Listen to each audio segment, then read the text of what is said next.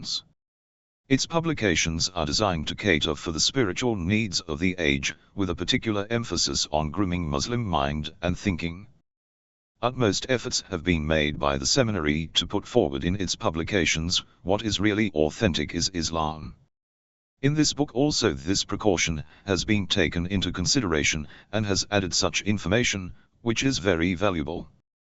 You are requested to kindly go through this book in the spirit in which it is intended. You are also requested to communicate to us your free comments on our publications, which will be highly appreciated. Propagating the message of Islam is a task, which calls for the cooperation of all. The seminary invites you to join it in this task, complying cordially with the verse of the Holy Quran. Say, I give you but one admonition, that you stand for Allah's sake jointly and singly. Surah Saba 34:46. May Allah bless you. Yours in Islam. Publication Secretary. The extract of a sermon of Hazrat Fatima, a.s., the Princess of Islam. Allah has settled faith, so that He may clean your heart from polytheism. Prayers, so that the pride may vanish from your mind. Zakat, so that your heart becomes purified and your property increases. Fasting, so that your sincerity becomes firm. Hajj Kaba, so that the religion gets strength and magnificence. Justice, so that you may join your hearts together.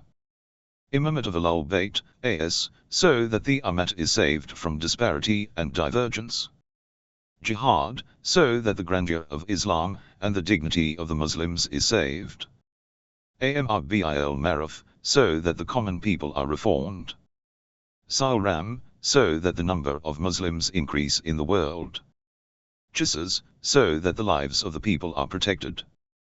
Preface. Islam has ordered some things, and refrained from others. The basis of this has some purpose, and Islamic laws are not imposed without any reason. For example, foods and drinks, the lawful relations and other things, all have some benefit or harm hidden in them. Whether the laws about them are made or not, there is no difference of their effects. If you ponder on the things which are forbidden, you will come to know that the things which are intoxicating like alcohol etc., are themselves harmful. Interest is just acquiring wealth of the people, and it is like a trap. Therefore wine and interest are forbidden because of their innate harmful effects. On the other side, when you look at things which are obligatory, you will feel that all the worship acts, for example, prayer and zakat, are obligatory because of the benefits that people acquire from them. In short, that Islamic law is based on benefits or harms, or on their goodness or evil. Many things can be understood from science and experience. This type of research, or to know the logic behind any Islamic law or to ask any questions regarding it, is not disallowed. The curiosity of a human being leads to finding of truth and his real spiritual want, and also it opens the door for progress. It is a lively sign for man that he tries to acquire the things which are unknown and hidden to him. This is the reason that people who don't question about things lag behind and do not prosper. In the view of Islam, the benefits of questioning brings progress and perfection. Islam not only gives its followers the right to question the different topics, but also the true guides of Islam have invited people to ask questions. The world must have not forgotten the famous sentence of the great preacher who said, "Ask me whatever you want to ask." The progeny of the Holy Prophet, SAW, has answered the questions of their followers. Not only those followers got satisfactory answers that increased their thinking power, but also today those in search for truth can use this valuable treasure of knowledge from the progeny of the Holy Prophet, SAW. Ayatollah Islami, which is serving Islam and is trying to spread this knowledge, is presenting a comprehensive philosophy of Islamic laws as an independent book. In this book, the exegesis of the Quran, jurisprudence, and other topics are discussed. We expect that our presentation will benefit those people who want to understand the Islamic laws according to reason and traditions. Organization. Question 1. Do we have the right to ask about the logic behind Islamic laws? Now we discuss the most important topics about Islamic laws, its rules and regulations, and their philosophy, and most of the questions and answers are based on this. Why should we pray? Prayers is the question every person asks himself. Why should a person go for the pilgrimage of House of Allah? Why it is forbidden to take interest in Islam? What is the philosophy for prohibiting pork? Why is polygamy allowed in Islam? Why it is prohibited to eat in gold and silver utensils, etc., etc. Some learned people and scholars have discussed about these in a beautiful way. From them some have derived only one side of the question. Some think that we should not inquire about the logic behind the Islamic laws, and others think the opposite of this, that it is necessary to understand the logic behind the Islamic laws. Keeping in mind the views of these scholars, we present our views on the subject. You may be astonished that both the groups are right. We have this right to ask, and we also don't have this right. We mean that while idea of each group is not accepted, but only the special part of it is accepted. It can be explained in this way. From the Holy Quran, Holy Prophet, SAW, and the traditions of holy Imams, AS, and from the sayings of the companions and friends, we come to know that there was always a tradition of discussing the philosophy of Islamic laws among themselves, and it should also be like that because they were thinking that the Holy Quran was an independent and logical way, and they had given the right to themselves that they should discuss the Islamic laws in a logical way and ask questions about its philosophy. According to the principles of Islam, which introduces Allah in this way. He is such an existence, which has infinite knowledge and wisdom, and he is independent from all things and persons.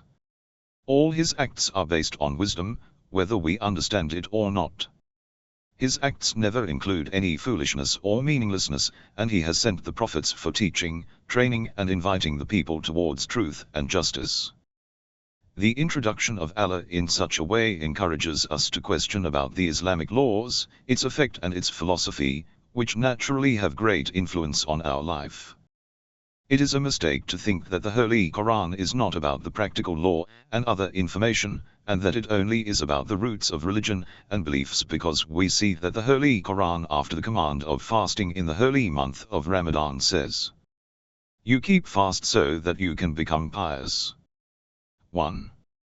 In this way he wants us to know that the logic behind fasting is to remain away from sins, which can be attained through this spiritual exercise, and through controlling the desires.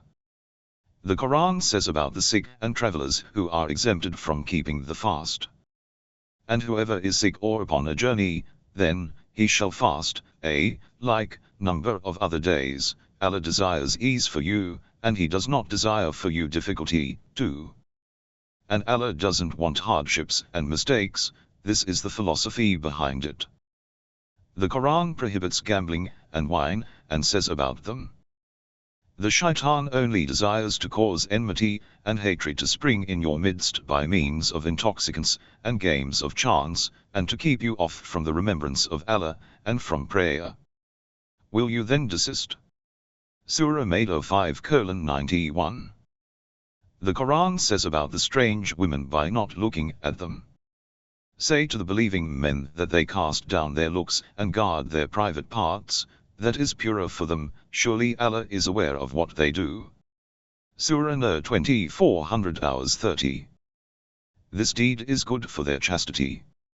And it says about the prohibition of the entering of the infidels in the mosque of Mecca that, O you who believe, the idolaters are nothing but unclean, so they shall not approach the sacred mosque after this year. 3. The infidels are impure, and that is why they are not allowed to enter the holy mosque. The Quran says about the public property, and its one part should be spent on the poor people, that whatever Allah has restored to His apostle from the people of the towns, it is for Allah and for the apostle, and for the near of kin, and the orphans, and the needy, and the wayfarer, so that it may not be a thing taken by turns among the rich of you. 4.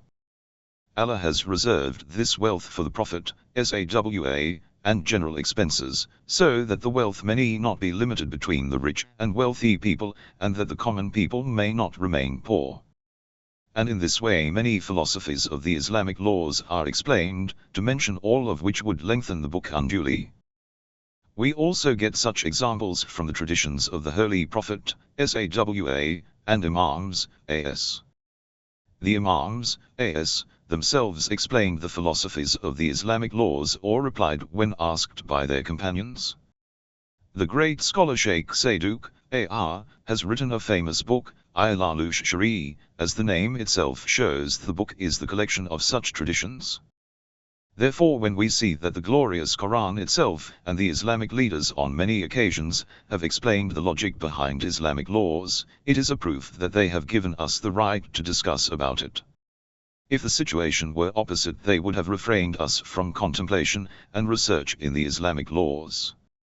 From whatever is said above we conclude that it is allowed to do research and find the reasons behind Islamic laws.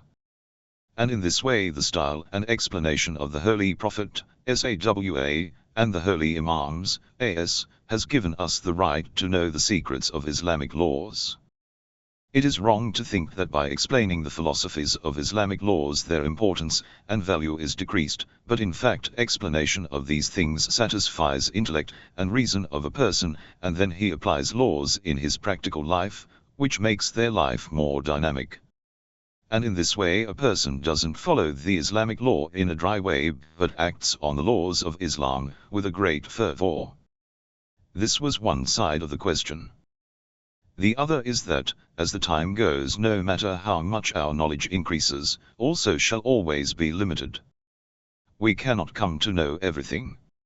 If man had known all the things of the world, then the caravan of knowledge and research would have been stopped. Rather the things which we do not know is like a huge ocean, and the things which we know is just like a drop, or the things which we know is like one line from a big book. And to know the things which we do not know, we will require a professor from the other world, and then also we will not be able to understand them. In the same way, if the people who lived 1,000 years ago were taught the scientific knowledge of this age, so they would not have been able to understand. They would not have been able to reach the depth through their own thinking and intelligence.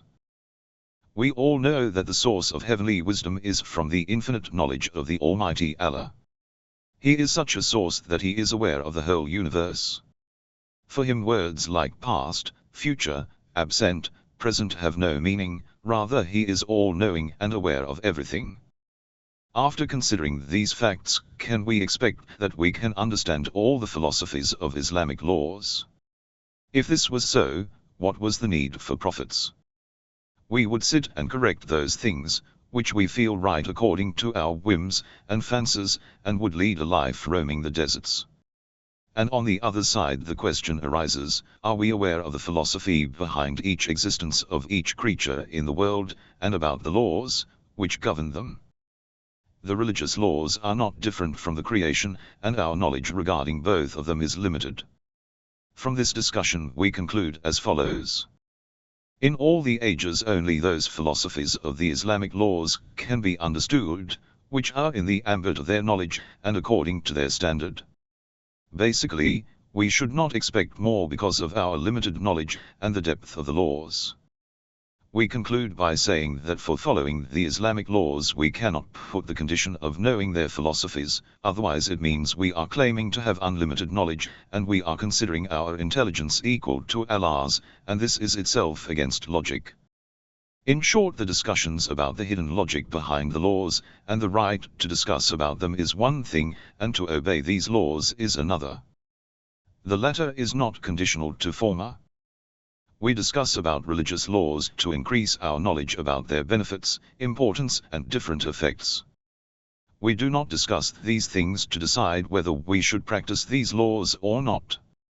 It is like asking the doctor about our treatment, about the medicines prescribed, their effects and benefits, etc., so that we can acquire more information about these things. However, our taking of medicine is not conditional on his explanation, otherwise it would be necessary that the person should also be a doctor. It is necessary to keep this point in the mind, that the purpose to discuss the secrets and hidden wisdom of the laws to the utmost level is to guess and imagine with fancy ideas the philosophies of the high religious laws. For example, if it is said that azan is the medium to make loud sounds, prayers is a kind of Swedish exercise, and the purpose of fast is to lose weight, Hajj is the means of income for Arabs, and prostration, sajda, and bowing, ruku, are the means to protect the bones. No, not at all, this is not the purpose about the Islamic laws, because fancy ideas and imagination not only distract a person from Islamic laws but also reduce their value, and it implies that the Islamic laws are unreliable. 1 Surah Baqarah 2:183. 2 Surah Baqarah 2:185. 3 Surah Tawbah 9:28. 4 Surah Hashra 59:7. Question 2. How to ponder on the philosophy of Islamic laws. From the aspect of contemplating on their secrets, all the Islamic are not the same, but they can be divided into 4 different types. It is correct for every Muslim to discuss about the philosophy of Islamic laws, as we come to know from the logic of Quran and through the style of the Islamic laws. It doesn't mean that we say anything without any law and rule, and every person gives and spreads the logic of Islamic laws according to his own mind, because interpretations based on personal whims and fancies are very harmful, dangerous, and illogical, and in the same way as to force a person to pray without asking any questions.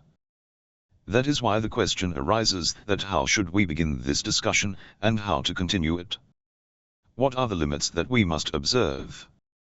First of all, it is important to mention that, as we know, our worship and practicing of religious commands doesn't increase an iota of the grandeur and greatness of Allah, nor his disobedience reduce an iota of his glory and majesty, as Imam Ali, A.S., said. The sins of the transgressors do not harm him, nor the obedience of the worshipper benefit him. He is the bestower to the whole universe. Everything that we and other creatures have is given by him. Nor can we give him anything, as he is needless and independent, and it is not that we have a thing, and he doesn't have, so that we may give it to him. Whatever we get from him only, and he gives whatever he deems fit for us, and the original treasure is with him. And there is not a thing but with us are the treasures of it, and we do not send it down but in a known measure. 1. Can a drop of water, which acquires its capital from the huge sea, give anything to the sea? Can a small mirror, which is kept in front of the sun, give light to the sun. The whole humanity, however powerful it may be, is just like a drop or like this small mirror. Therefore, if any benefit or harm is hidden in these Islamic laws, it is related to us only. Seen from another angle, we are not only physical bodies, that whatever orders that come from Allah should be for the training and building of our health, and not only we are just spirit, Ra, that all the orders should be established for the spiritual effects. We are a compound of body and soul, Ra, and these Islamic laws are for the perfection of both our body and soul. Therefore those people are also misguided who only search for the medical and economical benefits, and perform worship acts, pray and supplicate to Allah so that it has a good effect on their spirit and physical body, and also to get rid of pains and worries and difficulties, and make it a medium for getting tranquility, and think that this is the sole purpose of it. And they are also wrong who wear clean clothes, cut their nails, remove cobwebs, and do not drink water from a cracked bowl, and to protect oneself from that water, which is being used for bath, consider these teachings to have spiritual effects, regarding whom knowledge and science has still unveiled their secrets. In reality, some of the Islamic laws are for the spiritual perfection and for training of the self, and some for discipline in physical life, and many Islamic laws affect both. Now we return to our original topic and see the limits of research about the logic behind Islamic laws. Religious commands can be divided into 4 types. 1. Those orders whose philosophies was clarified to the people at the start of Bisat, proclamation of prophethood, and people understood according to their caliber, and the information already had, and to make the people to follow the orders regularly. Rules and regulation were made, for example, lying, breach of trust, allegations, murder, stealing, injustice, and cheating was prohibited. Justice, cleanliness, honesty, helping the oppressed, hard work, doing good to parents, relatives, and neighbor, etc.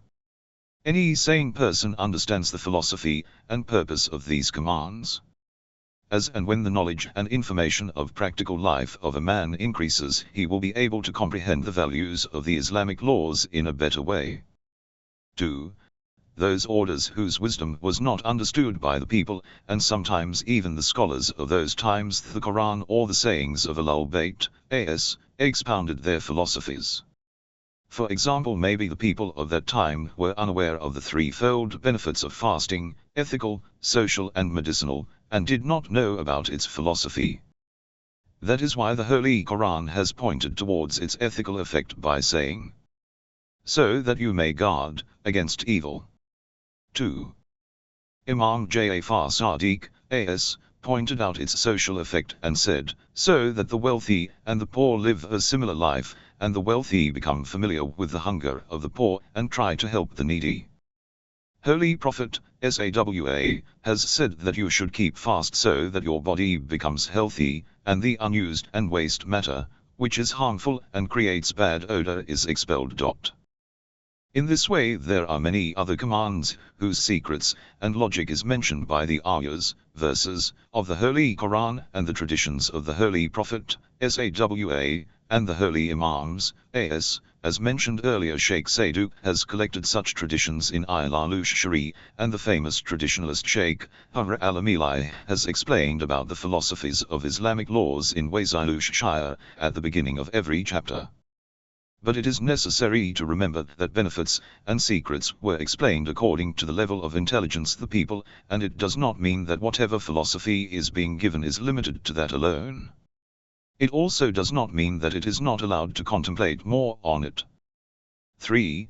Those laws whose secrets were revealed due to the passage of time, and subsequently we could understand the greatness of divine commands. Like the physical, spiritual and social evils of alcoholic drinks. They even affect the unborn child, and regarding whose harms we come to from statisticians.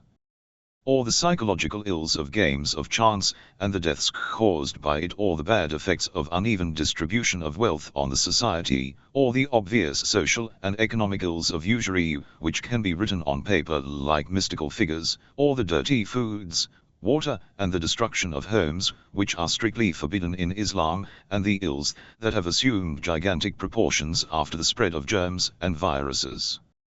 All these problems are such that the passage of time and scientific developments increased the understanding of man, and he was able to understand the wisdom regarding them, which was hitherto unknown to him. But it is necessary to point out that in this method any sort of extremism, going beyond the limits of reason, wrong notions, short-sightedness, mistaken insight, and more than anything else to consider half-baked research to be confirmed fact, takes one further away from the truth. Instead of making us cognizant of the secrets and knowledgeable about the logic behind the Islamic laws, it takes us to wander on a wrong path. Therefore, till science does not have absolute proof about something, and it does not become a confirmed fact, we must not make it a basis of explaining the logic behind an Islamic law. When we have nothing to say, we must insist on discussing the logic behind a particular law, and even if we have something to say, we must never claim that the logic of that particular law is based on this very explanation, and limited to it. 4. The last types of laws whose logic was neither explained in the beginning, nor they were explained in the Islamic books, and the passage of time has revealed their secrets to us. The number of rakats, units, of prayers, the minimum quantity of the items on which zakat is obligatory, or some rituals of Hajj etc. fall into this category. Should the people of the future try to unveil the secrets of these laws, with the help of scientific discoveries and advancement of knowledge? Is the last vicegerent of the Holy Prophet, SAWA, appointed to explain and expound these affairs? Or they are from those laws whose logic would not be understood by the people in the future also? We do not know any of these things. We only know that the laws of the fourth category are as deserving of respect, and their fulfillment is as important as those of the first three categories. Since the source of all these laws is same, and the last prophet who has brought these laws to us, his appointment to prophethood is proved to us by irrefutable proofs. 1 Surah Hajj 15:21. 2 Surah Baqarah 2:183. Question 3. Why should we do taqlid, follow a mujtahid, in religious problems? When a person comes to this world, he does not have knowledge about anything. That is why there is no other way except that he learns from the experience of others. This is the reason why a person whose life is full of ups and downs requires knowledge at every step. Basically, life is based on two main pillars, and they are to know and then to implement them, and for implementation knowledge is necessary. That is why the life's first step starts with knowledge. This is the stage when a person's natural instincts help him, and life opens the way of perfection and happiness for him. This instinct is called derivation and following. As we all know that a child, who because of the movements from his inner self learns from his parents how to talk and the manners of sitting and standing, and in this way passes one stage of life from the other. And as the child grows, he learns and gains from knowledge and thinking of others, and tries to pay attention to following them. Slowly he becomes aware about the existence of this world, and then starts performing his duties. But here it is important to mention a basic thing, that blindly following the views and manners of anyone completely is not correct. Rather, following, taqlid, is of different types. 1. An ignorant person following another ignorant person. It is as clear as the sun that this type of taqlid not only makes a person's life miserable.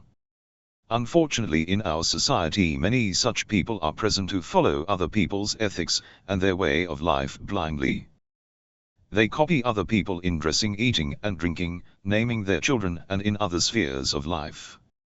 They also follow the prohibited things, false beliefs and bad ethics under the attractive titles, without understanding them, although the evil of this type of following is clearly evident. Regarding this type of taqlid it is said, they say, "We found our fathers on a course, and surely we are guided by their footsteps." 1. The Quran has severely refuted this logic, and denounced those people. 2. An alim, learned, following an ignorant person. It is clear that this type of taqlid is worse than the first, and it is more dangerous, because it is expected from a learned person that he should act according to his knowledge in order to carry out his responsibilities. The worst kind of taqlid is that a learned person doesn't use his knowledge and follow the others blindly. 3. An alim, learned, following another alim.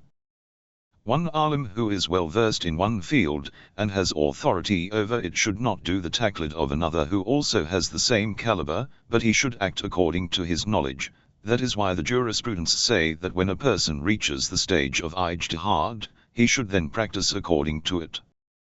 That is the reason why it is generally mentioned on the certificate of ijtihad, taqlid is haram for him. And it is necessary that he should practice according to his knowledge, although there is no problem if he exchanges his views on religious problems with other scholars.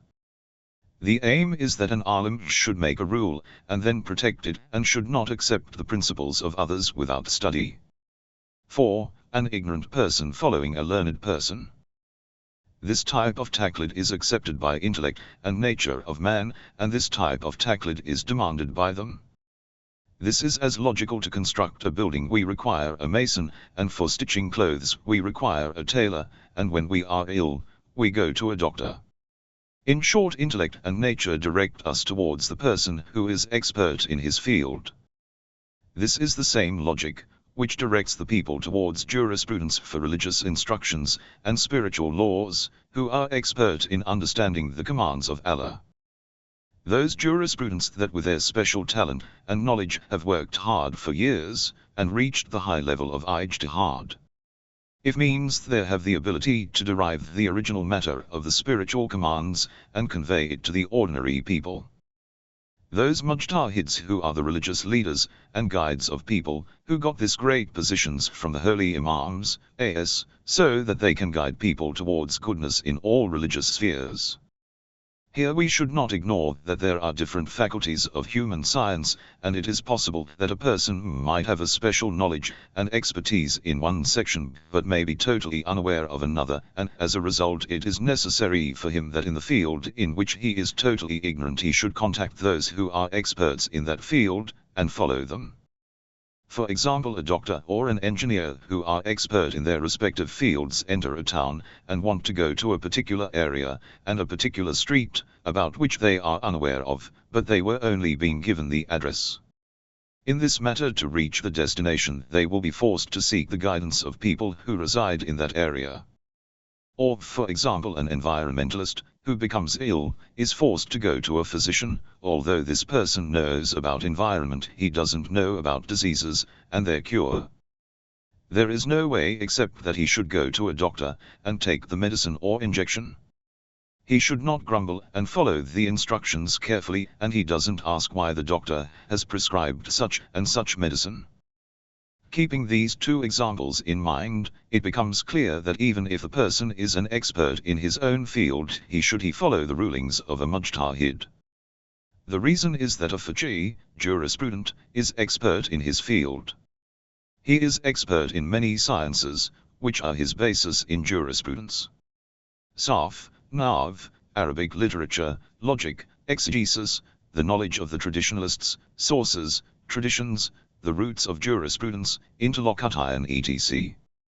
By seeing a small book called Tosih al-Masail you may not know that it is the result of lifelong toil of a mujtahid. He has written it only after putting blood of his heart in it, and only then he has presented it to the common people. Ijtihad is not easy. Ijtihad means to acquire the knowledge of all the Islamic laws, which affect a person or the whole society, and in all spheres of life. Sheikh Murtaza Ansari, who was a great mujtahid himself and the proud son of Islamic jurisprudence, who himself took lot of trouble and hard work to become a mujtahid, says in his book Rasail, Allah has given us the opportunity of ijtihad, which is tougher than continuous jihad, and much more painful. It is necessary to say that taqlid of a mujtahid is not in articles of faith, but it is related to the practical law. In other words, it is necessary to follow a mujtahid in the rules, regulations and branches of religion, and not in the roots of religion.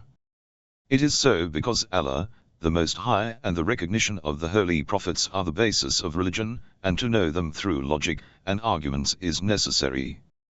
So that after accepting the roots of religion with logic and arguments, in the branches of religion, whose religious source like the glorious Quran and traditions, and to understand the other proofs, it is necessary to know different branches of knowledge, and to be expert in it, we must refer to mujtahids who are expert and authority in this field.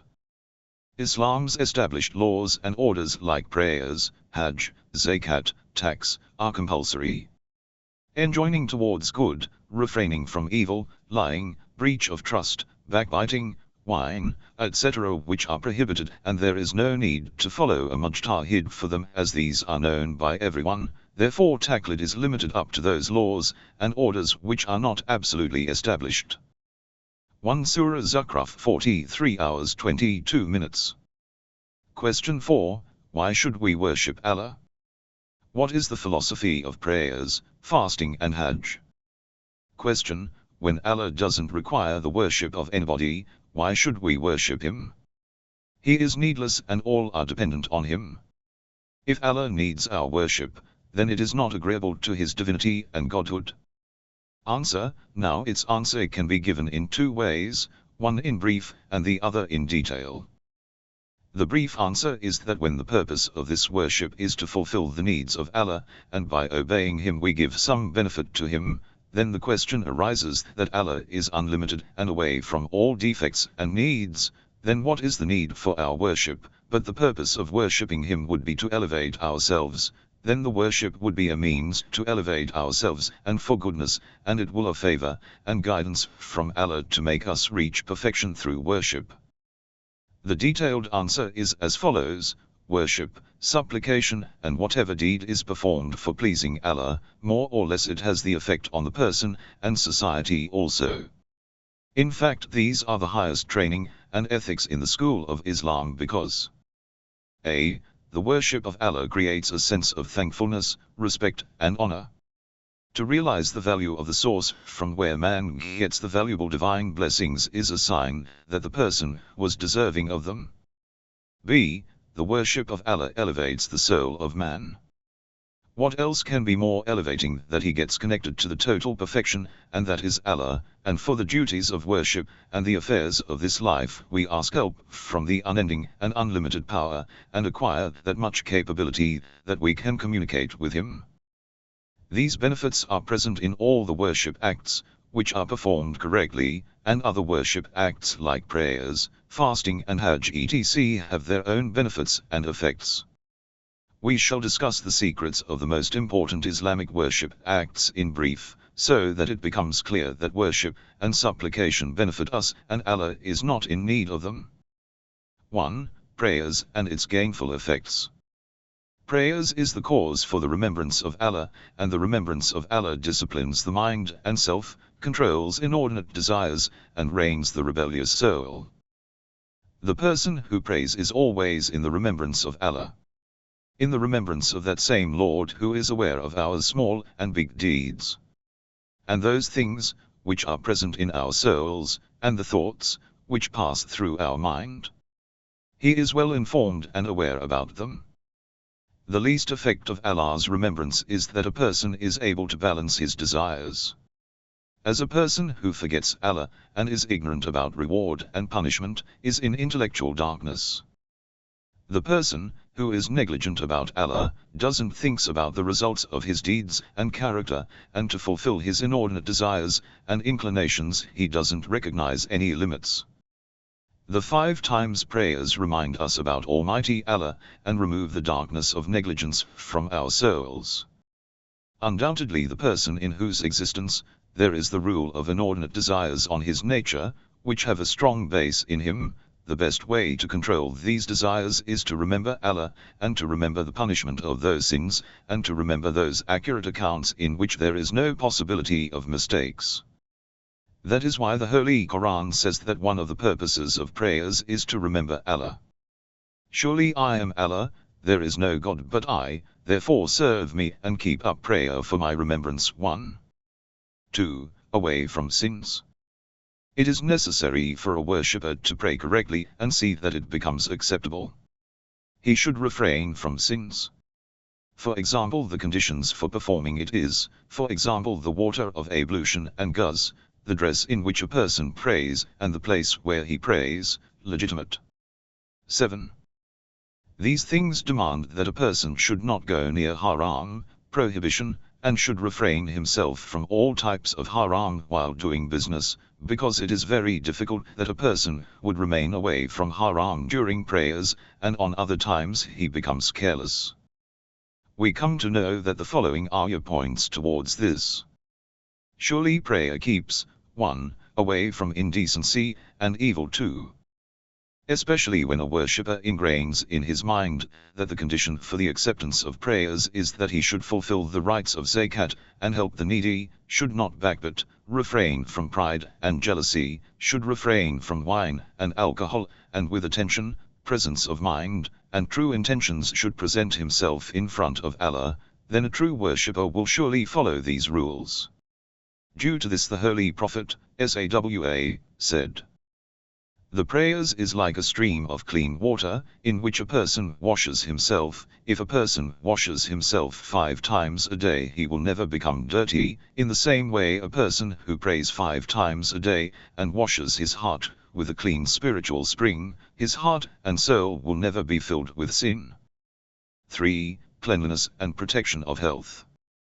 As the worshipper sometimes washes his whole body, and as usual performs ablutions many times in the day and night, and before doing ghusl and ablution cleans his body from all impurities, and all kinds of dirt, that is why he should necessarily be a clean person.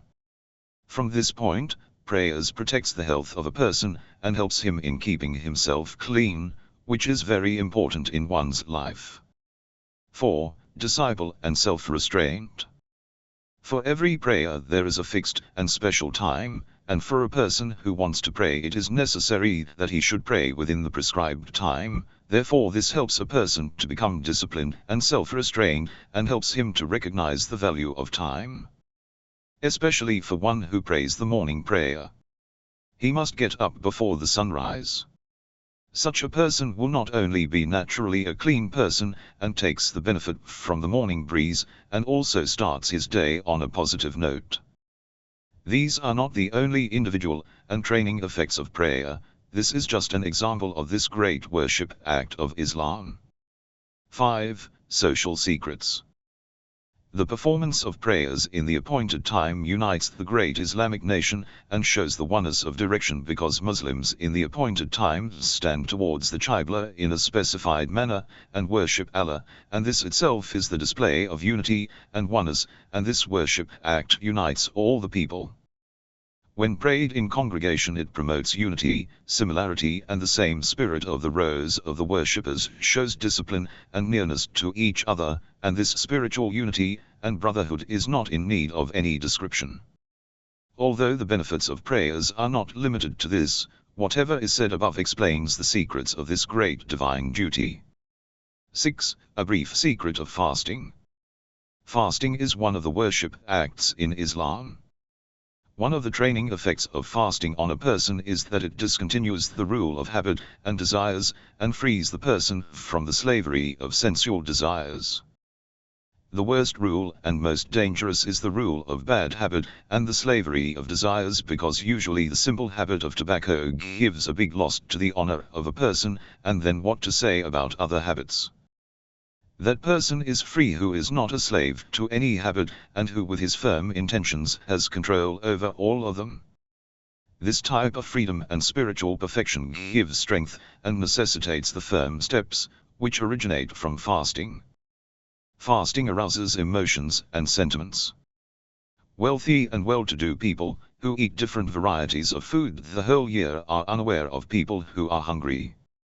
The person who fasts remembers the hunger of the poor and becomes aware of their distress, and as a result emotions and sentiments are aroused in the spirit, and this reduces the gap between various classes of people, and reminds them to fulfill the needs of the poor. What would be a better benefit of fasting that the upper class and happy people taste hunger and thirst due to this? Think about the needy, who if remain in this state only, will increase the anger of their fire, which will burn down each and everything and destroy all. Fasting in the holy month of Ramadan shows equality and unity because in this month the happy and poor people remain away from desires and lead similar life. The philosophy of Hajj. Hajj is a great Islamic worship. This is a social worship, which is performed on prescribed days of the year in Mecca. This is such a worship, which not only creates a relation between God and his creatures, but also has different effects on the Islamic society, because times it is a worship gathering that begins with complete celibacy and full freedom, by just wearing simple clothes. It is a sign of equality of Allah's creatures before him, and man himself keeps aside the distinctions of genealogy, language, color, and wealth, and stand before God without any distinction. Hajj is that worship act, which fulfills this purpose and creates the feeling among the faithful, that no one should think that his status is high in the society. Times Hajj is such a huge gathering, whose pillars are formed through the representatives of the different Muslim countries. Hajj is a yearly gathering of the Muslims of the world. The religion of Islam is not only a combination of few ethical laws and training, whose purpose is just to improve spirituality and remain away from weekly or yearly gatherings of political parties. It is the opposite, that it is a heavenly and comprehensive religion, which keeps an eye on all the spheres of a person's life, whether it may be ethical, social, political, economical, or from a different point of view.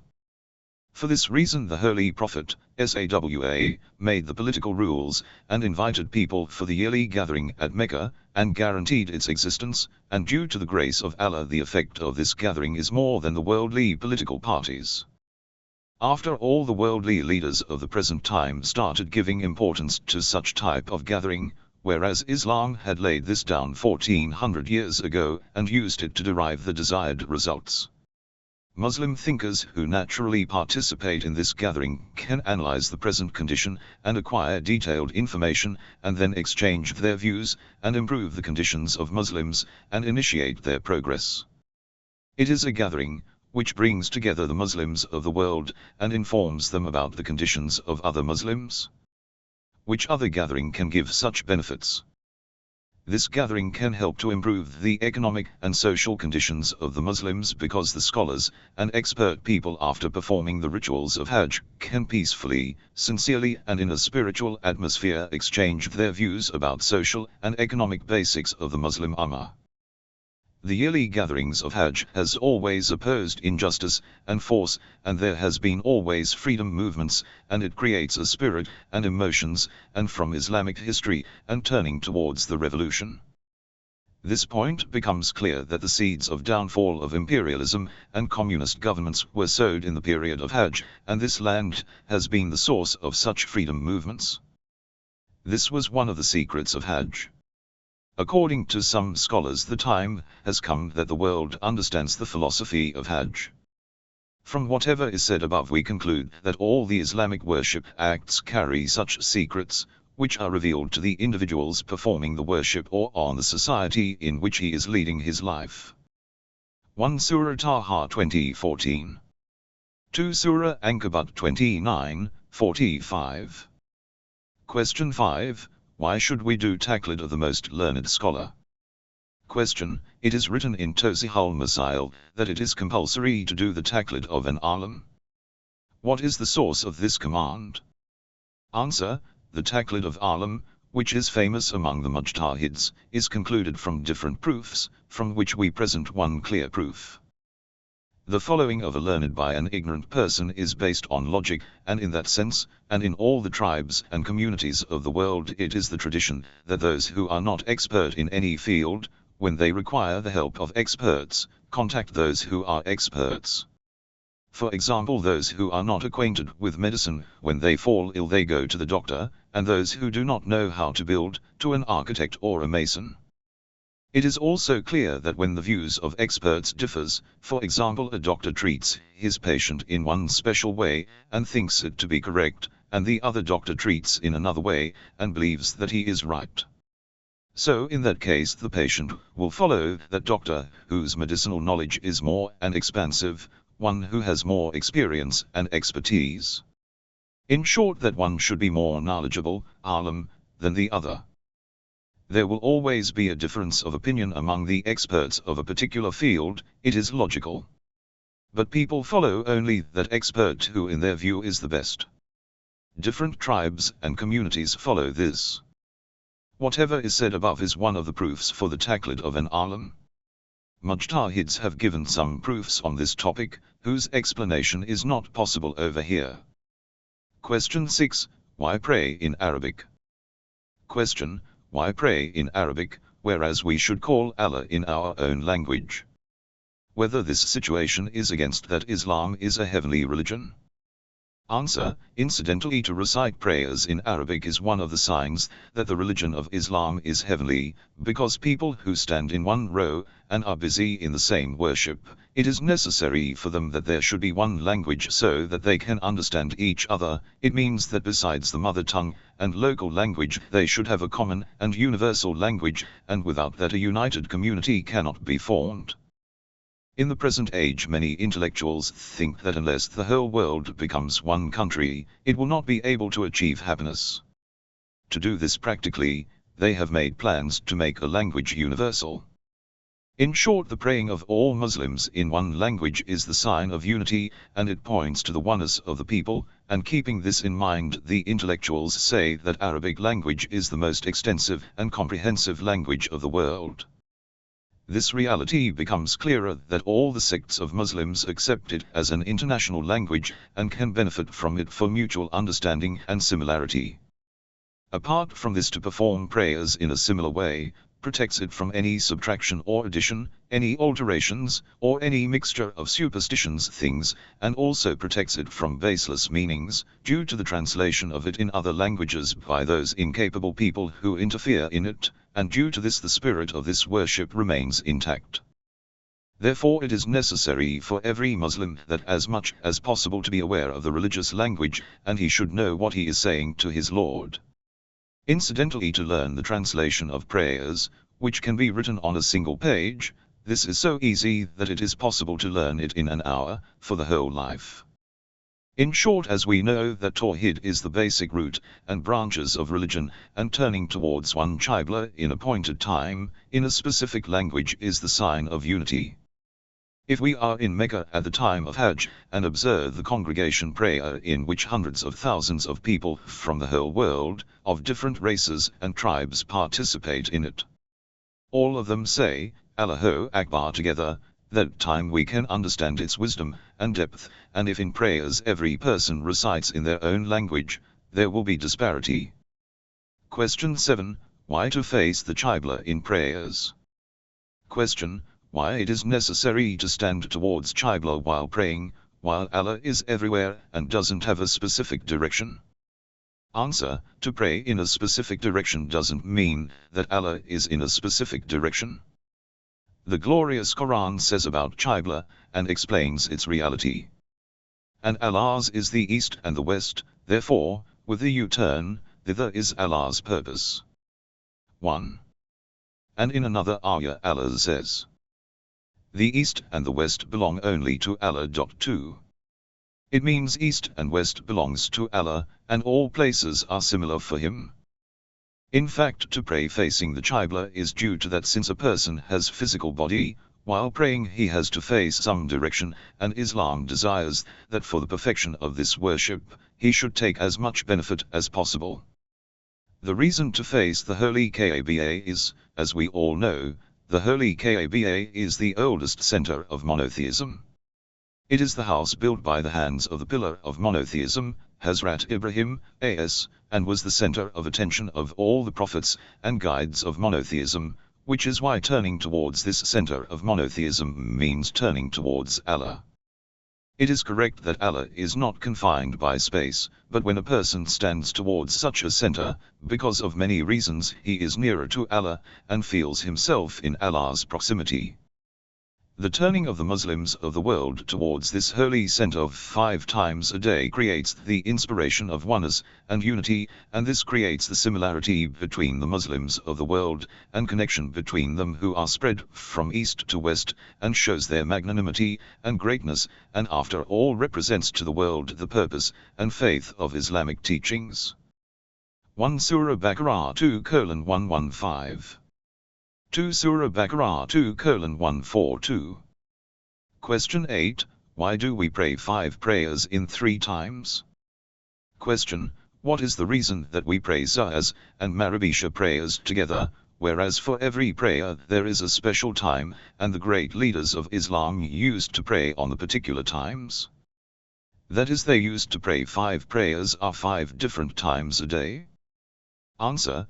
There is no scope of argument in this matter, that to establish prayers 5 times a day, and pray on the special times, had been the practice of the Holy Prophet, SAWA, the Holy Imam, AS, and the common Muslims at the early period of Islam, and they used to generally pray 5 prayers at 5 different times. Nothing can be said regarding this, but the argument is whether it is obligatory to keep a distance between 2 prayers, in the way many mujtahids do, or it is a recommended, mustahab, deed, and is like other recommended actions where a person has the choice to do it or not. They are not forced to pray together or separately, whether their praying of separately may be better. The Shia scholars follow those traditions from which we come to know the actions of the Holy Prophet, SAWA, and keeping those narrations in mind which have reached us through the Holy Imams, AS, and following the literal meaning of the Holy Quran, in all the Islamic times the time gap between the 2 prayers is recommended. And told the people that to keep the time distance, and to recite and pray every prayer in its special time is better and recommended, but then also one can leave the recommended acts, and the meaning of recommended is also this. Undoubtedly by praying 2 prayers together does not mean that we pray 1 prayer in the time of other. For example, if we pray evening and night prayers in the beginning of the night, it doesn't mean that we have prayed night at the wrong time. We have prayed both the prayers in their proper times, because from sunset the time of both the prayers begins till the midnight. Except that after sunset the time required to pray 3 rakat, units, is the time of evening prayers, and in the end approximately the time required to pray 4 rakat is the special time of night, and the remaining time is similar for both. And whenever we pray night with evening prayers, meaning at the start of the night, or pray evening prayer with night prayer at the last time of midnight, we pray both the prayers in their specific time, but it is recommended to pray evening prayer at the start of the night, and night prayer after the time of Zawali Shafaq, and if a person doesn't do like this, it means that he has just not performed a recommended act. Why it is allowed to pray 2 prayers together? The proof regarding to pray 2 prayers together is the traditions from Imam Ja'far Sadiq, AS, that Shaykh Hamra al-Amili has collected in his book. We should also keep in mind that only Shia narrators have not only narrated traditions, but all Sunnat narrators have also narrated that it is allowed to pray 2 prayers together, and that also if there is no legal excuse. They have narrated from the Holy Prophet, SAWA, in their authentic books by Ibn Abbas, Mars Ibn Jabal, Abdullah Ibn Masud, and Abdullah Ibn Umar, approximately 10 traditions, all of which cannot be quoted in full, but we just mention some of them. 1. The famous narrator of Sunni world, Ahmad bin Hanbal, writes in his famous book Musnad from Ibn Abbas. The Holy Prophet, SAWA, used to pray noon and afternoon prayers, and in the same way evening and night prayers without the fear of enemy or without the excuse of travel. 2. Then again narrates this tradition from Jabir bin Zaid, who narrated from Ibn Abbas that, I used to pray the 8 rakats of noon and afternoon prayers, or 7 rakats of evening and night prayers together with the Holy Prophet, SAWA. And this tradition has been narrated by Ibn Abbas with different words.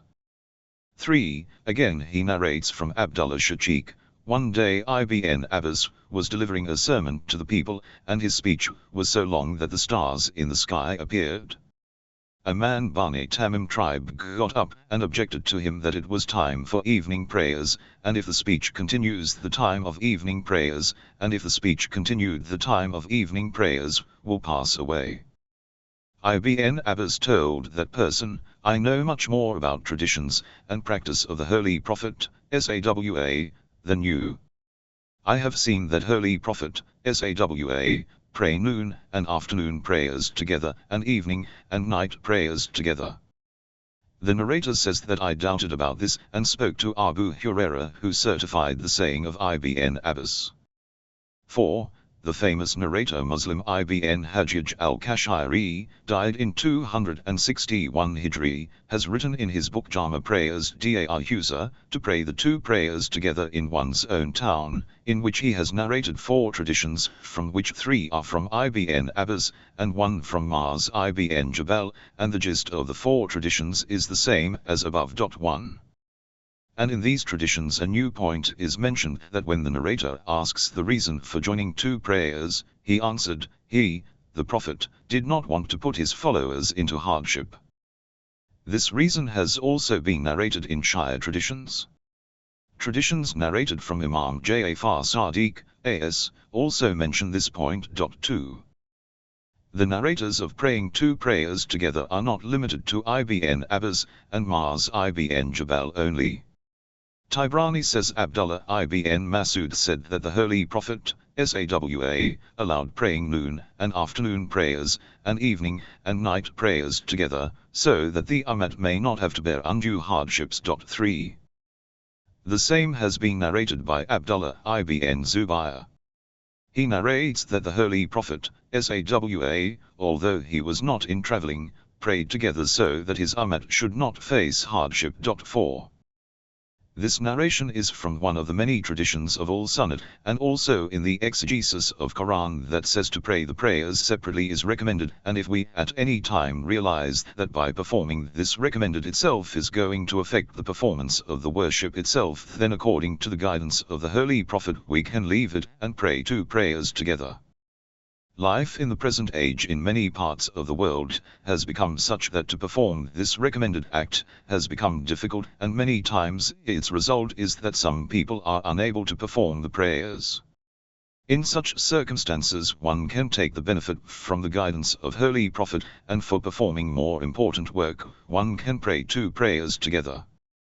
The view of many Sunni jurisprudence is the same, but because of some reasons, they remain away from this view. 1 Sahih Muslim, Volume 2. p. 151. 2 Wazalush Shire, Kitabas Salate, Chapter of Time, 32, Tradition Numbers. 2347. 3 Shama Water of Zakani, pg. 263. 4 Kanzul Amal pg. 242. Question 9. How does prayers keep a person away from sin? Question. According to Quran's point of view, one of the effects of prayers is that it keeps one away from sins and unlawful things. Because Quran says, and keep up prayer, surely prayer keeps, 1. Away from indecency and evil. 1. Then also we see that many people who pray commit sins and evil deeds, and there is no effect of prayers on their words and deeds. Then what is the meaning of the above-mentioned ayah? Answer. First of all, one should remember that for a person to remain away from sins, the primary thing is remembrance of Allah and faith. One who forgets Allah doesn't think about his actions and character, and to fulfill his desire never thinks of any limit. The opposite of this is that the remembrance of Allah keeps us away from sensual desires. The remembrance of that God who is all aware of our small and big deeds, and whatever we think, He is all-knowing.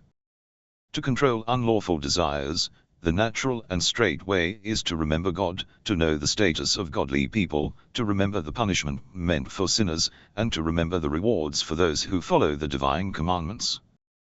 The Holy Quran describes the godly people in this way.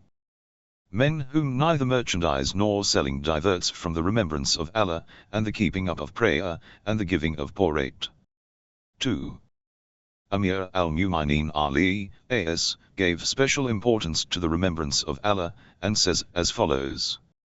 Allah the Most High has created lights in the hearts of his servants, due to that shining their ears start listening, and eyes start seeing, and they leave enmity, and mischievousness, and obey his commands. 3. Imam Ali, A.S., in these sentences said that forgetfulness is the disease of the heart, and deafness and blindness, which make the human beings rebellious, quarrelsome and inimical from the true and right path. In comparison to this, your property is the remembrance of Allah, through which your heart listens and enlightens, which bring the sensual desires under the control.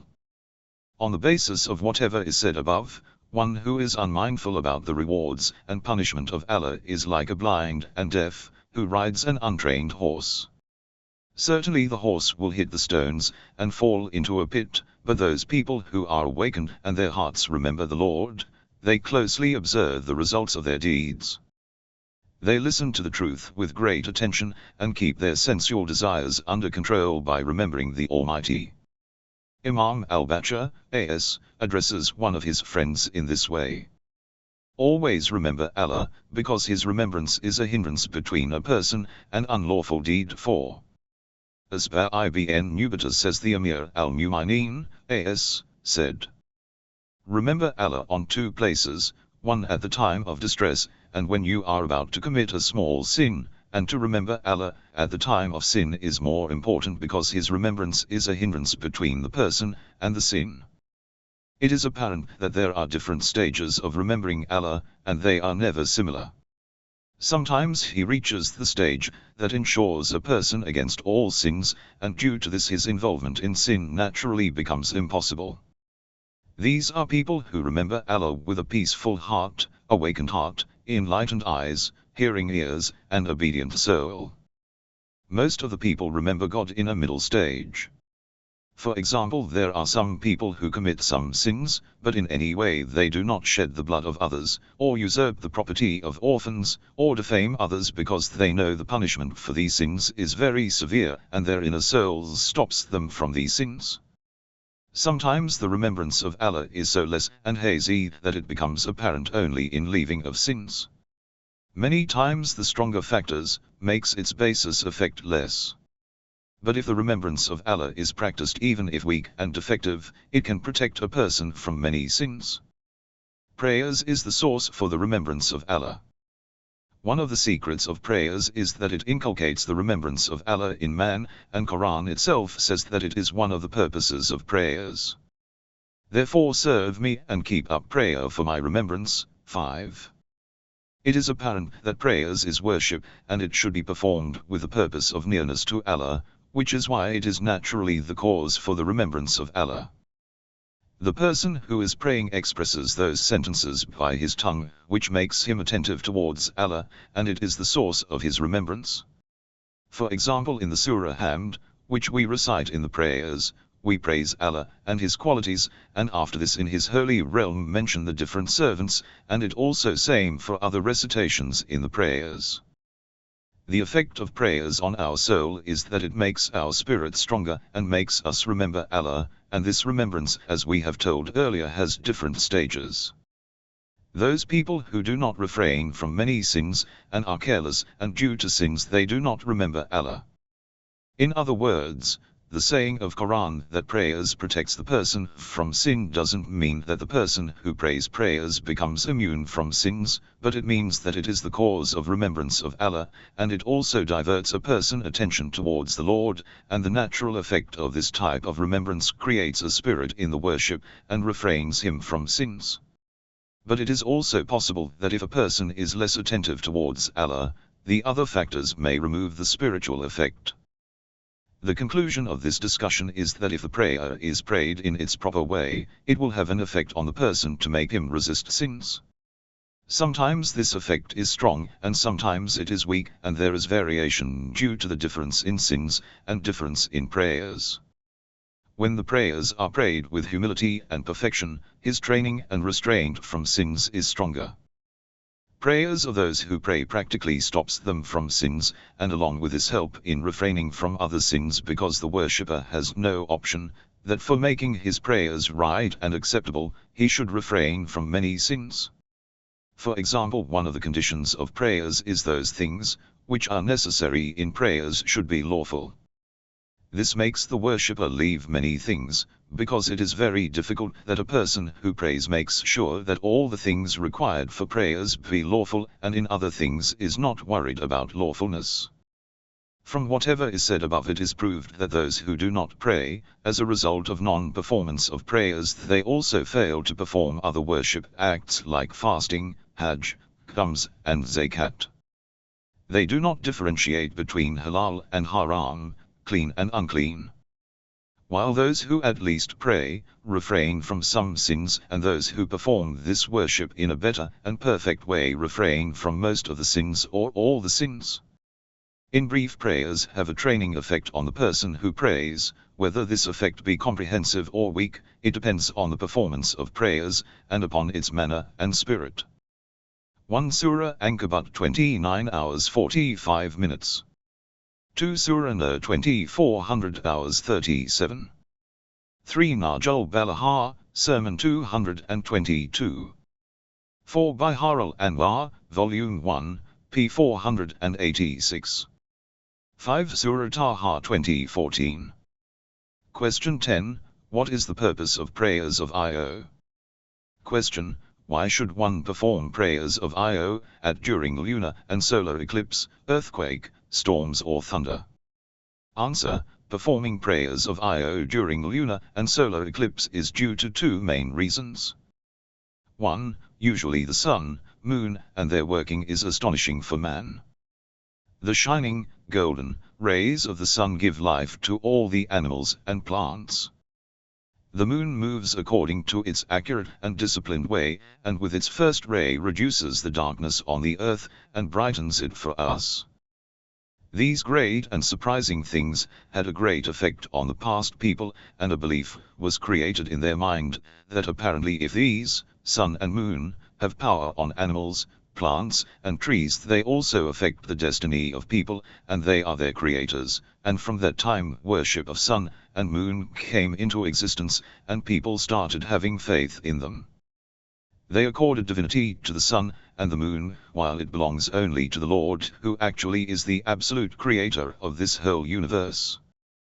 The greatest blow dealt by Hazrat Ibrahim, a.s., on these false beliefs was that all the planets and heavenly bodies were subservient to the law and system of the universe. 1. The setting of those shining bodies, and their going away in darkness, is the biggest proof of their limitations, and when a thing itself is limited and subservient to other things, and does not have the power to continuously give light to the earth, it proves that it is not God, and it is itself a creature. The eclipse of sun and moon is a sign that they are creatures, and to be limited in front of the Creator is itself a proof, and from this we come to know that these planets, that give light to other creatures, do not have much power. That is the reason that sometimes some things come and stand in front of them and stops them from performing their duties. That is why the solar and lunar eclipse is the best proof of their being creatures, and being limited before the Almighty Allah. When we see the solar and lunar eclipse, an incident which shows that these bodies are under a strong and supernatural power, such an incident creates faith about the real Creator in our hearts, in whose power the sun and the moon and the whole universe is under him. So it is necessary for us at that time to convert this faith into practice, and by praying the I.O. prayers put our forehead in the holy court, and show our inner beliefs. That is why Hazrat Ibrahim, a.s., on the setting of those luminary bodies concluded what we conclude from the solar and lunar eclipse, and promptly said, "Surely I have turned myself, being upright, wholly to him who originated the heavens and the earth, and I am not of the polytheists." 2.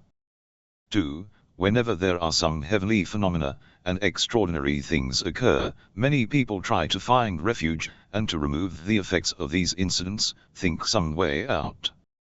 Islam has made it compulsory to perform the I.O. prayers during solar and lunar eclipse so that people may remain away from superstitions, and divert their attention and intelligence towards the fact that He is the source of all the phenomena in the universe. This prayer gives one peace of mind against such incidents. 1 Surah An-Nam 6:76-78. 2 Surah An-Nam 6:80. Question 11. Why should women cover themselves in prayers? Question. When Allah is aware of all the hidden and apparent things, why it is necessary for women to cover themselves during prayers? Answer. There is no doubt that Allah is aware of everything, and all conditions, and hidden and apparent, are not applicable to him. He is not a stranger to his servants. We human beings, while worshipping, feel that we are in the presence of God. We talk to him, and supplicate him. The person should wear the most appropriate clothes, and it is obvious that the appropriate and perfect dress for women is what befits their chastity, and which gives the best reflection of themselves. During worship, such type of clothes are best suited. Also, the men cannot pray naked, it makes the prayer invalid and is against the spirit of worship and respect of Allah, but it is better that along with necessary clothes we should pray with clothes that show respect. For example, it is not good to pray just with an undergarment. One should also wear shirt etc. over it. Question 12. Why are alcoholic drinks impure? Question. Why have the ulama, learned, declared that alcoholic drinks are najas, whereas it cleans many things from the effects of contagious disease, and kills many bacteria? Then what is the reason of it being impure? Answer. Basically, those things in Islam, which are declared as najas, have different reasons. From them, some are najas due to their ingredients, and because of them many diseases take place, for example urine and blood. That is why Islam has considered them najas and instructed to refrain from them. In the other sphere come those things, which are not apparently bad but are inherently bad, and that is why Islam has stated them to be impure. For example, infidels, it is possible that a kafir may be clean and tidy, as it is told in the answer of the 17th question, that they are deviated according to faith. That is why he is impure on a spiritual basis, which cannot be removed by apparent cleanliness. To safeguard the beliefs of Muslims, Islam has stated the infidels to be impure, that Muslims can be stopped from intermingling with them and save their spiritual cleanliness. If the infidels were not considered impure and it was allowed to intermingle with them, it was possible that many people who do not have strong faith would have been impressed from their sayings and thinking. 1. Free intermingling with infidels would result in their penetrating into Islamic societies, so restricting intercourse with them would protect the Muslims from any possible danger from them. Thirdly, are those things in which the above impurity is not there, but they are source to many social and personal problems, for example the alcoholic drinks. It is correct that alcoholic drinks clean the contagious effect, but alcoholic drinks cause many evils. To stop those evils, Islam has declared it impure. People would thus remain away from it, because it is natural that by not using something made from alcohol, one creates hate towards it, and this itself is war against alcoholic drinks. 2. Very soon we will discuss about the impurity of infidels.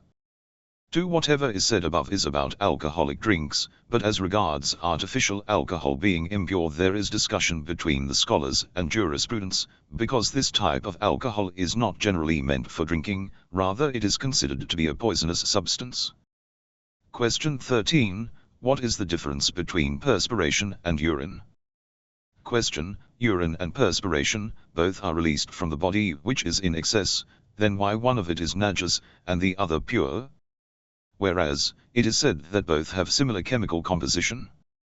Answer. We should keep in mind that though both urine and perspiration similar in chemical composition in some aspects, they are also different in some aspects, and it is possible that due to their difference in some chemicals, two different commands are given about them. Because as we shall see, there is a poisonous substance in urine which is absent in perspiration. We shall explain it as follows. The following things are present in urine: urea calcium, uric acid potassium, creatinine phosphate, ammonia sulfates, sodium chloride. Whereas the components of perspiration are much less.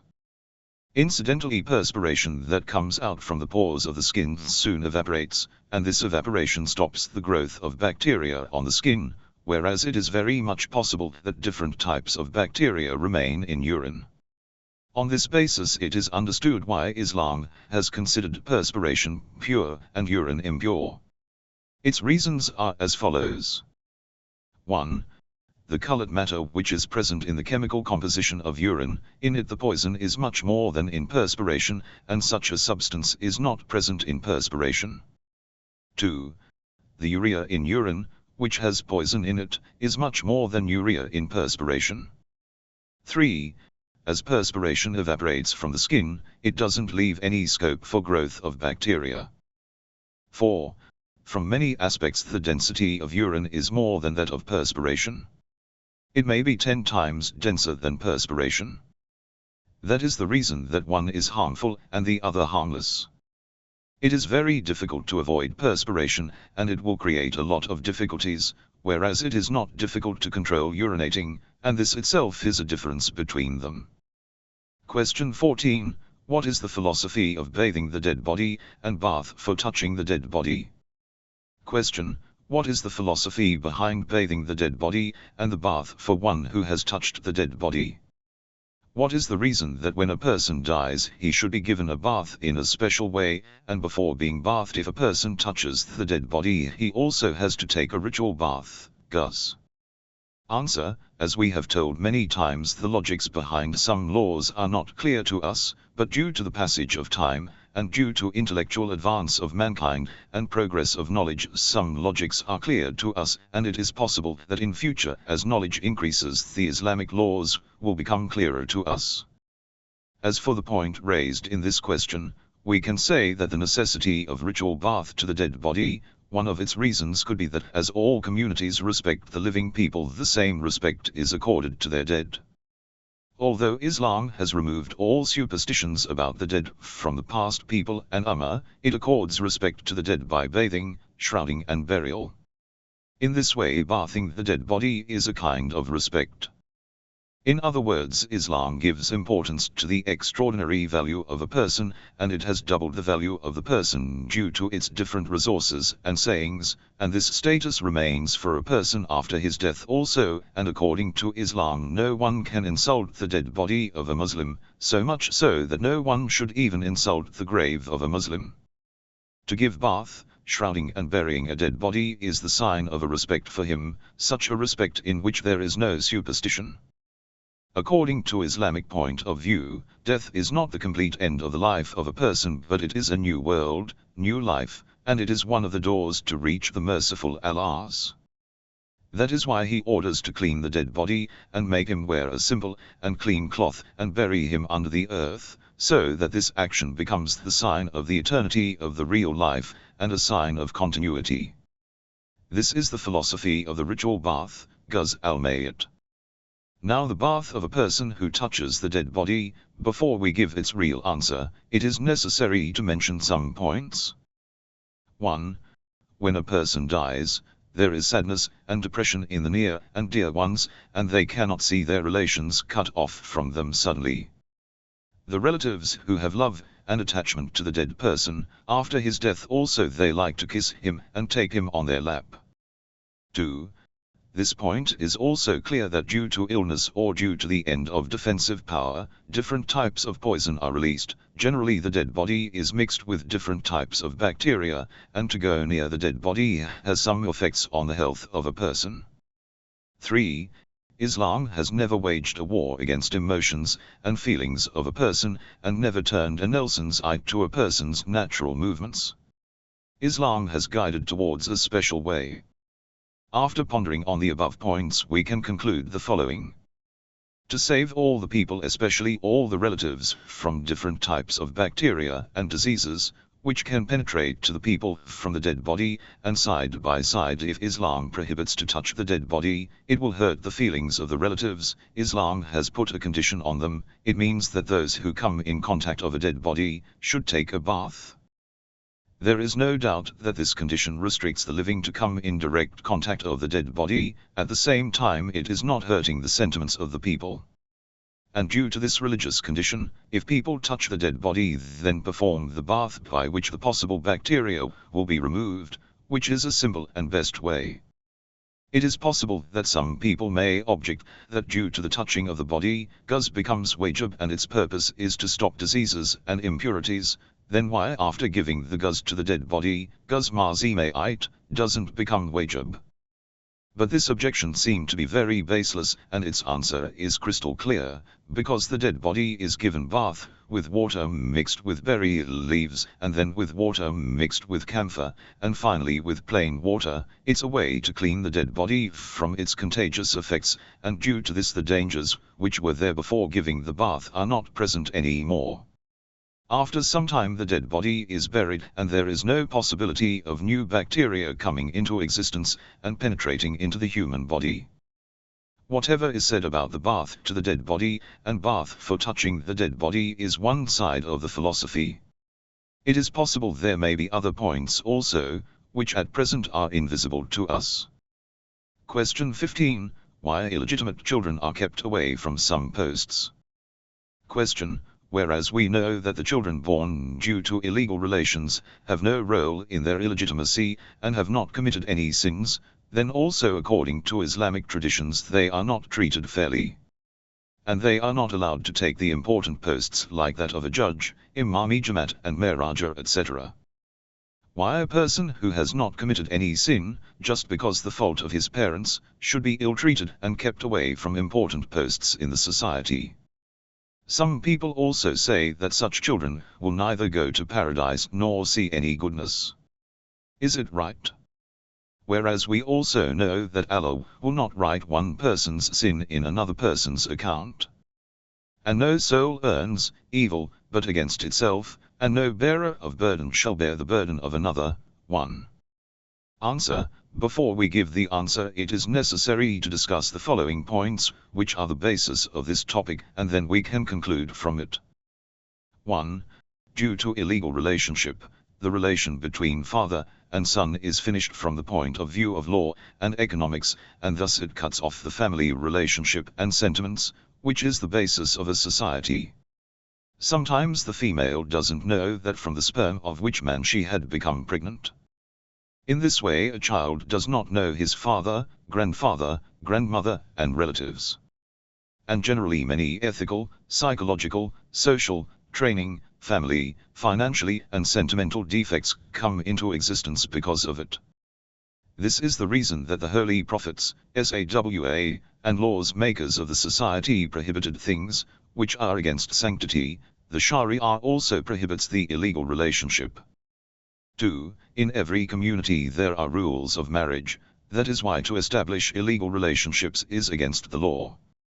This is the reason that the person doing this type of deed feels guilty due to this, which stems from the sinful soul, and has bad results, which arise from this type of deed. And when a person repeats this deed or due to other factors the guilt of the person becomes less, or if the fornicator does not have the feeling of guilt, then also there is a thief present in his inner self, and he become ill-mannered, breaks the law, and deviates. 3. According to the law of inheritance, like the other physical effects, inequalities, and thinking of the mother and father is also transferred to the children. In the same way the special traits of the parents are transferred to children, like the color of eyes, hair, shape of the eyebrows, etc. In reality inheritance is the base for a person's future and makes the personality of an individual and prepares the ground for them for their good or bad fortune. From these points we can derive the following results. Illegitimate children inherit bad manners, breaking of laws and sins from their parents. For them the ground for sins and crime is more feasible.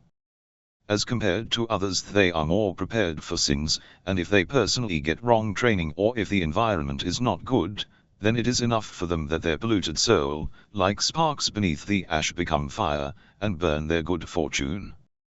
As for the question about social posts for illegitimate persons, it is a logical precaution for the protection of social good on the basis of whatever is said above about their psychological state. Islam gives much importance to persons who are supposed to take these social posts, for acquiring the confidence of the people. Therefore those families which have some defects or whose past is not praiseworthy have been deprived of posts that require spiritual purity. But we should not be that a person of illegitimate birth has the license to commit all sins and go against the Sharia, and that he be deprived of true Islamic teachings and training, and he by following the right principles cannot be fortunate. No, it is not like that. Illegitimate children also, like natural and lawful children, are free to choose the right or wrong path. They also, with their intentions and powers, can choose the path of righteousness and goodness, and acquire salvation, and be one of the heavenly people. It is not that they are born criminals, and at any cost cannot be freed from the web of crimes and sins, but as Imam as-Sadiq, A.S., has said, when an illegitimate child is prepared to perform his duties, and able to do work of training, if his deeds are good he will get rewards for it, and if he does bad he will be punished. Although the rebellious nature of illegitimate children, which have more interest and are more inclined to break the laws, and commit sins, makes it difficult for them to avoid sin, and it is also difficult for them to perform their duties, but if they go against their desires, and follow the orders of Almighty, and right principles, they will be given the best of the rewards. That is why Islam reproaches illegitimate children. It is so, to make them aware that they are facing a dangerous situation. They should fulfill their duties, remain away from sins, and take precautions. It doesn't mean that knowledge and training has no effect on them, and they will certainly go to hell. In other words, those children who are illegitimately born are like those children who are born to the parents having diseases, T.B., and sexual disorders. These children have more chances of contracting these diseases, and if they are not cured as early as possible they are more likely to get these diseases. This is the reason that to protect the interest of the people, those children who are possible to contract the disease of TB should not be given whatever food and other things are available. Like the ill parents, illegitimate children are also prepared to break the laws and fall into crime if their training and studies are not provided in the right environment and healthy intentions. It is possible they may fall into a great depth and ally with the criminals. For those reasons, in order to protect the social cause, precautions should be taken that they remain away from some posts. Although it is wrong, as some people think, that illegitimate children will never be happy, lucky and acquire salvation. They can also be fortunate and happy like other people, but as we have told earlier, their inner self in comparison to others is not favorable for this. That is why they should be stricter and take more precautions. Just as it is not necessary that consumptive person's son should also be consumptive, maybe he follows the rules of health, becomes stronger than other people, and may remain away from the diseases.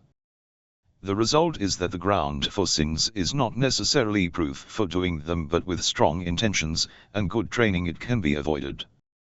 It is important to mention that such illegitimate children, if they remain staunch on the good path, can acquire higher positions and a better life because they have practiced more self-control. 1 Surah An-Nam 6:164. Question 16. The harmful effects of pork on the health of a person. Question. What is the harm in eating pork, that Islam has prohibited it, whereas Christians consume it with delight? Answer. The present age has realized that pork has many unimaginable dangerous effects. One who eats pork is affected in a dangerous way. It is also bad from the ethical point of view, which comes into existence with the hormones, and also many more health matters. Here we will point to one harm, a disease called trichinosis, whose cure has not been found, and it is interesting to know that whatever you are going to read below is an article from an American research center, which was sent to us through Dr. Muhammad Gafrani. A dangerous disease caused by pork. The doctors of health centers have received reports from patients who have trichinosis, and now this report shows that this disease has spread a great deal, and the incidence of this in the society is much more than it was thought. Trichinosis is a common disease caused due to a small hair-like worm, which itself is a type of earthworm. This worm lives in pigs and other animals. It is possible that those who give milk to their young ones, by eating pork, may contract this disease. But in this case human beings are more prone to this disease. For example, bear by eating the intestine of the pig gets this disease, and hunters who use the meat of bear also get this disease. Generally when a person eats meat that is not cooked properly, he gets infected by this disease. No one can say surely that pork used by him was properly cooked, as now also we see the incidence of those who are using it. Before consuming pork, it was prepared with some ingredients to remain safe from the worms. The writer of the article has pointed towards it in the end. From the above said article we come to know that more than 20 millions of people are ingesting these worms into their body. Only one group from them has been diagnosed, but there are thousands of incidences, which are not known to the doctors. It is expected that more than 20 millions of people are infected with this disease, and 16,000 have publicly announced their illness, from which 5% have died due to the severity. Question 17. Why an unbeliever is impure? Question. What is the logic behind the Islamic point of view, that followers of other religions, and in short the kuffar, are impure, and they cannot keep social contacts with Muslims although in cleanliness they are ahead of some Muslims? Apparently it is wrong to reply that mixing with disbelievers might misguide a Muslim, and with their discussion and sayings they might deviate the Muslims, and boycotting them would bring them towards Islam. This should be removed, as Islam is the religion of broad-minded. It is a religion in which eyes and ears are closed. Answer. Firstly, it is true that Islam is broad-minded faith, and not of where eyes and ears are closed, but if the purpose is that Islam belongs to only one group, then naturally it is not so, because Islam is the religion of the whole mankind, and if the purpose is that broad-minded and intellectuals are more acquainted with Islam, then it is true. But this cannot become its proof that Islam turns a Nelson's eye towards people with less knowledge or educated people, and should not consider their state. Now we are coming towards the real question. As it has been pointed, unbelievers are unclean by a type of spiritual impurity, whose body is also unclean, and they are impure. It is to protect the beliefs of people, who very soon accept the effects of others, and get strayed, and this is not something new. Preachers have always recommended to the common people to keep away from polluted and strayed people, and after all Islam has announced that unbelievers are impure. We do consider that Islam under certain conditions gives the permission for economic, business relations, but has not given the permission for eating together, or in other words Islam wants that Muslims may keep relations with them and make profit, and side by side remain protected from their beliefs and ethics, which can reach to the people while intermingling with them. Here it should be not misunderstood. We are not saying this that broad-minded and educated people, who do not fear that by socializing with the unbelievers there will be no danger of going astray, or spoil their ethics, they can stay with them completely and are exempted from the above rule. No, it is not like that. The orders of Islam do not have any special angle for anyone, and to be sure that the limits of Sharia are protected. It is necessary that for the generalization of this order be maintained, because if it is not like that, then every person will assume himself to be educated and maintain relations with unbelievers, and the laws and orders of the Sharia will be subverted. Think for a while. Many unbelievers do not refrain from impure things like blood, pork and alcoholic drinks, and naturally their whole life is unclean.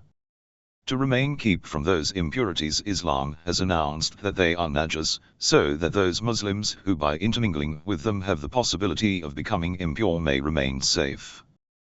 Question 18. What is the purpose of jizya? Question.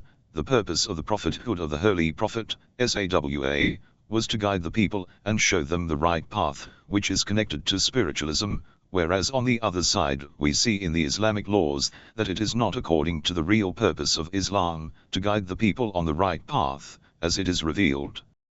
If Christians and Jews are ready to pay the jizya, then free them. Whereas jizya itself is diverting towards materialism. Why does Islam give such a permission that they remain on their false religion? Answer. From the things of pride for Islam is that it doesn't force anyone to accept this religion without having liking and half-heartedness, as Quran says. There is no compulsion in religion, truly the right way has become clearly distinct from error. 1. The philosophy of this great verse is also clear. As Islam has invited towards itself through logic and proof, and it is war against foolish and superstitious things, its only weapon is to explain the truth, and express in a general way. Why, after having such a strong weapon, which can attract an open mind and logical people, it should force the people? Basically, for real faith, some special things are required. If a person doesn't acquire them through perception and far-sightedness, then it is difficult for them give it a place in the heart, and if forcibly faith is thrust upon them, so it is limited to the tongue, and would not have taken them with their heart, and whenever factors of enforcement are not there, a person may revert to his earlier condition. Such type of faith is not profitable to Islam.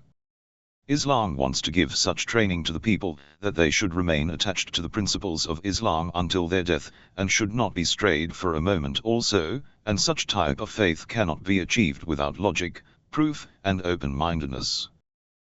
The purpose of jihad in Islam, defense from enemies, is itself a topic, which should be discussed separately, whereas jizya was a fixed tax was paid by the people of the book, al-Kitab, every year to the government. The reason to levy this tax was, as the administration was under the Muslims, and the unbelievers were in minority, the Islamic government was forced to take care of their protection, their administration, and safety. It was necessary for those who had not accepted Islam, to take a justified tax from them and spend it on their life, and safety of their wealth. To protect the life and wealth of people, the Islamic government was forced to keep the army on strategic points, which accrued huge expenses. To meet this expense, the only way was to acquire money from the people, and spend it for their own welfare. Especially when there was war against the enemies, the non-Muslims did not send their men. We have many historical facts, from which we come to know that this tax, which is generally less, was not to put pressure on the non-Muslims, but its purpose was to give peace, and for safety measures. We give some examples for it. When Ubaydah bin Samat invited the commanders of Egypt towards Islam, he said to them, 1. It depends upon your wish, that after studying and pondering accept Islam, and if you don't want to become Muslim, then give the jizya, and live under the protection of the Muslim government. Till we are there and you are there, we will behave with you in such a way that each other will be happy. We promise you that we will protect your lives, wealth, property, and land, and whoever will cross the border, we will fight against them. 2. When the Muslims were victorious over the Romans, and many parts of Shamad came under their control, the people of Hummus accepted to pay the jizya. Afterwards, the Muslims, due to some reasons, the treaty, which was signed between them and Christians of Hams after the agreeing of both the sides, cancelled it. That is why one of the elder people of Muslims addressed the people of Hams in this way, whatever we had taken from you, you take it back from us, and whatever agreement we had made, make us free from it. The people of Hams answered, we will never separate from you. Your way and style is much better than the Romans. If you accept, we will fight against the Roman army by joining the Islamic army. 3.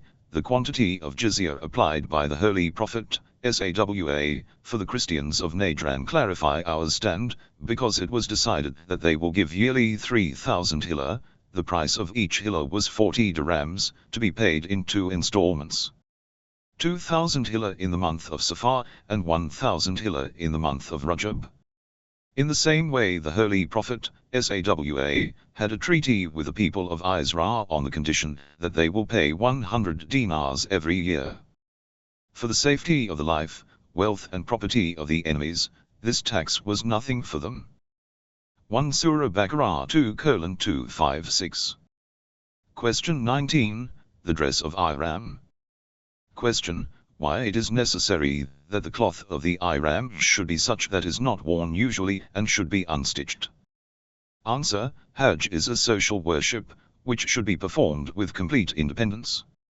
To keep this purpose in mind during Hajj, wearing of a two-piece of cloths is enough, and prohibition of wearing casuals and formal dresses is there because they are distinguishing and create differences, and sometimes are signs of pride and show off, and thus this desire of the human beings has come out practically, that one day the human beings will have to remove all the factors of pride and show off.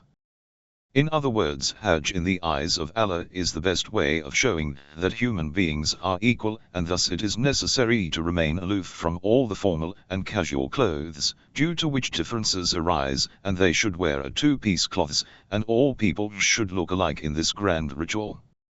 Question 20. Why is the meat of sacrifice wasted?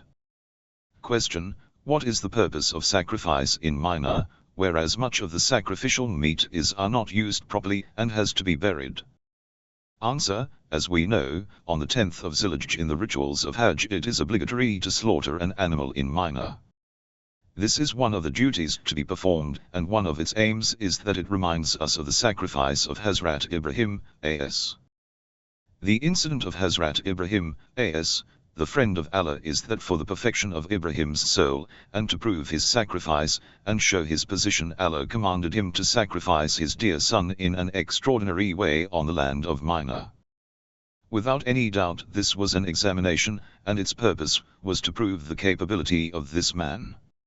Ibrahim, a.s., carried out the order, and later thinking that he has slaughtered his son, when he removed the blindfold he saw a slaughtered sheep in the place of Ismail, a.s. The obedience of Hazrat Ibrahim proved spirit of sincerity.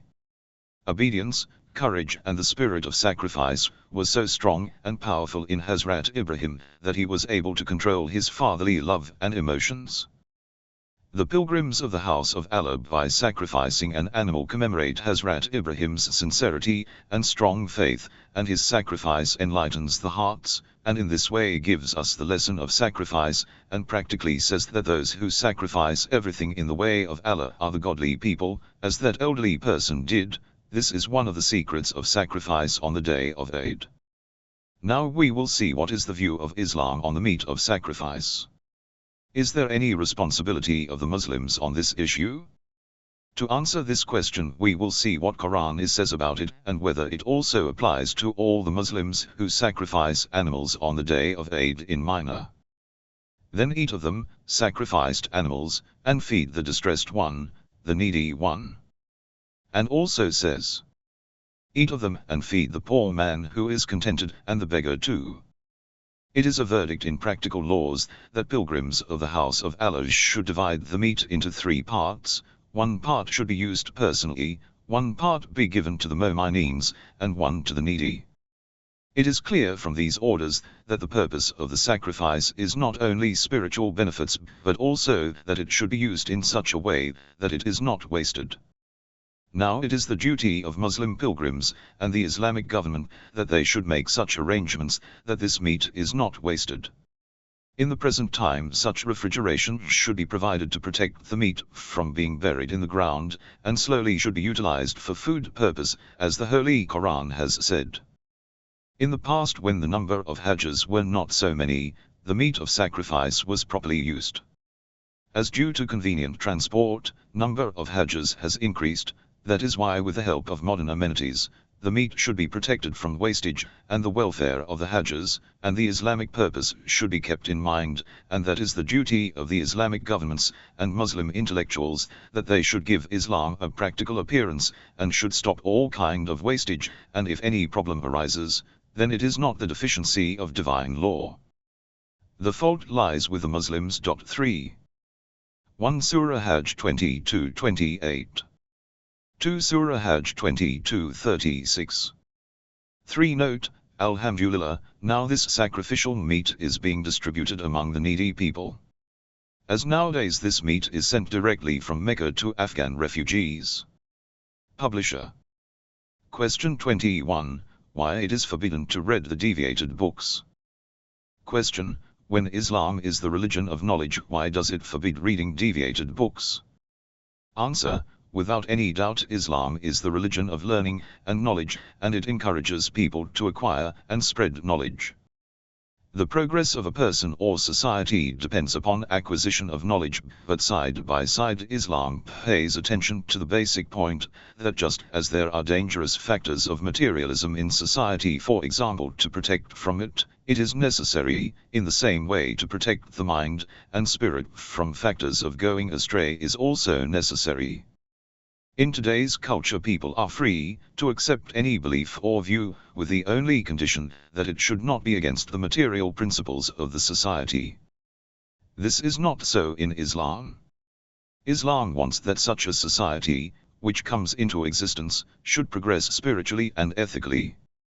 This aim will not be realized unless and until it fights against the factors against ethics and spirituality, and that it should not have effects on the lives of the people. By paying attention to this basic point, we come to know that those books which are strayed and which spoil right thinking, faith, and healthy ethics have been banned. If all the people are given the freedom to read these types of books, what is the guarantee that their thinking and ethics would be safe? We should not underestimate propaganda and the power of propagation. There are many youths who, after reading strayed books and novels based on love, sex, and crime, have fallen in the pit of bad manners and unethical practices. That is why Islam has not permitted publishing of strayed books freely so that all can read them. Although Islam encourages knowledge and its acquisition, it has not forbidden those people who have the ability to differentiate between right and wrong with the help of their powerful intelligence. Islam has not banned the learned people from reading these books, but it is wajib for the scholarly and learned people so that they can understand the logic of those people, and then refute them. By acquainting themselves with the ways of propagation and logic of the enemies, and they can find appropriate ways to rebut them. There were many discussions in the history of Islam between the religious leaders and followers of other faiths. The author of Ihtijaj Tabasai 1 and many other authors have collected such types of discussions in books. This is itself an example that Islam has not banned the strayed books for the learned people and has not opposed knowledge. The religious leaders have always answered this type of faith not by killing those who follow that faith, but by logic and free discussion. 1 Ahmed ibn Ali ibn Abi Talib's writing, who died approximately in 550 Hijri. This book was published many times and shows one aspect of knowledge of Ahlul Bayt, as. Question 22. Why the Holy Quran cannot be given to any non-Muslim? Question. Our heavenly book, Quran, is a spiritual guide and mentor to different kinds of people and human societies. To achieve this purpose, it is essential that it should be accessible to all the people of the world, irrespective of their faith, so that he can benefit from its teachings and move on the path of truth and sincerity. But we find in Islamic jurisprudence that Quran cannot be given as a present to non-Muslims, nor it can be given into his custody. Answer. When the purpose of giving the Holy Quran in the possession of the non-Muslim is to guide him and make him aware of Islam, and convey its message to him and make him attached to it, and if this purpose cannot be achieved by its translations, then in this situation there is no prohibition in giving the Holy Quran to a non-Muslim, but if no purpose is in view, then it is prohibited, because the greatest witness of righteousness of Islam and everlasting miracle of the Prophet of Islam is the Holy Quran, which is shining on the peak of the times in the form of a living document, and to get benefit from it there is one way, that it should be printed in a nice way, and should be distributed in the whole world, so that people seeking the truth may acquire knowledge of Islam in the light of its verses. This itself is witness on the verses of Quran that this is put in front of the people of all times and everywhere in the world, and invites mankind to ponder and study it. The Holy Quran commands the Prophet, SAW, that in the middle of war also, if a non-Muslim tends to listen to the words of Allah, the Holy Quran, then it is a must for the Prophet that he permits him to come among the Muslims and listen to the words of Allah, and if he tends to go back, he should be allowed to go to his former position. 1. To the extent it is necessary for every Muslim that he protects the honor of the Holy Quran, and whenever there is apprehension that a non-Muslim may act or do something regarding the Holy Quran, which can be termed as insulting. In such a situation we should not give him the Book of Allah. And if he had the book with him beforehand, then by whatever possible means it should be recovered from him. When Muslim jurists say that Quran cannot be entrusted to non-Muslim, their opinion is based apparently on this kind of situation, and not in the situation when guidance of a non-Muslim is intended. In short, the Holy Quran should remain away from the reach of polluted hands, with this exception: when there is likelihood of their guidance it can be presented to them. 1 Surah Tawbah 9:6. Question 23. The reason of strictness in proving certain sins, crimes. Question: why are 4 witnesses required to prove a sexual crime? Doesn't this strictness cause increase in such crimes?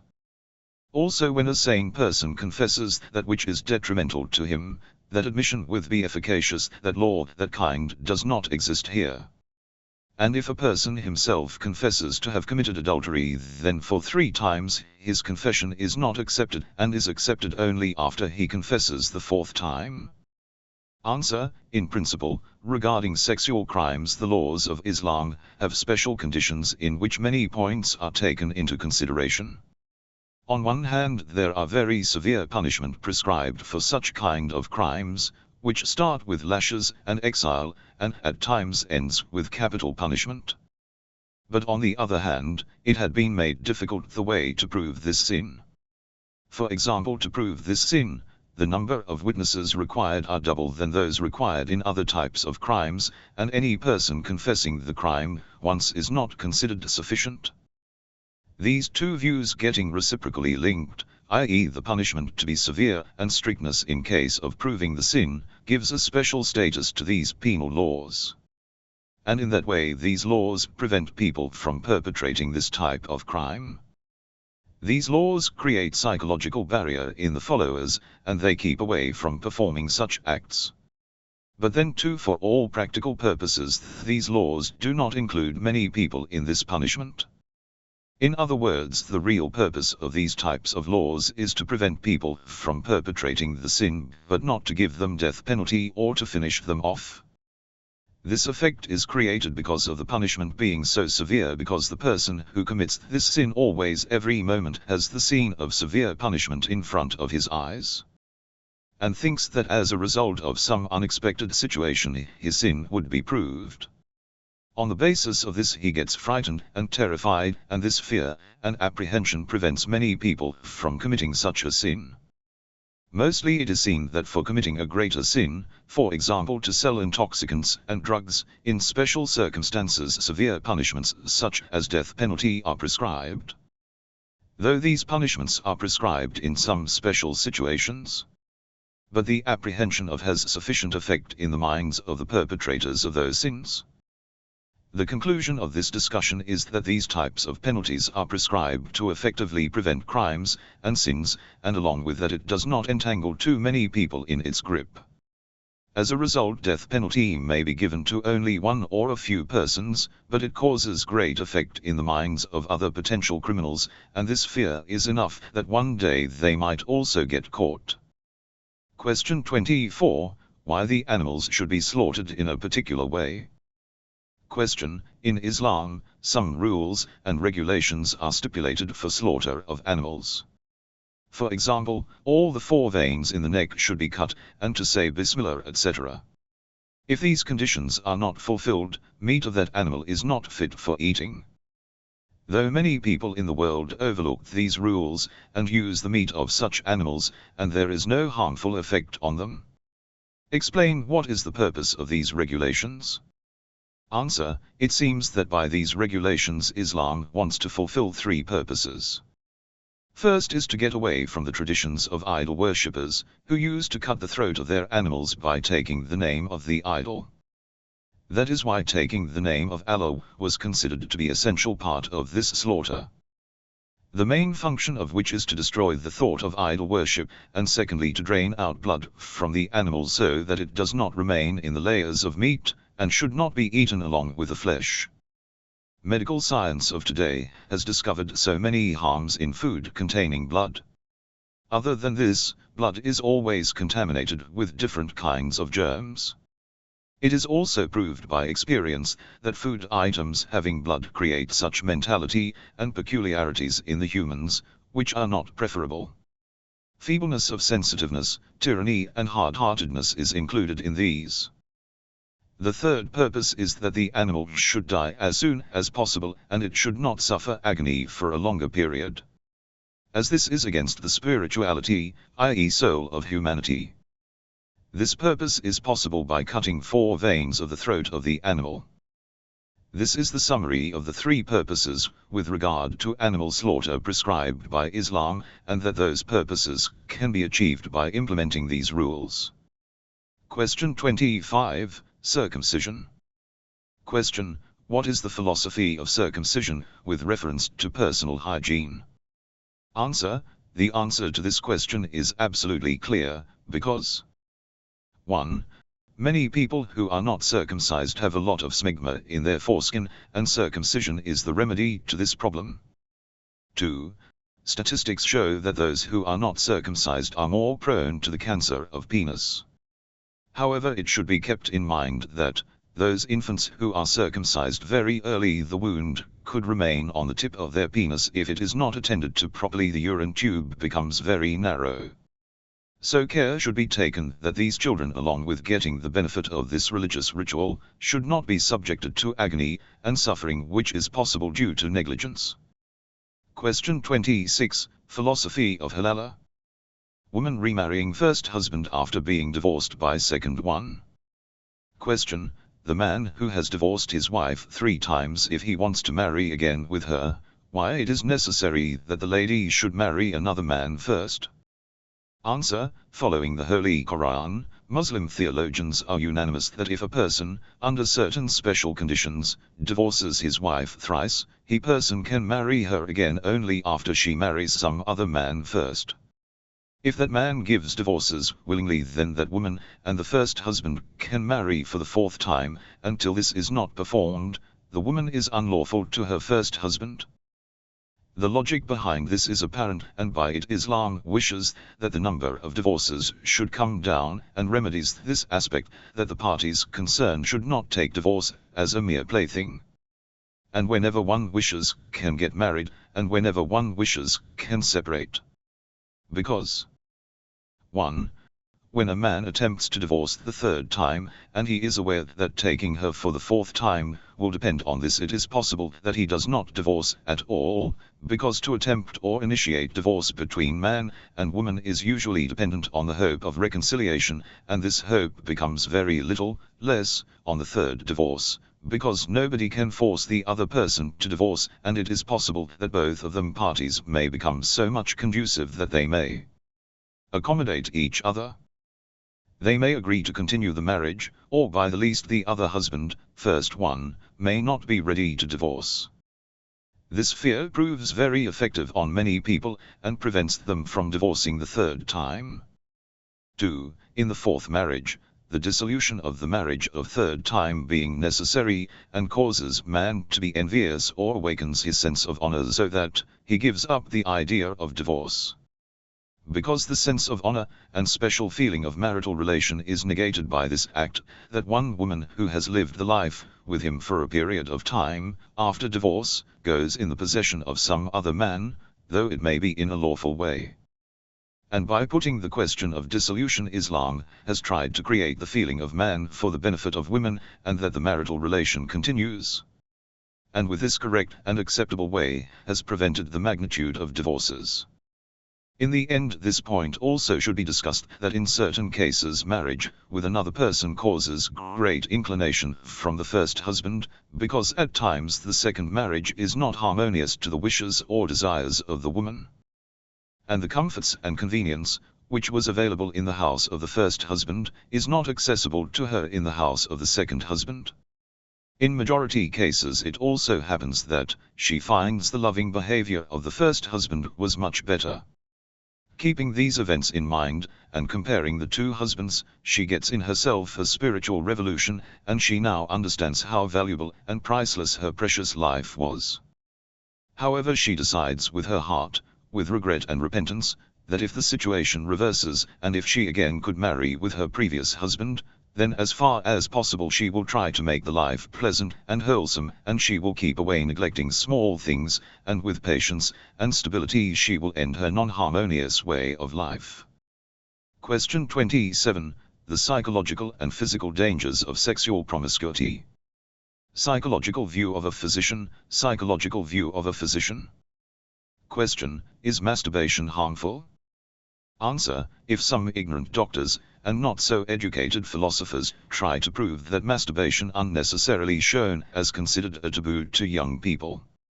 But majority of the letters received from patients related to this, and observations show that this is denying the obvious and a deception for youth. Now we present an excerpt of a well-grounded scholarly treatise, adopted from the treatise of a famous expert of psychology, Dr. Shirazi, which is a clear reply to this question. Youths face many complicated issues, out of which one is sex. As a matter of fact, at this stage of life, sexual desires assume a form, and after some enquiries the youth become aware that this is natural. And all kinds of sexual temptations and incitements blow fire of lust into the temperament of the youth. In the bygone period, under the influence of religious training, social system and etiquettes, when youths had sexual desires, they used to subdue them and control themselves. Very rarely they drew themselves near to sexual incitements. But in the present world, the scenes on the streets and in homes, sexual propaganda, advertisements and nudity in magazines, newspapers, cinemas and films, and entertaining stories on television, which continue in many episodes as soap opera for quite a long time, all this together act as an effective role model. As a result of which, the youth of this new world face too much of sexual arousal. This is the stage when the youths learn from the luscious youths of their age, or they have nocturnal discharge, and since they get pleasure in this, they repeat the factors which give them this pleasure, and this slowly leads to masturbation and creates a big problem in his life. Some physicians and experts of psychology have the opinion that masturbation is a natural act. They consider it essentially for humans and animals. But they don't keep this thing in mind, that if this act is done repeatedly and the situation goes to such an extent that this act is performed several times a week, what can be the proportion of loss to the youth with regard to his physical and psychological development? Unfortunately, this habit grows to a great extent, and since the tools of this are easily accessible, the youth becomes habitual, and it is very difficult for him to get out of this habit. The unfortunate results of this habit. Research conducted in the last few years, and specially this research and observation, which we have done with regard to 2,000 youths, it is proved and universally admitted that the subject of masturbation should not be considered as an ordinary one.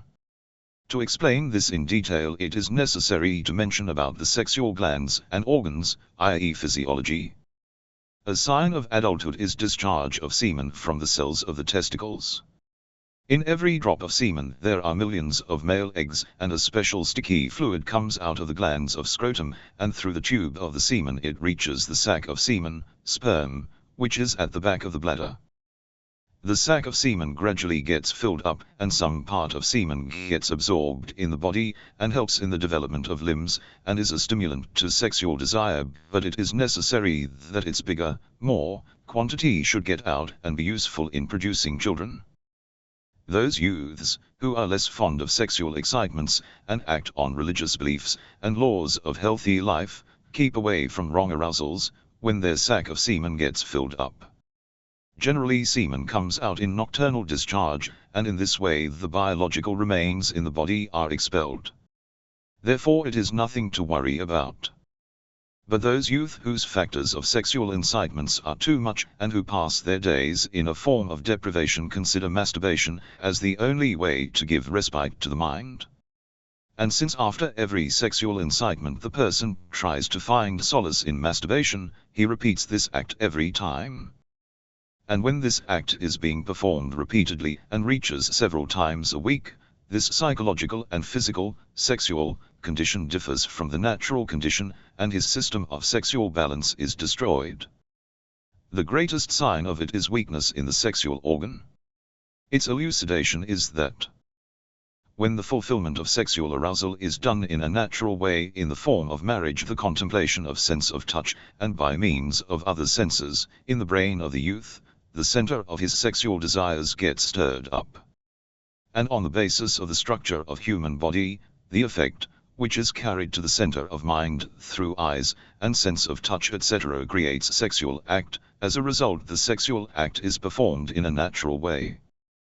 But masturbation is just the opposite, and it is another way in which imagination and contemplation of some special scenes, and to touch a part of the body, takes the place of natural factors of sexual act.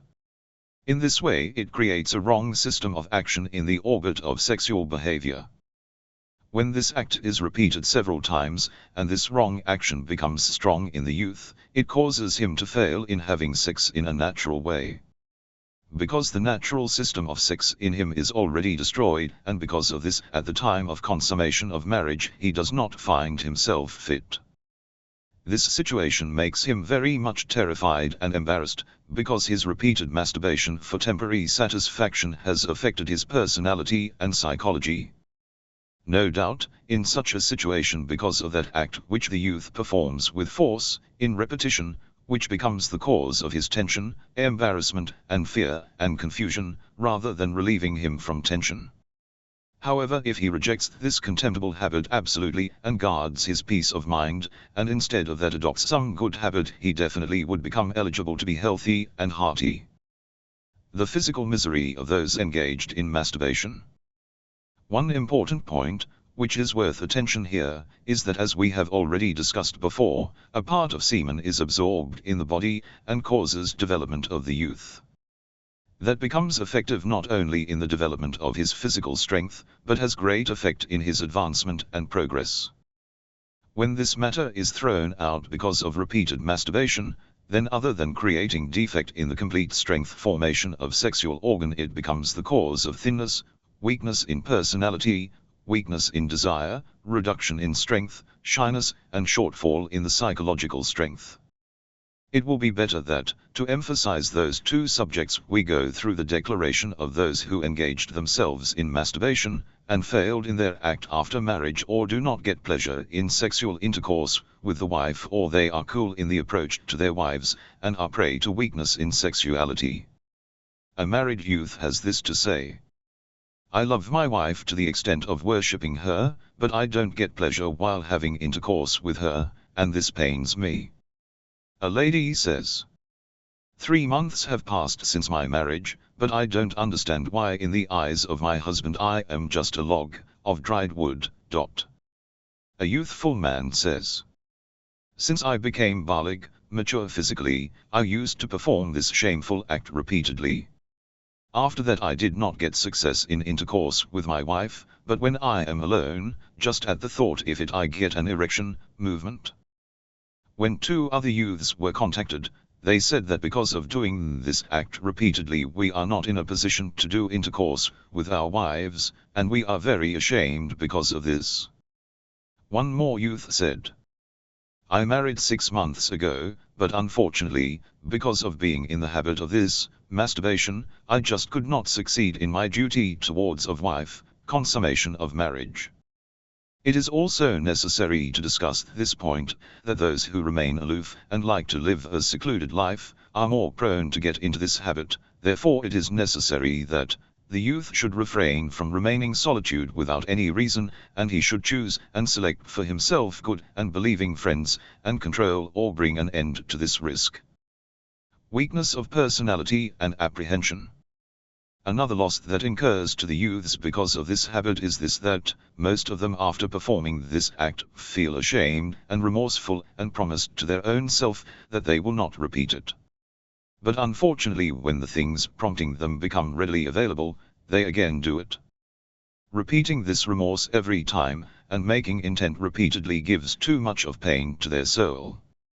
And it becomes the cause of the youth's personality, weakens his determinations, and he becomes victim of doubt, and superstition etc. In short, in the issues pertaining to sex, masturbation, by putting the system of psychological response of action on the wrong path creates disturbance in the sense of pleasure and feeling of strength, and its result is apparent in the form of disgrace, inferiority complex, and dispersion of personality. Besides that, its effect can be on the development of youths. Excerpts from Dr. Shirazi's thesis. Important reminder. To avoid these dangers, the youth should not unnecessarily become a prey to fear and dread, but he should fight this evil habit with all his might, determination, and complete faith. First of all, they should try to remain away from the means of artificial arousal like pornography, etc. They should cast off above things from their reach altogether and make a firm determination that they will not go near those things. After that, they should select good friends, avoid remaining alone in a room to the extent he should not sleep alone, select good and beneficial exercises, and fill his leisure time in activities pertaining to health. He should never remain idle. He should strictly refrain from people who are astray and promiscuous, and he should inculcate some good habits and keep away from the bad habit. They should never get deceived by poisonous writings of half-trained quacks and foolish psychologists who try to justify and assure him about this contemptible act. Question 28. Music from the Islamic point of view. Question: why has Islam prohibited music, and what is the philosophy in prohibiting it? Answer: music has become so common that most people are not ready to think about music in its proper perspective, about the bad evil effect of the music, and follow ferociously this wrong way of thinking according to which whatever is in common practice is seen to be without blemish. They are not ready to study the evil and pernicious effects of music. To the extent that the people who are realistic are not content to this condition also, and in spite of those things being common they always endeavor to understand the reality, and are engaged in research. Music from many viewpoints is worth investigation. 1. It causes harm to the physics of human body, and leaves a bad effect on the nervous system. Keeping these factors in mind, a professor of Columbia University, Dr. Wolf Adler, says, "The best and most fascinating tunes of music leaves the worst kind of effects on the nervous system of humans, and especially when the climate is hot, then the unpleasant effects are too much." The famous French expert Dr. Lycus Carl says, "It is possible that the fulfillment of beastly lust might be having some importance, but there is nothing unfair than this, that the life passes in fun." The general deficiency of intelligence and understanding is the effect of alcohol, and in the end it is the result of indiscipline in the habit. There is no doubt in it that films, radio, television are partner to the worrisome moment. Generally, music should be counted as something which has narcotic effect, which causes benumbing of sense, because its benumbing cannot be denied by any means. There are many types of benumbing, and a person can numb his nerves in different ways. Sometimes numbness comes by food.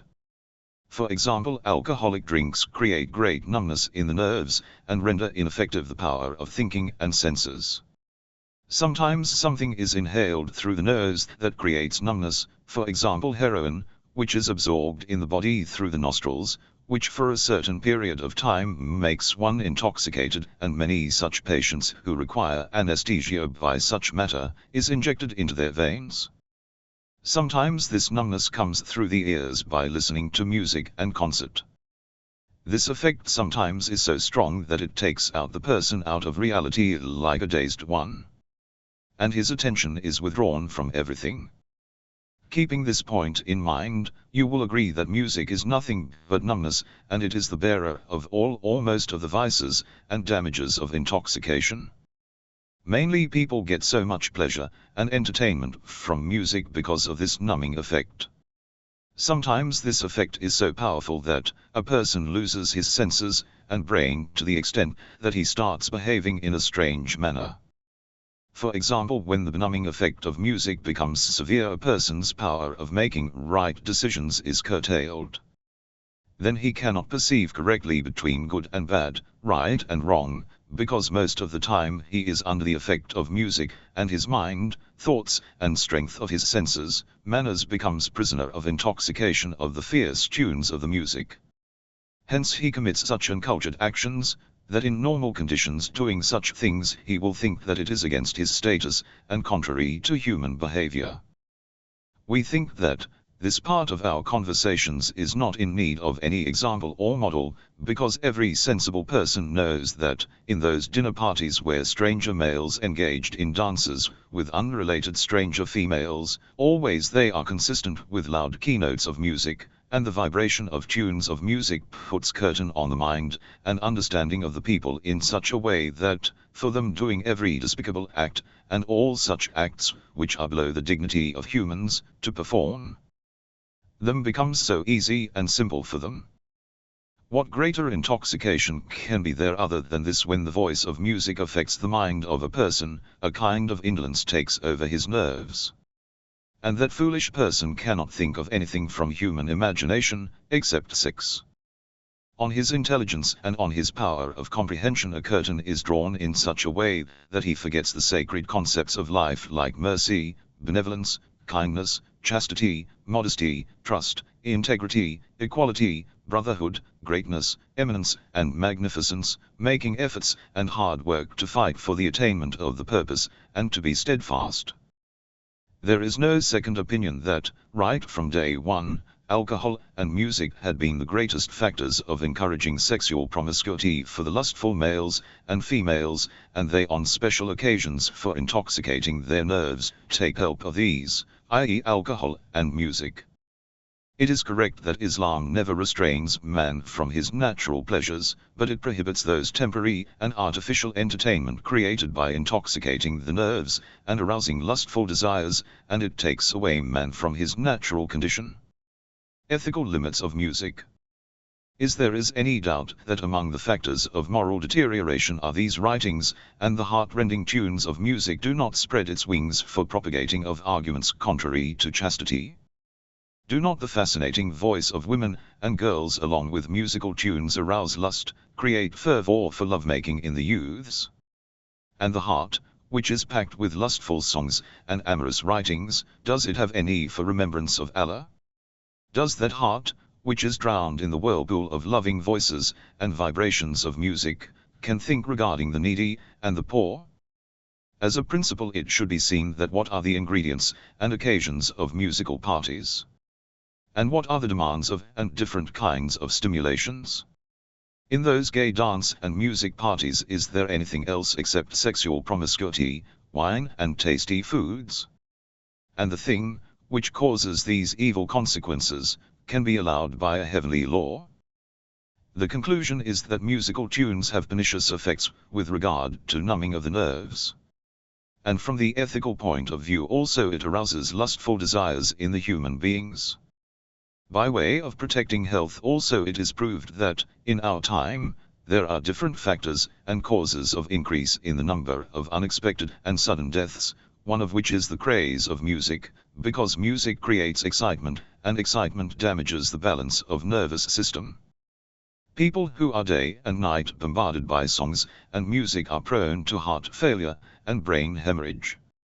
However, much is not necessary to show that nerves very soon become unserviceable because of continuous excitement. This was one side of the harms of music. Question 29. Why does Allah subject people to tests? Question. Allah says in the Holy Quran, "Who created death and life that he may try you, which of you is best in deeds?" 1.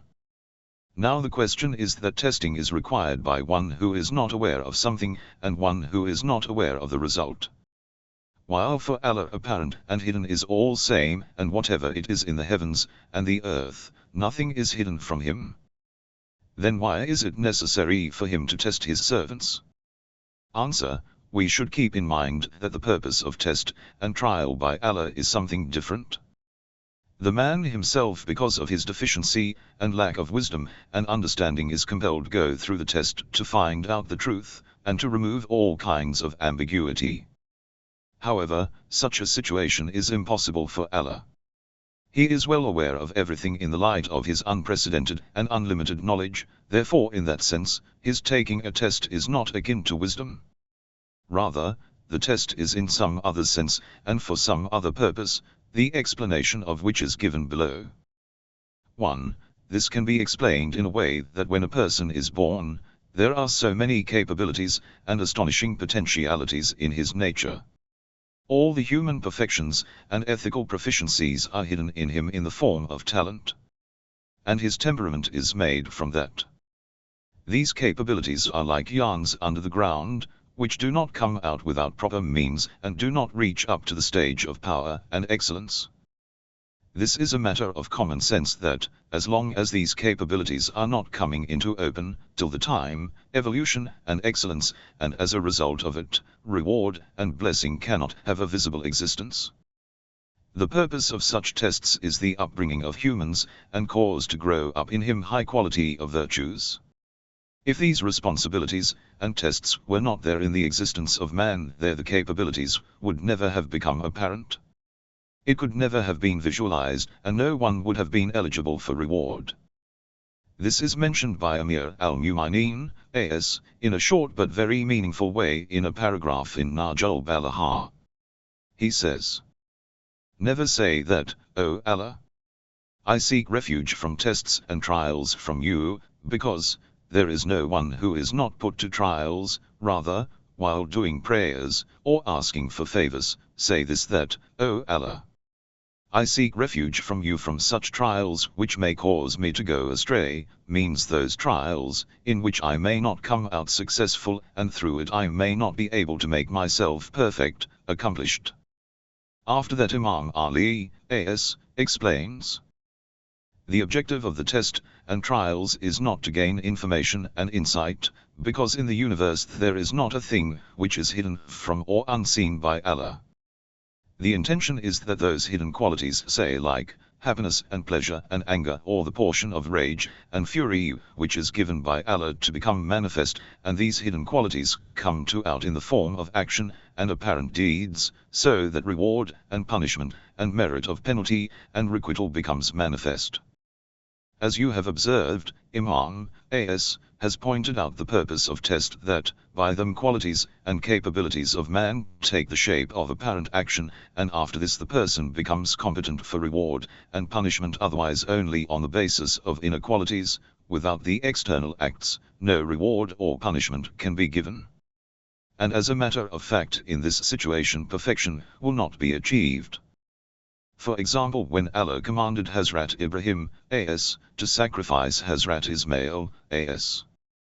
When Allah tested him, his purpose is not to know whether Hazrat Ibrahim, A.S., would obey his command or not, but the intention is that the soul which was present in the self of Hazrat Ibrahim, A.S., which was eager to obey and accept the commands of Allah, the test will make it perfect, it will make it realize and take it into the stage of action, and in this way Ibrahim, A.S., will move on the road of perfection. Pay attention.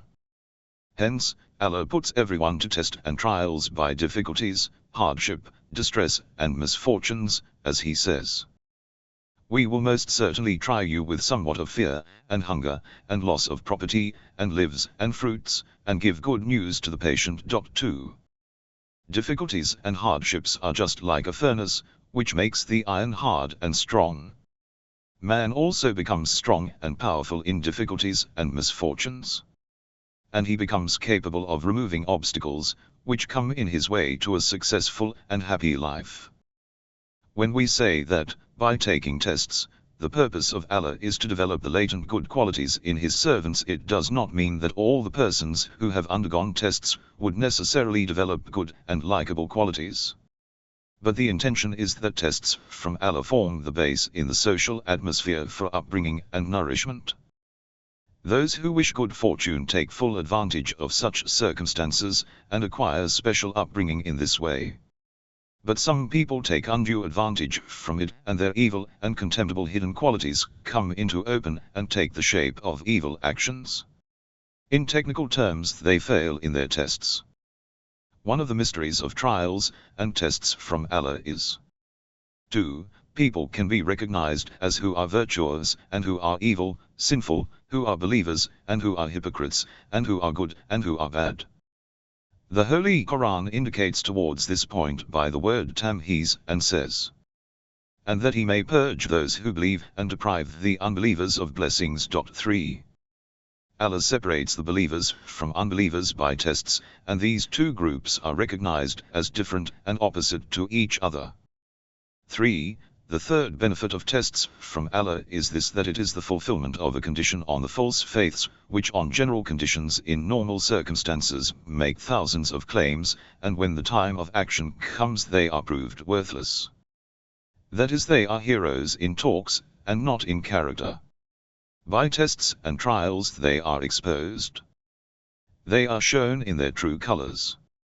If these types of people are not put in the furnace of tests, and their hollow inside is not disclosed, which is contrary to their adorned and decorated explicit, then it is possible that he himself also may remain under a wrong impression, and others also are enthralled in the fallacy. And the punishment given by Allah or the deprivation from the favors of Allah may be considered unjust, but the tests tear the curtain from reality, and the fact of their existence, their real self, becomes evident to themselves as well as to others. This is the logic behind the tests from Allah. 1 Surah Mulk 67:2. 2 Surah Baqarah 2:155. 3 Surah Al-Imran 3:141. Question 30. How can tayammum be performed in soil contaminated by germs? Question. It is commanded in Islam that when water is not available you must, instead of wudu, ablution, and ghusl, bath, perform the tayammum on soil /earth, etc. But how can tayammum be performed on soil, when all sorts of germs are present in it? And they can be transferred through the soil. Answer. As proved by medical sciences, clean and unpolluted soil is safe from germs, and most germs cannot survive in soil. The reason soil is so protective is very tiny living things that exist in soil are deadly enemies of harmful germs. For example, a dead body in which millions and billions of germs are present is buried in the earth.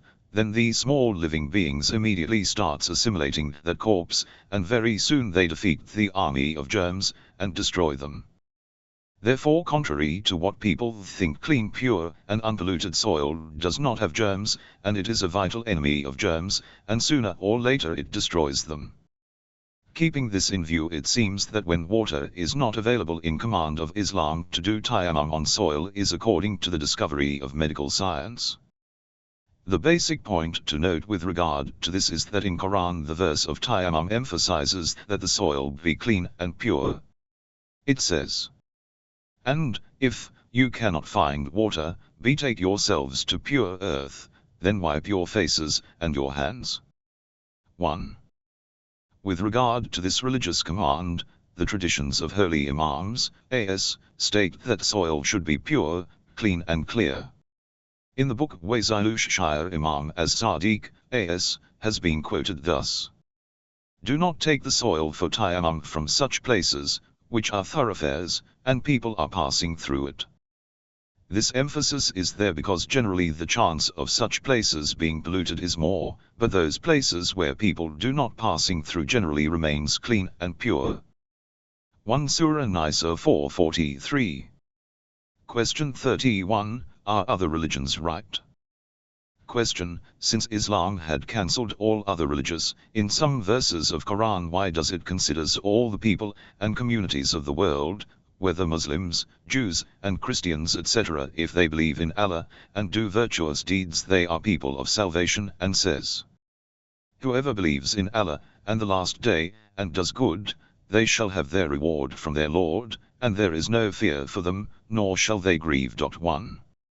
Does not this mean that all communities of the world, even after the advent of Islam, as per above-mentioned conditions, belief and action, would get salvation? And still their religions exist with their own strength, and they are not annulled on the basis of credence? Answer. Let us first see the text of the above-mentioned verses, then we shall analyze them. 1. Surely those who believe, and those who are Jews, and the Christians, and the Sabians, whoever believes in Allah, and the last day, and does good, they shall have their reward from their Lord, and those is no fear for them, nor shall they grieve too. 2. Surely those who believe, and those who are Jews, and the Sabians, and the Christians, whoever believes in Allah, and the last day, and does good, they shall have no fear nor shall they grieve. 3. There is no difference in the meaning of the first verse, and this one. 3. Surely those who believe, and those who are Jews, and the Sabians, and the Christians, and the Magians, and those who associate others with Allah, surely Allah will decide between them on the day of resurrection, surely Allah is a witness over all things. 4. It is possible that at first sight, it may be considered that these verses say that if the followers of aforesaid religions believe in the oneness of Allah, and the day of resurrection, and do good deeds, they are the people of salvation, and one concludes that other religions are not yet abolished. Now when Islam was presented to the people, it does not mean that following other religions was eliminated, but each one from the previous religions is on a way towards Allah. And man can reach to his destination through any way he wants. And this is not at all necessary that a particular religion, for example Islam, should be followed. This is the issue, which is repeatedly put forward by those people whose study of the Holy Quran is superficial. Nevertheless, it should be kept in mind that the base of exegesis of some single verse is not on that other verses should be neglected and overlooked. And relationship of this verse should be cut off from them. But to understand the meaning of one verse, other than the circumstances of revelation, the verse preceding and the verse following that verse, and other verses of the Holy Quran should also be kept in view. If after the advent of Islam following other religions was allowed, then there was no justification in continuing some other religion's law in the name of Islam. This was also not at all necessary that the Prophet of Islam, SAW, should be the chief of all the races of the world, and write to the leaders and rulers inviting them all towards his religion, and put forward his religion as a universal religion and the last divine law. The letters of the Prophet, SAW, and his repeatedly inviting towards Islam in his days, and after that Muslims waged holy war, that which was wearing away their strength against the people of the book, and narrations concerning this which have reached us from Imams of Ahlul Bayt, as, all bear testimony that with the advent of Islam the period of the apostleship of the previous great prophets, as, came to an end, and divine law other than Islam, and the prophethood other than that of Muhammad, SAW, do not have a standing anymore. Now let us see what is the purpose of those verses. In the above-mentioned verses 2 facts are mentioned. One is brief and the other detailed. 1. If the Jews and the Christians are truly by heart the followers of Tawhid and Qiyamah, and do not show off, they should according to Torah and Injil believe in the Prophet of Islam, SAW, because Torah and Injil had conveyed the good news of coming of Prophet, SAW, and described his signs, like, you know him as you know your sons. It is a thing worth attention that the Holy Quran in Surah Maida just before the verse, which is under discussion, says, say, O followers of the book, you follow no good till you keep up the Torah and the Injil, and that which is revealed to you from your Lord. 5. There is no need to show that the meaning to keep up those heavenly books is to act on what is in them. And what is entered into those books is the prophethood of the Prophet of Islam, SAW, and it is universal prophethood, which is entered in them. The Holy Quran has pointed towards it several times.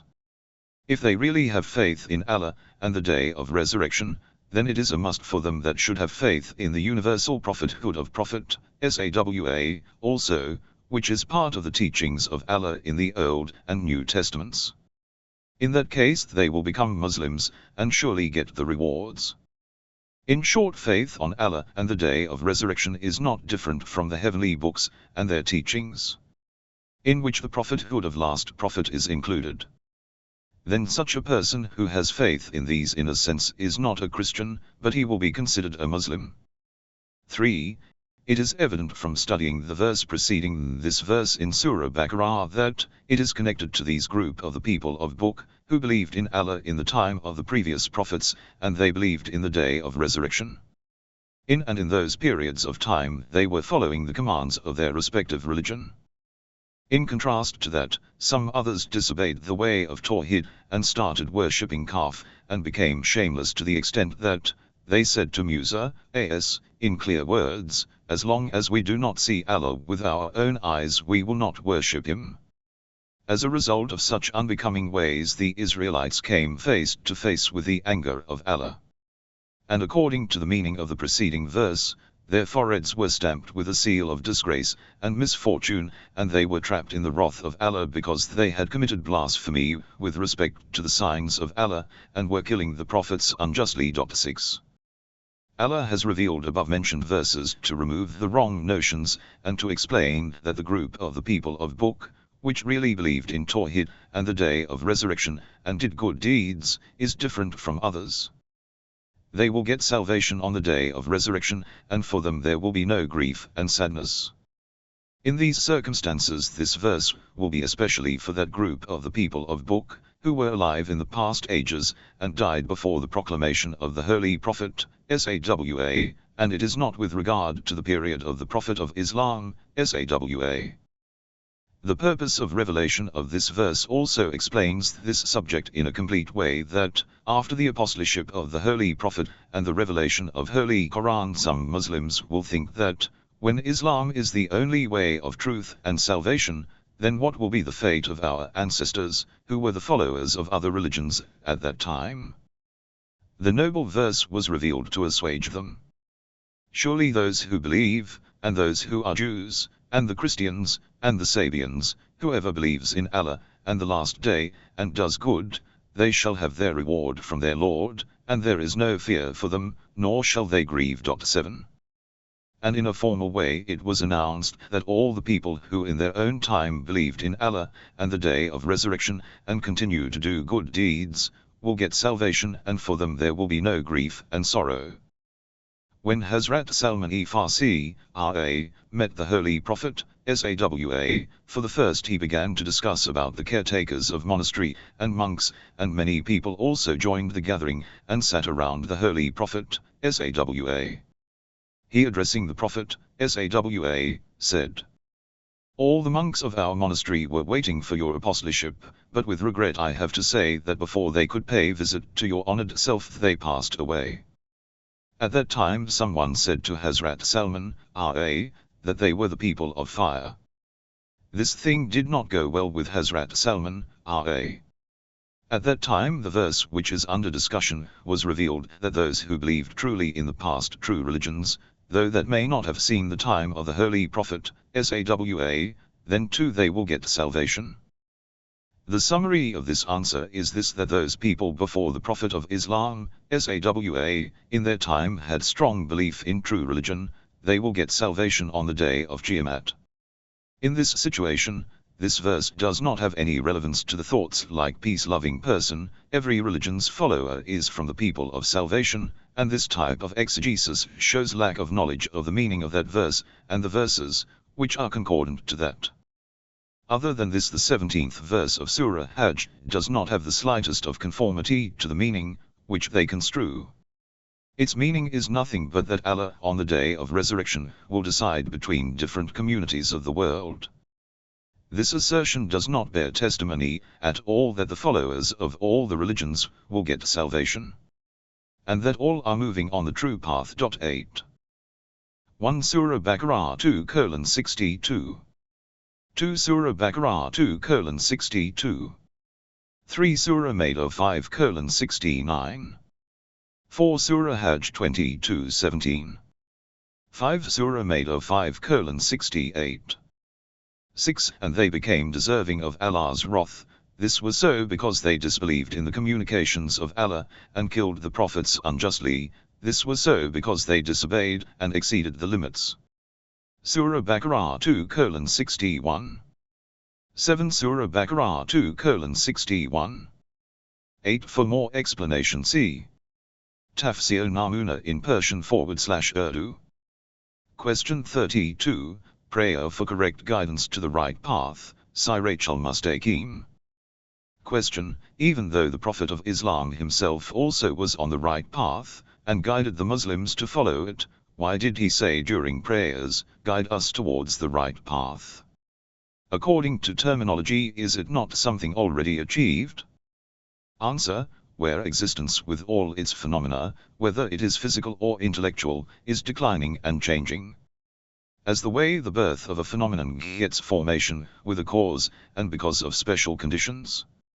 In the same way for the execution and continuance of its existence special conditions and arrangements are necessary, which will put on him the dress of continuity and life, and will prevent its decline and destruction. Directly the subject of guidance is also under the same rules. As special care, foresight, and conditions are required for guidance, whether of an individual or society for life and its continuance. Otherwise it is possible that a guided person may be diverted from the right path, and after the guidance again he may go astray. Therefore, an individual and a group by way of guidance may have acquired great and distinguished status, but its future is ambiguous. It is up to them to take the benefit of the present situation, and present themselves in the court of Allah, and with sincerity invocates that he may continue this blessings of guidance, which is prone to changes and prey to decadence and destruction in all the periods of his life. Thus if a guided person says, "O Allah, guide us towards the straight path," the meaning is, keep us steadfast on it and make that blessing permanent for us. The great commentator of Islam, Allama Tabasi, while presenting a parable in Majmu' al-Bayan says, and such parables of interpretations are many with us. When you feel that your beloved guest slowly wants to draw his hand away from food, immediately you tell him, "Please continue eating," then he continues. This means that you continue doing that work. 1. For more information review the Tafsir of Surah Al-Hamd by Ayatollah Osama Al-Huwai, printed by Jamia Ta'limati Islami, from page 170 to 176. Question 33. What is the purpose of creating the heavens and the earth in 6 days? Question: the Almighty Allah says in Quran, "He is your Lord, who created the heavens and the earth in 6 days." 1. Here what is meant by 6 days, when at that time day and night did not exist? And besides, why Allah did not create them in one stroke? Answer: this question is based on 2 parts. First, that what is meant by 6 days, whereas in the earlier age there were no day and night. The reply is this: that basically the word yawma, synonymous in English to a day, which is having special meaning according to the place and situation at different times. Generally this word is used in the sense as a day, which is a proof of night. And in the Holy Quran also mostly it is used in the same meaning, but sometimes it comes in the meaning of a period, then on every period the word yawma is applied. For example, an aged person says, "One day I was a child, one day I was a young man also, but for today I have become old." Although these 3 periods are connected, linked, with each other like the links of a chain, that is why he interprets those 3 different periods of his life with the word day. Imam Ali, A.S., says, "Age is not more than 2 days. One day it gives you benefit and the next day it is piercing loss on you." It means that there are 2 periods in the life of man. One day he is on the highest point of his luck, and the next day he is trapped in troubles and problems. As per the statement of Bahadur Shah Safar, we brought 4 days, by asking increase in life. 2 were spent in desires, 2 went in expectations. Without any doubt, by date Safar also meant period only. From whatever is stated above, 6 days in which the earth and the heavens were created are 6 periods. The earth and the heavens before coming to the present states have passed through these 6 ages. Meaning the present mode of earth and the heavenly bodies is as the result of these continuous changes, which transpired on them, and in the end after passing through all those changes they have acquired the present form. Now it is possible that the duration of one period might have been 10 million years or 10 billion years. The second part of the question is that why Allah did not create them all at one time, and why their creation happened gradually. The reply is that the world in which we live is a material world. And counting of gradual evolution of material existing things is done in inseparable narratives, and material things by nature change from one shape to another with passing of time, and in this way pass through different stages. As a result it becomes a perfect phenomenon, and the earth and the heavens are not exempted from this law. You see any materially existing thing, you will find that all of it is going up by the ladder of gradual evolution. Grass and plants after some time take the shape of flowery bush or fruit-bearing tree. As time passes, mines and fountains hidden under the earth after a long chain of actions and reactions turn into material mines. Animals and humans, until they do not finish a certain period in the womb, cannot live their life in this vast world.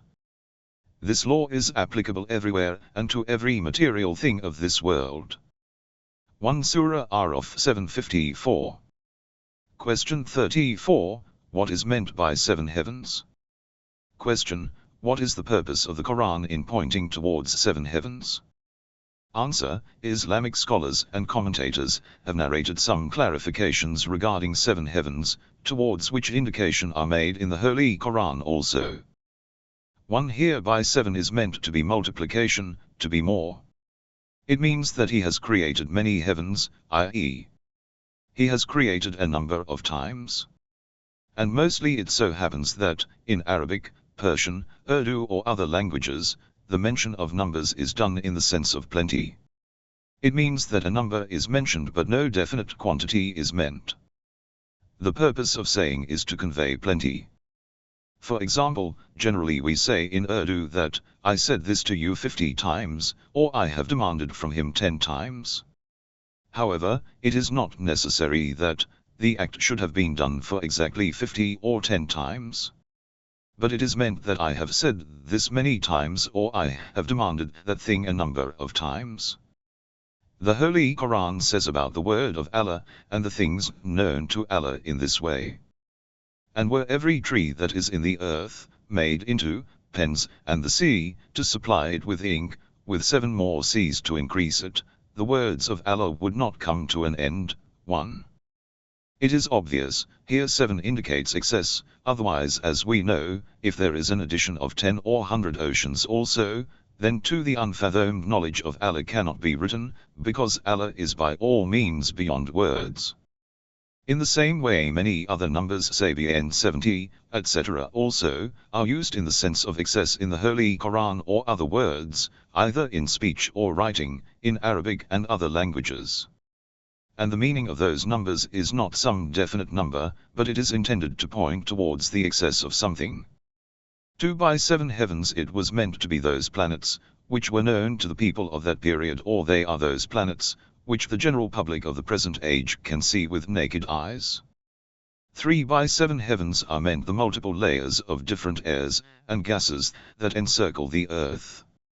4 Still, according to the views of some great intellectuals, those small stars, galaxies, and Milky Way, which are seen, all are part of the first heaven, and beyond that 6 still bigger worlds are there. And by 7 heavens the Holy Quran means all those 7 worlds, which exist in the universe. Maybe man's present age of scientific knowledge and wisdom has raised the curtain from only one of it, still it is quite possible that in future, as a result of gaining more knowledge, on the back of present perceptible world 6 great worlds are discovered. Favoring this view we present the following verse as proof. We have adorned the nearest heaven with an adornment, the stars too. With this verse it is known that all the stars are in the first heaven. It should be remembered that in Arabic the word dunya means lower and near dot. However, it seems necessary to mention that verses and traditions in which the number of heavens are said to be 7 are not a corroboration of the theory of Ptolemaic astronomy, in which he has presented the heavens as the layers of peels of onion-like shape of heavenly spheres. Because according to Ptolemaic theory the number of heavenly spheres and heavens are 9. As long as 7 earths are concerned, the mention of which is there in the Holy Quran is an indication, and in some traditions, is given with specific mention. About them thoughts similar to the aforesaid are expressed. For example, that the number 7 is in the sense of many, or that by 7 earths it is meant 7 planets. Mercury, Venus, Saturn, Earth, Mars, Jupiter, and Moon. That is the same number in solar system, which we can see, no doubt. In solar system, there are other bodies, and Moon is also there, but they cannot be seen with our naked eyes. And based on this explanation, by 7 heavens is meant to be the same atmosphere, which exists on each of those 7 heavenly bodies. In other words, these 7 bodies are counted as earth, the atmosphere surrounding them is their heaven. It should be remembered that in Arabic dictionary sama is means all such things, which are placed towards the upper portion. This was the summary of those different interpretations, which our scholars and writers of exegesis have presented about 7 heavens and earths. Especially the last tafsir, which seems to be more acceptable compared to all others, and the narrations of those exegeses is in need of further explanation. 1 Surah Luqman 31 hours 27 minutes. 2 Surah Safar 37:6. Question 35, where are 2 easts and 2 wests? Question, what does the following verse denote? He is the Lord of 2 easts and 2 wests. What is the meaning of this? 1. Answer, in the Holy Quran the mention of east and west is done in the form of dual also, i.e. 2 easts and 2 wests, and in the plural form of also, for example. But nay, I swear by the Lord of the easts and the wests that we are certainly able. 2. At one more place it is stated, we gave the earth under the control of those people, i.e. organization, group, of Israelites, who had become weak and feeble. 3. On this basis the words of east and west are used in the plural form also, which points out at numerous tenets. And in the dual form also, which indicate towards 2 tenets. The commentators have given 2 meanings of those verses. First is that 2 easts and 2 wests are 2 hemispheres, i.e. southern and northern, or eastern and western. Some have considered this verse to be an indication to existence of one hemisphere, i.e. the great American continent before it was discovered, which is beyond the subject under discussion. In the same way, by easts and wests is meant different points of the earth, in which every point with reference to one point is east, whereas the same point with reference to another point is west.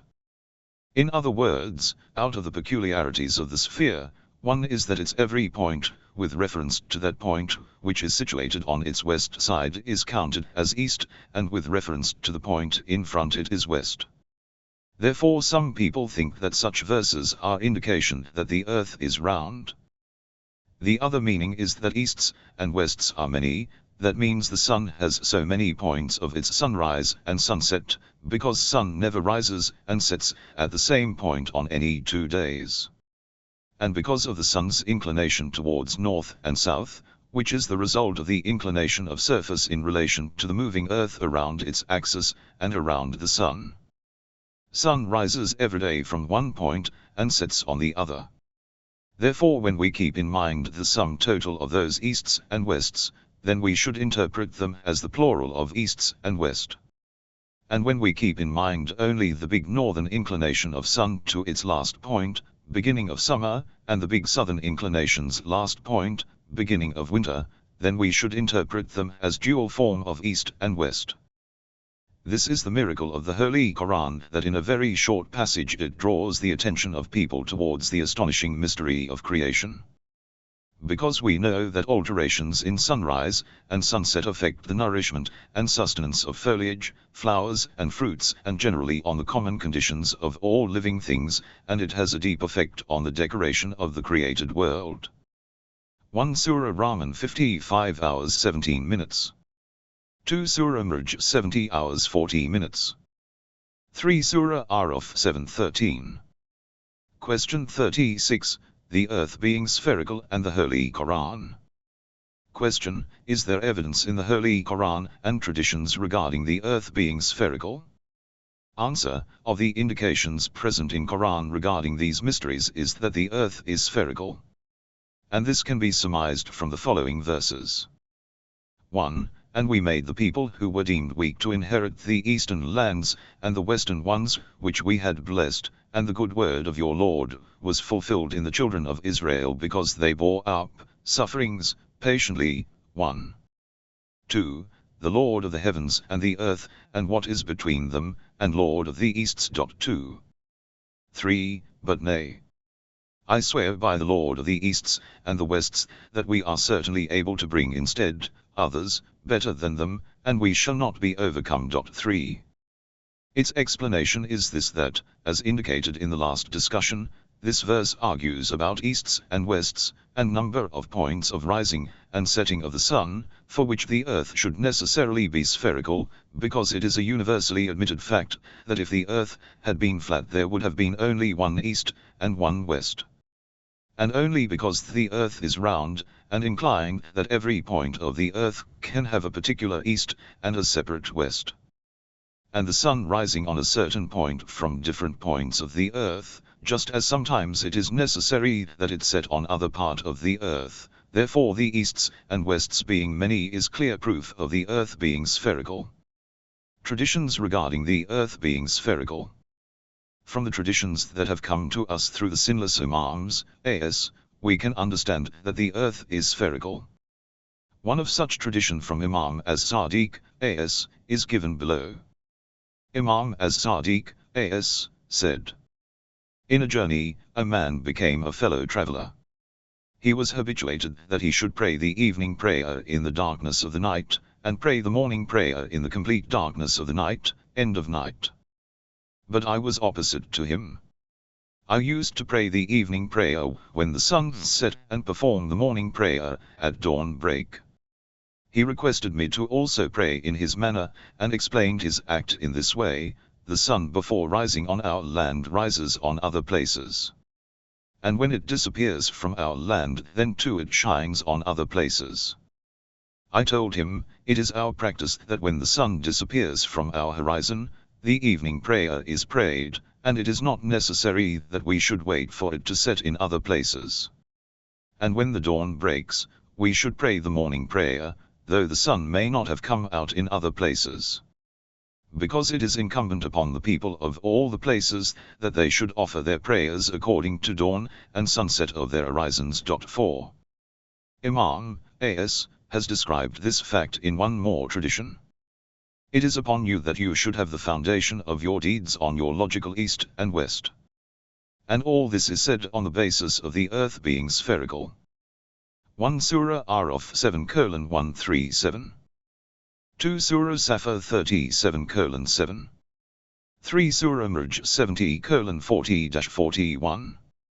4 Waizalush Shire, Volume I, p. 237. Question 37, Rotation of the Earth. Question: astronomers believe that the shape of the Earth is spherical and it revolves around its axis. Is it confirmed by science or still undecided? And if the Earth really revolves, what are its scientific and perceptible signs?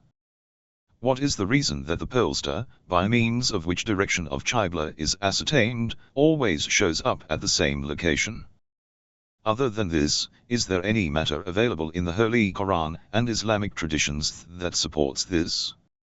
Answer: in the present age it is scientifically proved that Earth is spherical and it rotates around its axis, and for this different arguments are given. The most evident proof of the movement of the Earth is the proof of pendulum.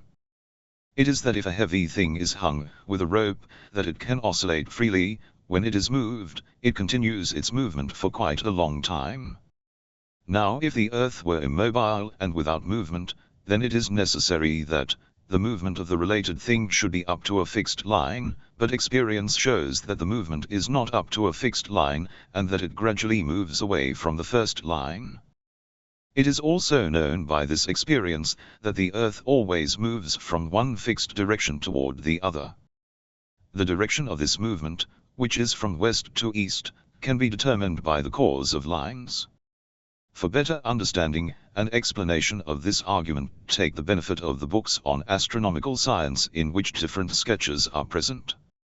In the same way, it is known by experience that if a stone is slowly left to fall from a height, it does not fall in an exactly straight line, but it falls slightly towards the west, and this shows that Earth is moving from west to east. Of course, what we see that the pole star is always at one place, it is so because it is situated almost opposite to the axis of the Earth. It is obvious that if a ball is turned round on its axis, for example a needle is pierced in the middle of an apple, and the apple is rotated around the needle, then the point of the axis will always remain the same. For example, the tip of the needle will always remain at the same place. That is reason that the pole star is always seen at one place. As far as the behavior of Earth is concerned, we should pay attention towards the point in front, lower part of the Earth, since the shape of Earth is almost like a ball.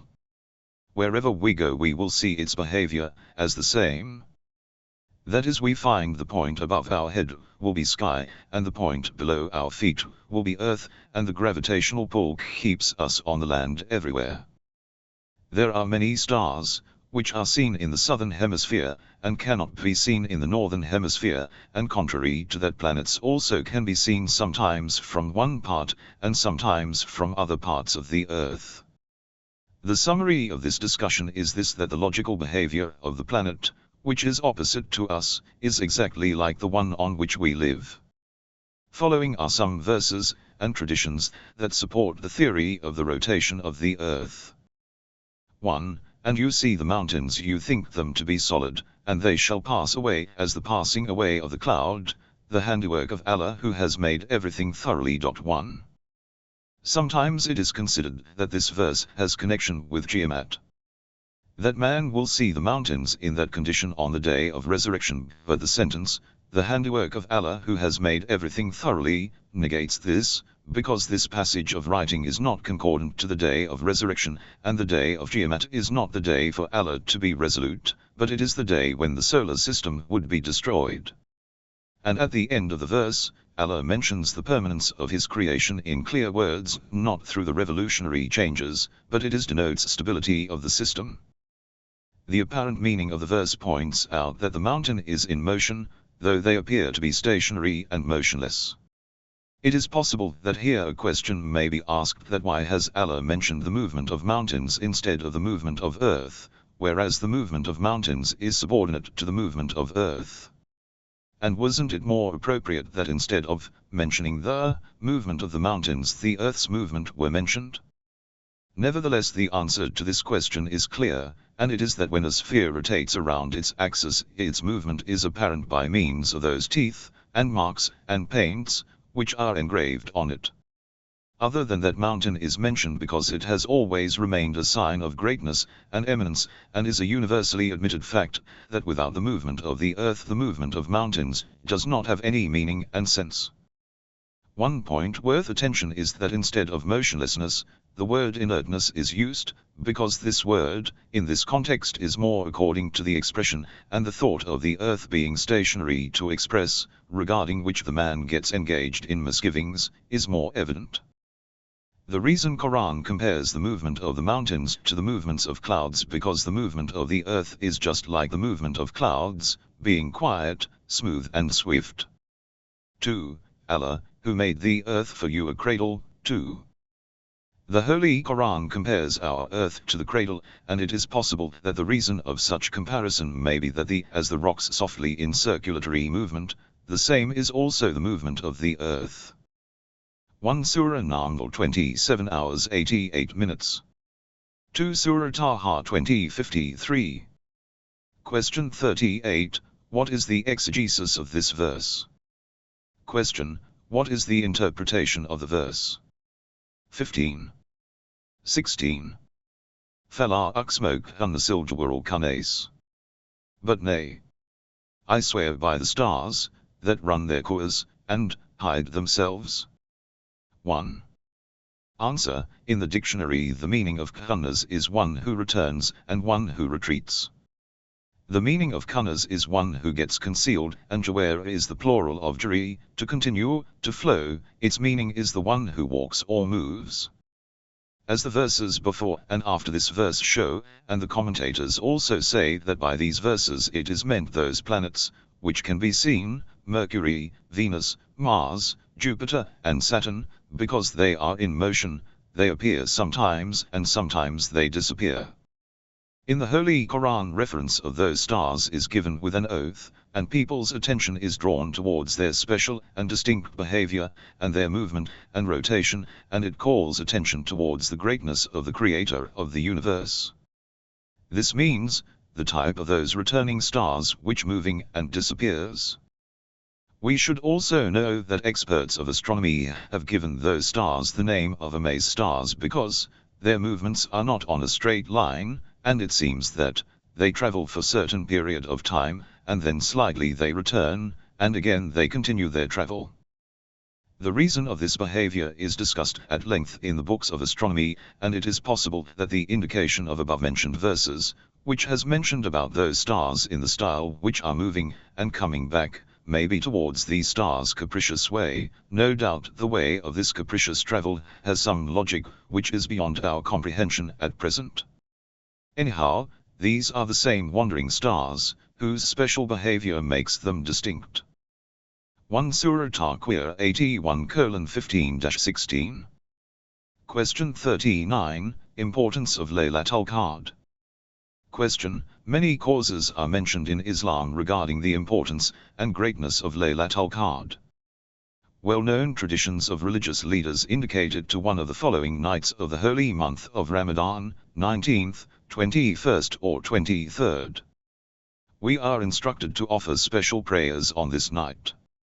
It seems that Laylatul Qadr is not more than one night every year, but we know this also that, because of the difference in horizons, the beginning of the month of Ramadan in some countries happens to be 1 or 2 days earlier, and in some happens to be 1 or 2 days later. According to this situation in those places, there is difference of 1 or 2 nights of Laylatul Qadr. And for those different places more than one Laylatul Qadr comes into existence. This situation arises every year, as Laylatul Qadr being only one night, and in that particular night the angels descend with blessings and bounties. How harmonious is it? Is it that Laylatul Qadr was especially in the time of the Prophet, Sawa, and in Mecca, and that night is no more after that?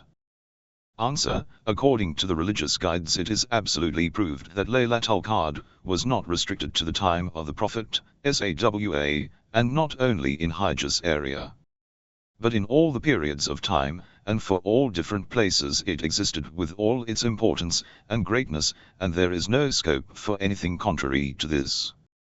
Above-mentioned objection has come up because it was imagined that Laylatul Qadr being one in the whole year meant that every year for all the places in the world only one common night is fixed as Laylatul Qadr, and this night is fixed in every region of the world, and it is liable to end at a fixed time.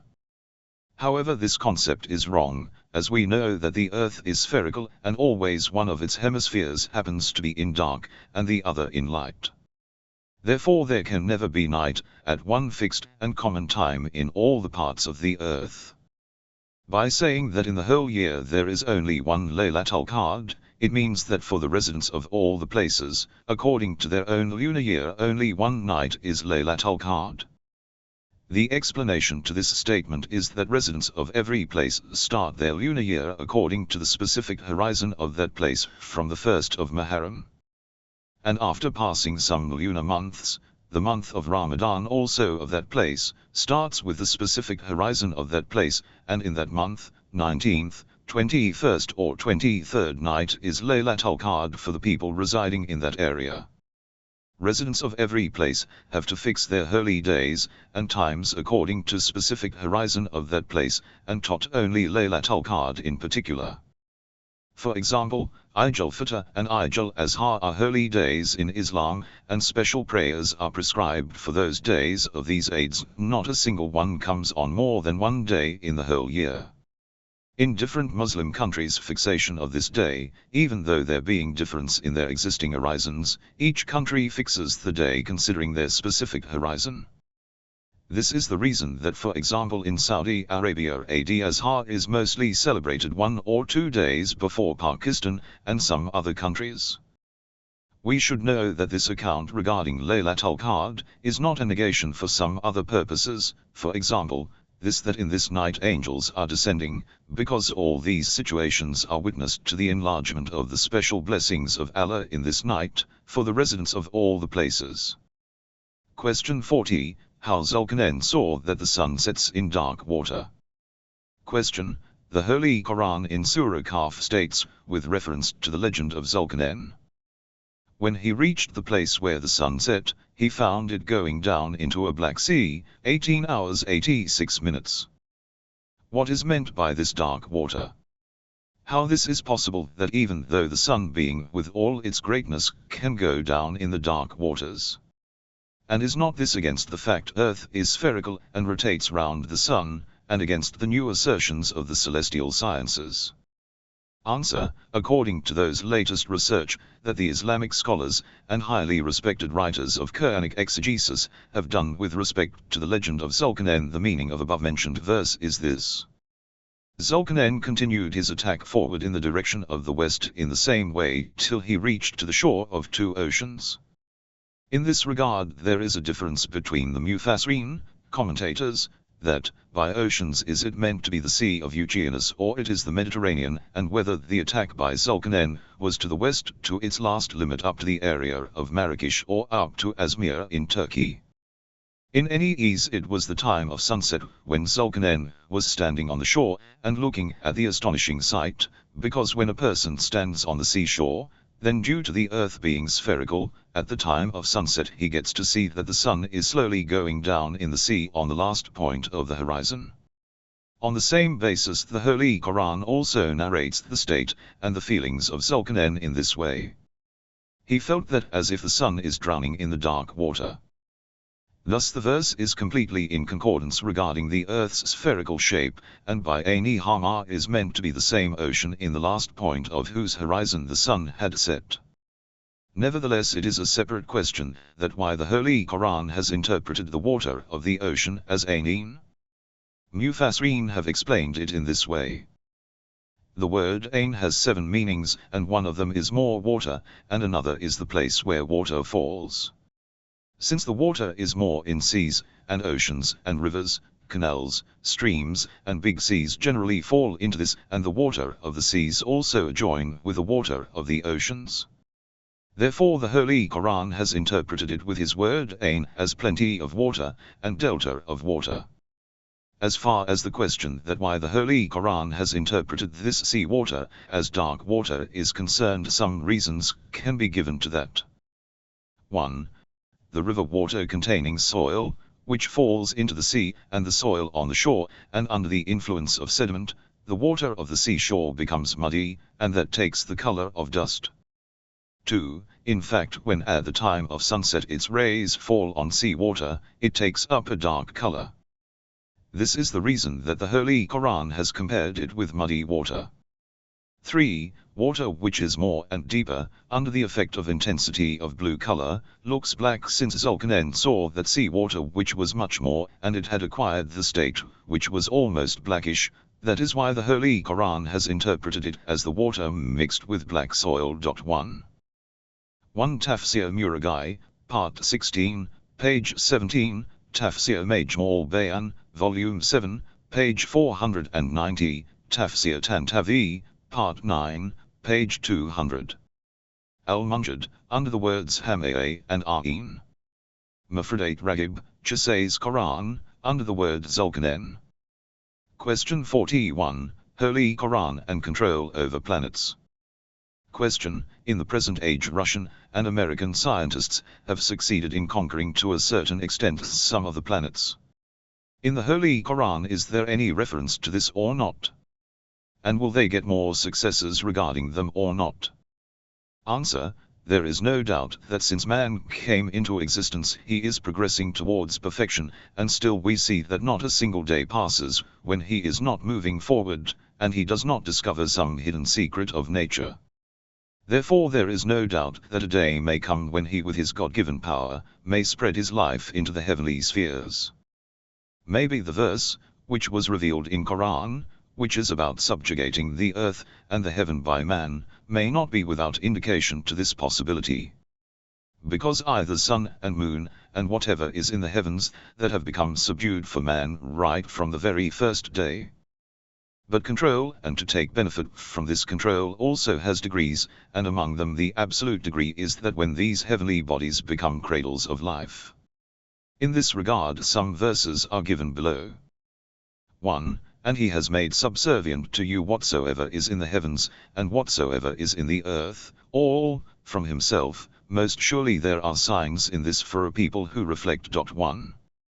2. Do you not see that Allah has made what is in the heavens, and what is in the earth subservient to you, and made complete to you his favors outwardly and inwardly? 2. 3. And he has made subservient to you the sun, and the moon pursuing their courses. 3. And this sentence is revealed in different surahs of the Holy Quran. According to the above-mentioned verses, the Holy Quran says that whatever is in the earth, right from very first day it was given under your command, whereas man has acquired power over the resources which are under the earth, not at one place, and not only once, but gradually and in all the periods of time. To a certain extent he has acquired knowledge about those resources, and he has dug them out. From this it is understood that when the Holy Quran says that whatever is in the earth have given in the command control of humans, it does not mean that all and every stocks of the earth are given under the command of man. Because most of the minerals from them have been discovered as the time passed, and in each period of time a particular section of people succeeded in discovering the stocks under the earth, rather it is meant to be all the humans that come into existence as time passes. Although only very few of them are there, who search for minerals. And it is not far that man would succeed in discovering new resources from the earth about which he has no knowledge whatsoever in the present age. On this basis it means that though planets were made subservient to man from the very first day, but with passing of time he may take most of the benefits from them and bring the heavenly spheres into his reach, and the words of the Holy Quran made subservient to you whatsoever is in the heavens, 31 hours 20 minutes, 4 would then fit him perfectly. Besides, from the 34th verse of Surah Rahman it is known that man will be able to travel in space with the help of present knowledge, industrial know-how and potentialities. As it is stated, O assembly of the jinn and the men, if you are able to pass through the regions of the heavens and the earth, then pass through. You cannot pass through but with authority. 5. 1 Surah Jathia 45 hours 13 minutes. 2 Surah Luqman 31 hours 20 minutes. 3 Surah Ibrahim 15:33. 4. Please note that the above answer was printed before man put his foot on the moon, and the scientist had not sent the first space traveler in the space. At that time the only step which was taken in that direction was to send artificial satellites. The actions of man and his achievements verify what Quran has said more than 1,400 years ago. 5 Surah Rahman 55 hours 33 minutes. Question 42. Does this verse point towards the artificial means of the present world? Question. In Surah Nahl the Almighty Allah, while pointing towards the creation of quadrupeds that humans are using for transport and riding, states in this way. And he made horses and mules and asses that you might ride upon them, and as an ornament, and he creates what you do not know. 1. He creates what you do not know are the means of transport and commutation of the present day. Answer. Our writers of Quranic exegesis in giving tafsir of this verse have expressed possibilities about two things. One is the things which we do not know. By creation of these it is meant to be the vehicles of travel of the present world, and those other artificial means about which the people of those days had no knowledge. The corroboration of this possibility is also done by that you might ride upon them. The second possibility is that this verse means those living and existing creatures, which are created in jungles, and in the deep seas, and other far-flung areas, they were hidden from the sights of men in those days. On the basis of each of the two possibilities, this verse is having miraculous aspect because it informs about those existing things, which were hidden from the eyes of men of that period. With the progress of science they came to be known afterwards. 1 Surah Nahl 16:8. Question 43. Do these verses support the theory of evolution? Question. Recently a book is written whose author has tried to prove evolution. That is the transformation one living species to another living species. After much argumentation for the correctness of the theory of evolution, he has tried to compare it with the verses of Quran. And according to his saying, he proved that the Holy Quran also supports evolution of a living existing species towards another species. To prove his view correct, he has argued with the following two verses. 1. Does not man remember that when we created him initially, he was nothing? 1. The author has also quoted the Quranic words. Before reaching to this state of excellence, man was nothing. He lived a life like that of single cell of living organisms, which gradually evolved into man-like monkeys. Even that he did not have any sign of presently existing physical or psychological excellence of man. 2. There surely came over man a period of time when he was a thing not worth mentioning. 2.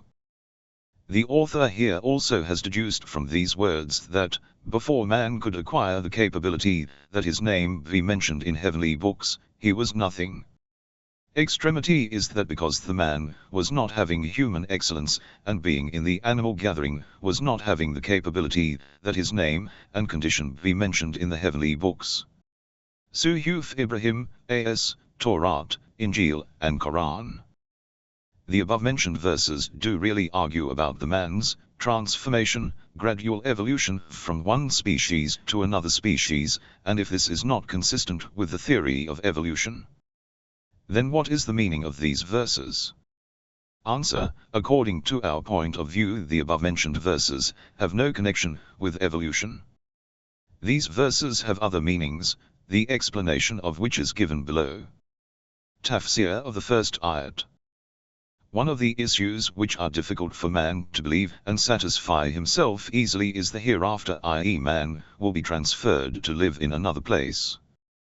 That is the reason that many ayats of the Holy Quran were revealed explaining the state of affairs of those atheist, non-believers in hereafter, and with the purpose to remove their doubts. The verses 66, 67, 68 of Surah Maryam are also from them. In those verses Allah mentions the condition of those atheists, negating the concept of the day of resurrection, and giving them answer in this way. And says man, what? When I am dead shall I truly be brought forth alive? Does not man remember that we created him before, when he was nothing? So, O Prophet, Sawa, by your Lord, we will most certainly gather them together, and the shaitans. As you have observed, the verse that the author has used to base his argument is in reply to those who say that how it is possible that man after his death, when the particles of his body have separated from each other and scattered, can again become alive and come to his first, original, condition? Have they forgotten the beginning of their creation? Do they not know that we brought them into existence from nothing? Those who know that we have that power, why they think that to resurrect the dead again is impossible for us? Whereas their initial creation was as per the laws of permanence of matter and strength, which can never be destroyed, and remains existing forever. The God who has the power to bring man into existence from nothing, can he not put together the scattered parts of his body? Therefore the verses cannot in any way be construed to mean that man before attaining this stage of excellence was in the category of unlimited living existences. But this verse is like many other verses, which were revealed regarding the proof of Qiyamah for atheists. Tafsir of the second ayat. When a newborn child in a very strong winter is separated from its parents as a result of some misfortune, naturally that child will die very soon. Now if some good person reaches there on time, and takes that child to his home, and looks after him /her as an affectionate father, and that child is lucky with his love, and receives his full favor filled with trays of grace, then that child of yesterday who was without any preparations today will find himself to be in such a situation, that he apparently will be the basis of all necessaries of life, and be independent of others. Many a times it is possible that arrogance and selfishness in that boy may obliterate the remembrance of that virtuous man's previous love from his heart, and he for the sake of his temporary benefits may fight and quarrel with that man, and become guilty of being ungrateful. In that case the pious man has the right to make that boy remember his time of helplessness and powerlessness, and rebuke him for his ungratefulness and thanklessness. The Almighty Allah has also in the beginning of Surah Dawud to admonish those headstrong and rebellious people, who forgetting their initial creation, have taken to ungratefulness and thanklessness. Accordingly he says, those children of Adam who have become headstrong and arrogant, was not there a time which passed on them, when they were absolutely nothing and non-existent, and there was absolutely no existence whatsoever of them? When he was a thing not worth mentioning. But we decided that we would bring them from non-existent to existence, and cover their bodies with a dress of humanism. Have they forgotten these blessings and favors, and accepted the way of rebellion and ingratitude? Thus this ayat also has no connection whatsoever to the theory of evolution. 1 Surah Maryam 19 hours 67 minutes. 2 Surah Dawah 76:1. Question 44, is this ayat contrary to Islam being universal? Question, according to the verse. And never did we destroy a town but it had a term made known. 1. There was no prophet from any community who did not stand up and did not talk in their own language. And the heavenly book also used to be in the language of those people.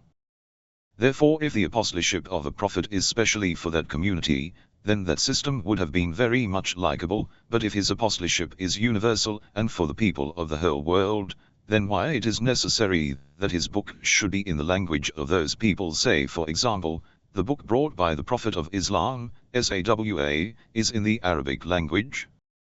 Answer. Those prophets who were sent for the guidance of the peoples since their very first concern was with their own people, therefore it was necessary that the heavenly book which they brought should be in the language of their people, and then he should do propagation of his message, and in other communities in different other ways. Nowadays the knowledgeable personalities of every country are trying that their books be written in the language of the people of that country. However, what is entered into those books is never solely especially for the people of those areas. Since the Prophet of Islam, SAWA, came from the Arab community, and in the initial stage he had to deal with Arab clans and tribes, therefore, his book is in one of the world's comprehensive and living language, that is Arabic. Whereas its laws and commands are connected to all the human beings. If at the time of the prophethood of the Holy Prophet, SAWA, a universal and international language had existed, and if all the people were knowing and understanding that language and spoke in that language, then in that case it would have been most appropriate that the Prophet's heavenly book was also in that language. There was no such language in those days, nor is to this date, and there is no further progress till now in this regard. On the basis of whatever is stated above, the Holy Quran being in Arabic language, is not at all negating that Islam is a universal religion. In more clear words it should be said, that the above-mentioned verse says that Allah has sent every prophet to his community with the message in their own language, but that does not mean that the apostleship of the prophet and guidance was limited specifically for that community only. Any prophet or his book being in the language of his people is never the proof that his prophethood was limited to this people only. But, his religion being specific or general should be decided by other means. It is also evident that Islam is above race and language, and it takes the whole world as its home, and the Holy Quran is in Arabic because there is no international language. Therefore the allegation that Islam is a religion of a particular race is not a correct stand. That Islam is a universal is known through many ways, but here it is not possible to give all the details. For details refer to Dini Hikmat published by Jamia-e Ta'alimat Islami. 1 Surah Ibrahim 15:4. Question 45. Why Allah has used plural pronouns for himself?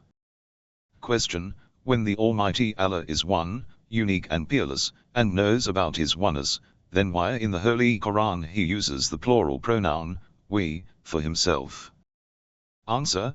The use of first-person plural noun, we, is the sign of greatness and magnificence of the person, entity, who is speaking, and this use is most appropriate and befitting to Allah. Arabs say that the reason for the use of first-person plural noun is considered as proof of greatness, that great people generally are not alone. The servants, attendants, and other people are always around them to fulfill their needs. That is why they always used the pronoun we, and the use of this word is a metaphor for greatness.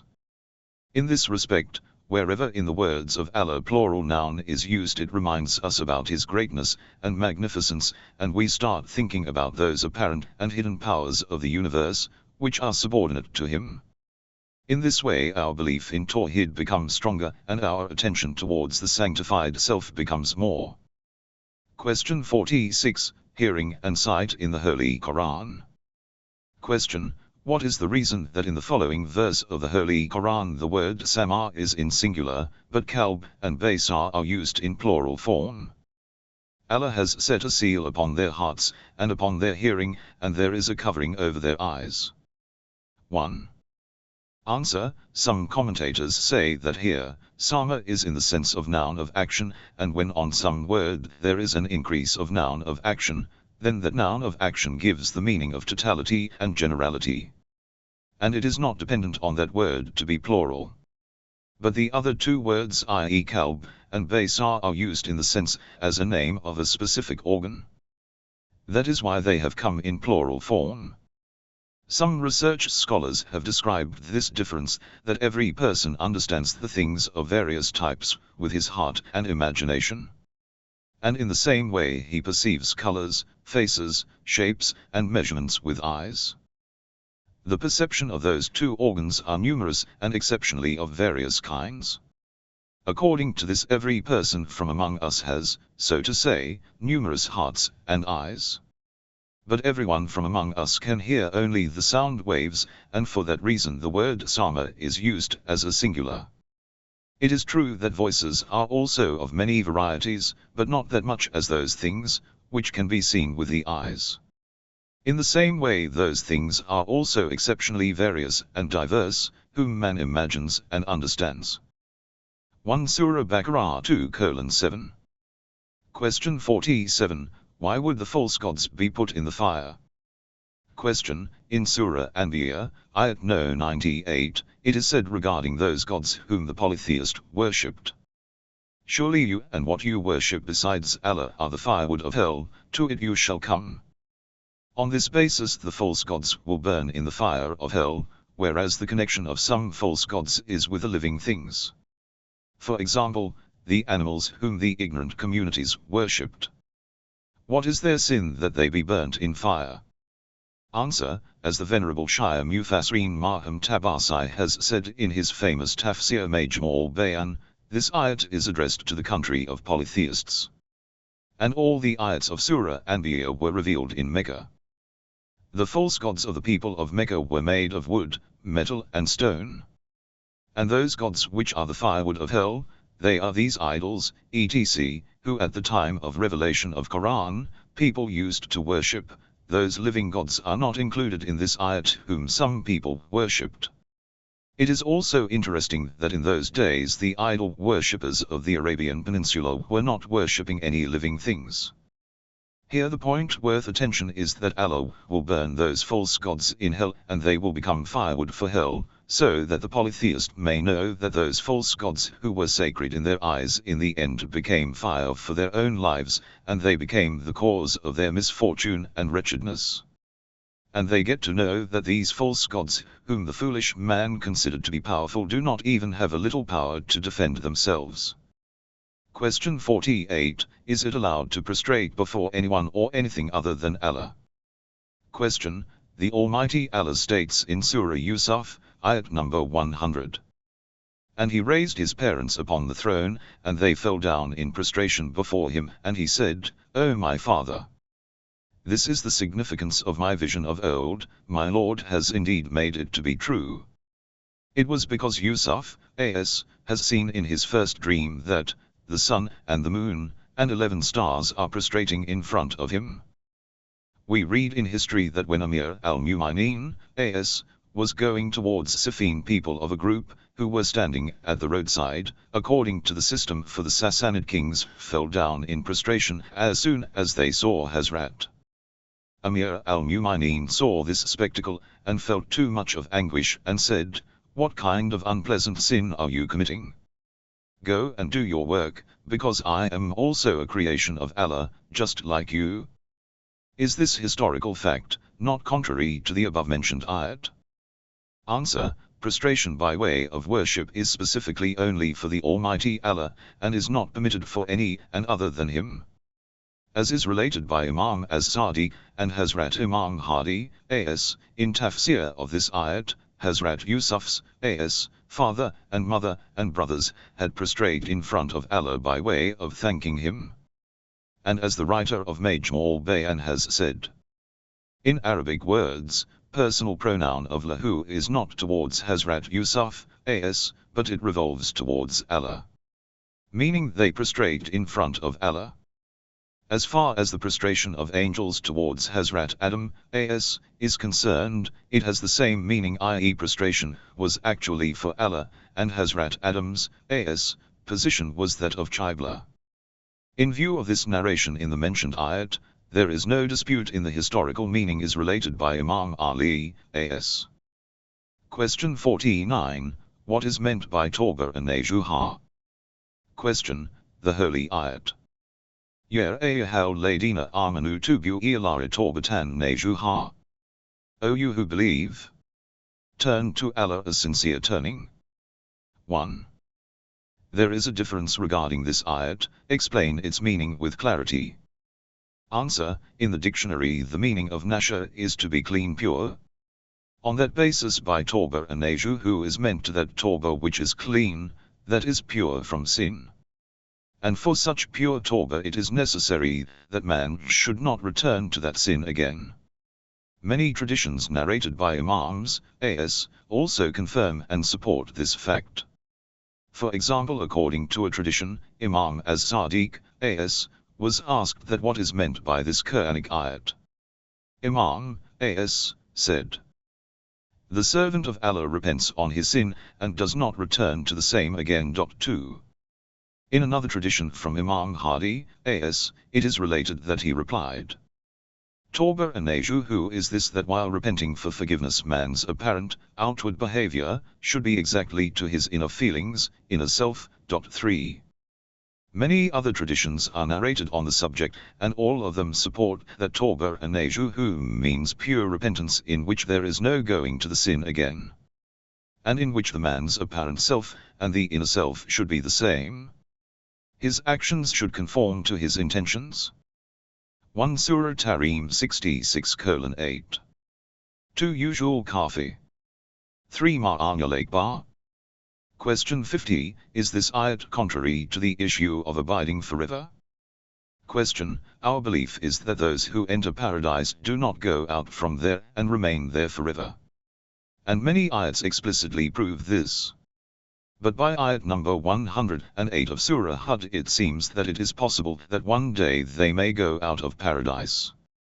And as to those who are made happy, they shall be in the garden abiding in it as long as the heavens and the earth endure, except as your Lord please, a gift which shall never be cut off. Exception. As it evidently seems that it is possible that one day Allah may wish to drive them out of this center of blessings, whereas other ayats prove that they will never go out of paradise. In this situation, what is the meaning of this ayat? Answer. It is true that the Almighty Allah has promised a permanent stay in paradise in many ayats to virtuous people, and He will never go against this promise, as He Himself says. Whatever Allah has promised, He will never go against that one. But it is possible that some may think that after this categorical promise the reins of power go away from Allah, and then He does not have that power, that He may drive them out of paradise, and He may seize His grace from them. In the scholarly and conversational term, this categorical judgment puts limit to the power of Allah, and it diminishes the vastness of strength of Allah. That is the reason that with these words Allah stresses on this fact, that though He has promised them a permanent stay in paradise, and He will never go against His promise, nevertheless this does not diminish His power in any way whatsoever, and He still has the power and control on all the existing things, and can do anything whatever He wants, and His power and control over everything is intact and permanent. Also the same sentence is revealed in the first ayat, regarding the people of hell, and in which they were promised a permanent chastisement. And the reason for that is also same, which is related in reference to the first ayat. The sentence, which has come in the end of the ayat, is from the evident and clear Quran, which is corroborating the tafsir as mentioned above. This sentence makes it clear that this gift of Allah is going to remain intact and established forever, and is never going to part. 1 Surah Rum 30:6. Question 51. What is the benefit of uttering Allah's name before starting anything? Question. It is said that at the time of starting any work Bismillah should be said. What is the benefit of this? Answer. With regard to the purity of man's action, keeping in mind the effect of the attention being paid towards Allah, it becomes evident that at the time of starting every work taking Allah's name makes the man attentive to doing the work correctly and towards uprightness. And if in this precious command of religion there is no other benefit, then too it is enough for its importance that to say Bismillah and to seek help from His exalted self before the beginning of every work is itself a lesson in training, and invites man towards doing the work correctly, sincerely and in upright manner, and keeps away from breach of trust and evil, which in the present age is a fountainhead of most of social misfortunes. Other than this, weak and restricted man is in need of help from Allah in every moment of his life. By saying Bismillah he shows his humility, and seeks helps from the Almighty, whose power has no end. Then the merciful, affectionate, almighty and powerful Lord also puts him into His special grace, favor and attention. Question 52. The Quran is safe from distortion. Question. Was the Quran revealed to the Prophet of Islam, SAW, in the same form as it is presently? And what is the proof of that there was no tampering with it? Answer. It should be kept in mind that the song of tampering with Quran was mostly sung by the Christians and the Jews.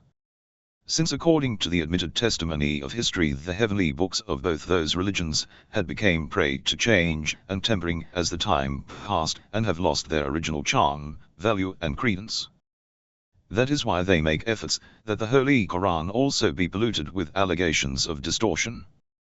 History testifies that copies of Torah were destroyed many a times during different historical calamities, and especially in attack by Nebuchadnezzar on the Jews. Afterwards some Jew scholars rewrote it. 1. Testimony is available that all the four Gospels were written many years after Hazrat Isa by some people. That is why there is no trace of the Injil, which was sent down on Hazrat Isa. 2. Those people who have kept the foundation of all their religious principle and the field of knowledge on books, which has become so much unreliable, unauthentic and without any real value, they like that the Holy Quran also should be brought to face this same kind of destiny, and say that with passing time the Holy Quran also became prey to distortion. Though in all the periods of Islamic history the collection and care of the Holy Quran was never worthy of comparison with the history of Torah and Injil in the periods of Judaism and Christianity. History shows that the style of the Holy Quran never in any Islamic period came face to face with ambiguity and complication. In this regard we should pay attention to two postulates, which provide answer to many questions. 1. The Holy Quran is such a book, which had established revolution in all the spheres of social life of Muslims. It scattered their previous life, and in that place gave existence to a new life, the foundation of which was secured on the belief of human rights. On this basis the Holy Quran was such a book, which was consistent with the actual conditions of Muslims, and they were getting their political, worldly life, laws of etiquette to the extent that their homely customs and compliments were also derived from this heavenly book. They were contacting with this book during prayers 5 times a day. And lastly, they used to turn first towards the Holy Quran in all the affairs of their daily life, and then to holy prophets, SAWA, traditions and manners. How then is it possible that distortion can take place in the book, which is so much engrossed in the life of people, and they turn towards it and take benefit from it to such an extent? And neither common nor the scholars had noticed this happening. Is there a possibility that distortion might have taken place in the Holy Quran and nobody even took note of it? It is something like that we think it to be possible that in some big community of the world, tampering with their basic laws is done and no one pays any attention to it. Is it possible that the basic laws of any community become prey to tampering but people do not understand anything? And no voice of protest is raised? The influence of basic laws on the communities of the present world is less than the influence of the Holy Quran on the community life of Muslims many times more. And that way people used to commit it to the memory that if there had been a slightest tampering in that it would have faced too much of protest, rejection and rebuttal. An objection would have come from all the corners. 2. Whether in the time of the Holy Prophet, SAWA, or after that history is consistent about the collection of the Holy Quran and with great importance, which the Prophet, SAWA, and the Muslims were giving to the protection and copying of the Holy Quran, it is proved that in the Holy Quran due to any reason also there was no chance of even a word being reduced at any time. According to Tariq al-Quran by Abu Abdullah Zanjani, in the time of the Holy Prophet, SAWA, many learned Muslims whose number is written to be as much as 43, as per the order of the Prophet, SAWA, every ayat and surah were being written as soon as they were revealed. And those written texts of the Holy Quran were being kept among Muslims, with every possible efforts and arrangement the care was taken. Out of them those well-known gentlemen, who with regard to the copying of the Holy Quran doing arrangement, which was many times more compared to others. Among them the name of Imam Ali ibn Abi Talib, AS, tops the list. Thus the copies of the Holy Quran, which were written by young people, were present among the Muslims. And they used to come to them day and night, with respect to recitation and getting benefit of the Holy Quran. Other than that, many of the Muslims had remembered by heart the ayats and surahs of the Holy Quran. They were very careful in memorizing the Holy Quran. And they made efforts that not a single word of that heavenly book be forgotten. Those gentlemen were called Qari, reciter of Holy Quran, and people with regard to the recitation of Quran, used to turn always towards them and get the benefit. Muslims were so strictly guarding and taking care, and were vigilant against the tempering of Quran that in the time of Caliphate of Abu Bakr many reciters of Holy Quran were killed in the Battle of Yamama, so Muslims decided to pay more attention towards guarding and protecting the Holy Quran. And to fulfill this purpose they collected all the copies of the Holy Quran at a place, and they ended all the possibilities of increase or decrease in it. Once again more vigorous attention was paid towards guarding those copies of the Holy Quran. In the Caliphate of Uthman also 4 editions were prepared from the original copies, and were sent to all the Islamic provinces so that they all make the copies which they held before according to the one sent to them. And while reciting the Holy Quran they follow them. The gentlemen who were reciters of Holy Quran and other Muslims paid attention towards guarding the Holy Quran to such an extent that one day between Ubay bin Ka'ab and the Caliph of that period Uthman a difference arose regarding the ayat number 34 of Surah Tawbah. And, as for those who hoard up gold and silver, and do not spend it in Allah's way. Uthman bin Affan said that in the revelation by Allah the word al-lazina is there, i.e. without war, and this letter should be removed from the editions of the Holy Quran. Whereas Ubay's stand was that we have heard this ayat from the Prophet, SAW, in this way only. When the discussion prolonged, Ubay suddenly said in a very harsh tone, "I will put sword on the shoulder, and spill the blood of the person who wishes to remove this alphabet from Quran." Due to insistence of Ubay, the Caliph took back his words. When this all took place on the question of removing just one alphabet, can it be said that the Quran has become prey to distortion? And some of its ayats are omitted? Other than the two basic things narrated above, it should also be remembered that in many ayats of the Holy Quran specific mention is there that there will be no tempering, and that this heavenly book will remain protected from any alteration. It is stated that we have sent Quran, and we are its protector and caretaker. 3. Islamic scholars and intellectuals also have in the books of exegesis and theology specifically mentioned that Islamic experts have consensus that there has been no change or tempering in the Holy Quran, and if any such person who is born from among the wise persons also who has trust on the subject of the tempering, then the reason of his belief are the forged traditions which has been added into the books of traditions by those selfish people. Otherwise in the Holy Quran itself there is no indication whatsoever regarding their claim. It is obvious that such false traditions are eliminated from the angle of credence. In other form, under the influence of those traditions, such belief is created whose real meaning and sense is not revealed till now. Anyway, many of our intellectuals and research scholars have written books regarding this and have amply proved that alteration or change in the Holy Quran is not possible at all. As regards the traditions that Amir al-Mu'minin Ali A.S. had a copy of Quran, which was different from other copies. These traditions are not contrary to the issue of non-existence of tempering in the Holy Quran. Because as the scholars have said, the Quran, which was collected by Amir al-Mu'minin Ali A.S., consisted of explanation of circumstances of revelation of ayats and commentaries, and its elucidation, which he had heard from the Holy Prophet, SAW. And its difference with other editions of the Holy Quran was not regarding the original text of the Quran, but it was only regarding this. 1 Ref. Kamasi Muqaddas and Al-Huda Iladin al-Mustafa. 2 Kamusi Muqaddas. 3 Surah Hajj 15:9.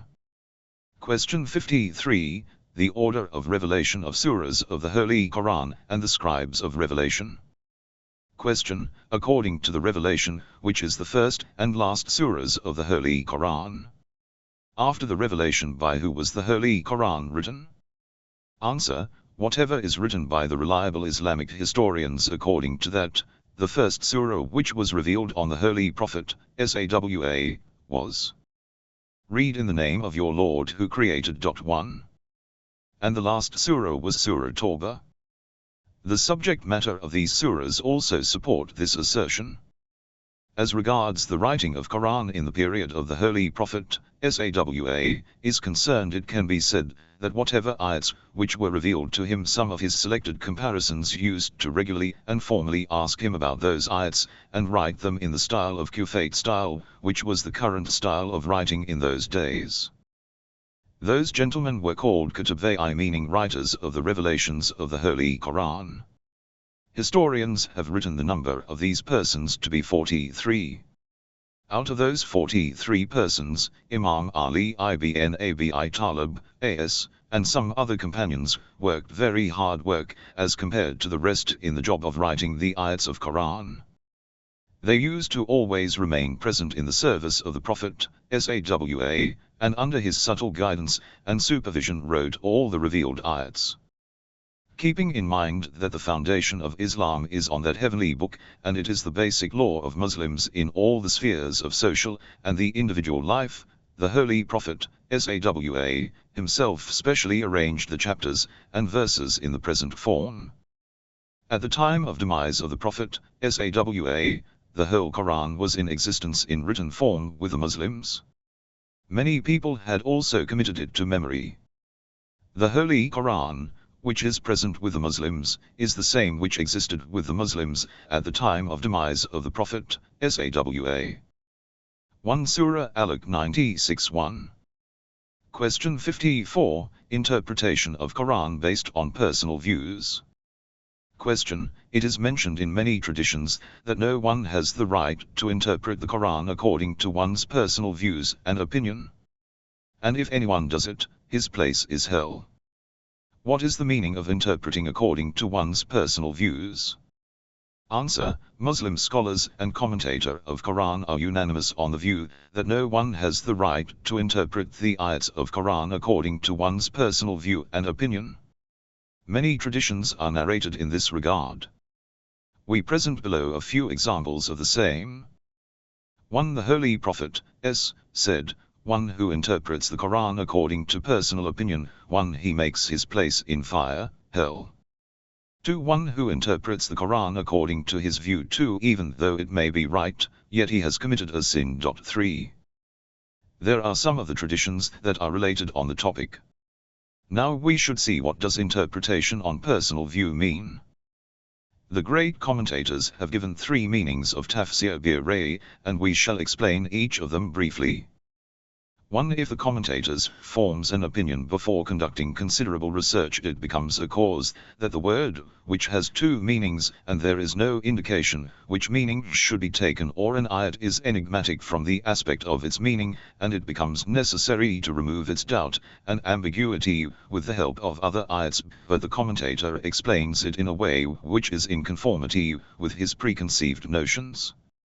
In other words, to justify the established beliefs and preconceived notions become the cause that one does the tafsir of a particular ayat without any testimony and method, on the basis of his beliefs, and instead of making the Holy Quran his guide and leader, he molds it according to his own views. Also, he were not having these views previously, he would never have interpreted in this way. 4. Examples of this type of tafsir bir-ray are seen in the books of those who follow the Mu'tazila, Ash'ariyya, Batini, and Sufis. When a commentator has fully accepted the views of the Mu'tazila or Ash'ariyya school of thought regarding the attributes and actions of Allah and the people, when he comes to those ayats regarding whom it is possible to interpret them according to his personal belief, and these ayats may have a different inner meaning from that of the apparent meaning, and he may interpret them according to his beliefs. And instead of presenting his beliefs to the Holy Quran, to evaluate on the scale of Quran, he presents the Holy Quran to his beliefs. That is, he does the tafsir of the Holy Quran according to his belief, and on the basis of his personal whims and desire, distorts the meaning of the ayats. Kashaf, the commentary of Zamakhshari 5, is a living example of the interpretation of Quran according to the beliefs of the Mu'tazila. In the same way, Mafatihul Ghaib of Fakhruddin Razi is the tafsir of the Quranic ayats according to the Ash'ariyya school of thought. Both these commentators had tried to justify their predestined beliefs in the light of Quran, and they were not ready to release themselves from their past beliefs, that by freeing themselves from their original faith they should have made the ayats of the Holy Quran material of their research, which were revealed regarding the attributes of Allah and the deeds of men. In the same way, in different periods of history, the Batini and some philosophers have interpreted some ayats of the Holy Quran to justify their views. For example, Mullah Abdur Razzaq Kashi has based his tafsir on the levels of Batini faith, and Muhyiddin Arabi has done the tafsir of Quran according to his Sufi beliefs. 6. This tafsir, which is compiled only for the propagation of a particular school, a school whose founder was an errant and fallible person, even though some of the points may be correct, but Ash'ariyya a whole, it constitutes tafsir bir-ray. At the end of the 13th century and the beginning of the 14th century, this trend became common, and discoveries and inventions threw up new sciences. On the basis of this, a new basis of tafsir bir-ray came into being for Muslim commentator, and the interpretation of ayats dealing with supernatural things like soul, angels and prophets took a new shape, so that natural and material scientists could be attracted and the ayats could be presented to them so that they may be considered valuable. The truth of our statement will become apparent if you study a tafsir like Al-Manar. Though in many of these commentaries, for example in Al-Manar, there are also some strong points, and this is itself a remarkable thing. Since these intellectuals were influenced by the natural material science, that is why they interpreted the ayats of Quran in the light of scientific research till the present time. According to some, angels were the power hidden in one's nature. Some experts of ethics, having a keen eye for ethics and morals, have gone to such limits in interpreting the ayats of Quran that they have explained shaitan to be nafsi amara, and they do not accept the existence of any such thing as shaitan. Sometimes it is also seen that some people interpret ayats, like, go to fire and he has exceeded himself, in the way that it is not about a particular fire. It is about anyone who goes against his conscience. 7. These kinds of commentaries are tafsir bi-rayb because they are influenced by preconceived beliefs, and the apparent of the ayats is ignored, and some other meaning is derived from them. 2. The second meaning of tafsir bi-rayb is that the initial words of the ayat are followed, without considering the confirmed proofs, and studying other ayats, which are related on this topic. For example, an intellectual proof, and ignoring other ayats, which clearly negates that God has a physical body, and by the apparent meanings of some ayats, which are all metaphorical, and that it should be proved that Allah has a body, and for example it is said, the hands of Allah were on their hands, proves that Allah has hands, although doubtlessly here hands do not denote hands of Allah, but it refers to the power of Allah. 3. The third meaning of tafsir bi-rayb is that regarding the tafsir of the Holy Quran apart from the Holy Quran some other source is referred. Apart from the ayats concerned with Islamic laws, all the Quranic ayats can explain all the other ayats, and regarding the tafsir of the Holy Quran does not require the understanding of the companions, and the tabi'in, companions of companions. 8. The compiler of Kashf az-Zunun 9 has mentioned 5 types of tafsir bi-rayb. Their basic points are the same as mentioned above. Here it is necessary to mention the point, that the different meanings related about tafsir bi-rayb are such that no one has ever said that tafsir bi-rayb according to the Holy Prophet, is tafsir without reason so that we may object upon it and say, he has mentioned this meaning so that people may not understand the Holy Quran, and they may keep Quran like the Christian priests of the Middle Ages had kept Torah and Injil. And to prohibit the contemplation and pondering on Quran, thus making it into a book whose body remains among the people, and its soul is unknown, and its value should just remain of holy words, and secret and enigmatic voice. Those Islamic commentators who have discussed tafsir bi-rayb, they have not this meaning of tradition in their discussion, rather Muslim intellectuals, and specially the Shia intellectuals, consider reason, aql, to be a divine argument, an absolute proof, so much so that they consider it in the class of the book, the Sunnah, and ijma, consensus.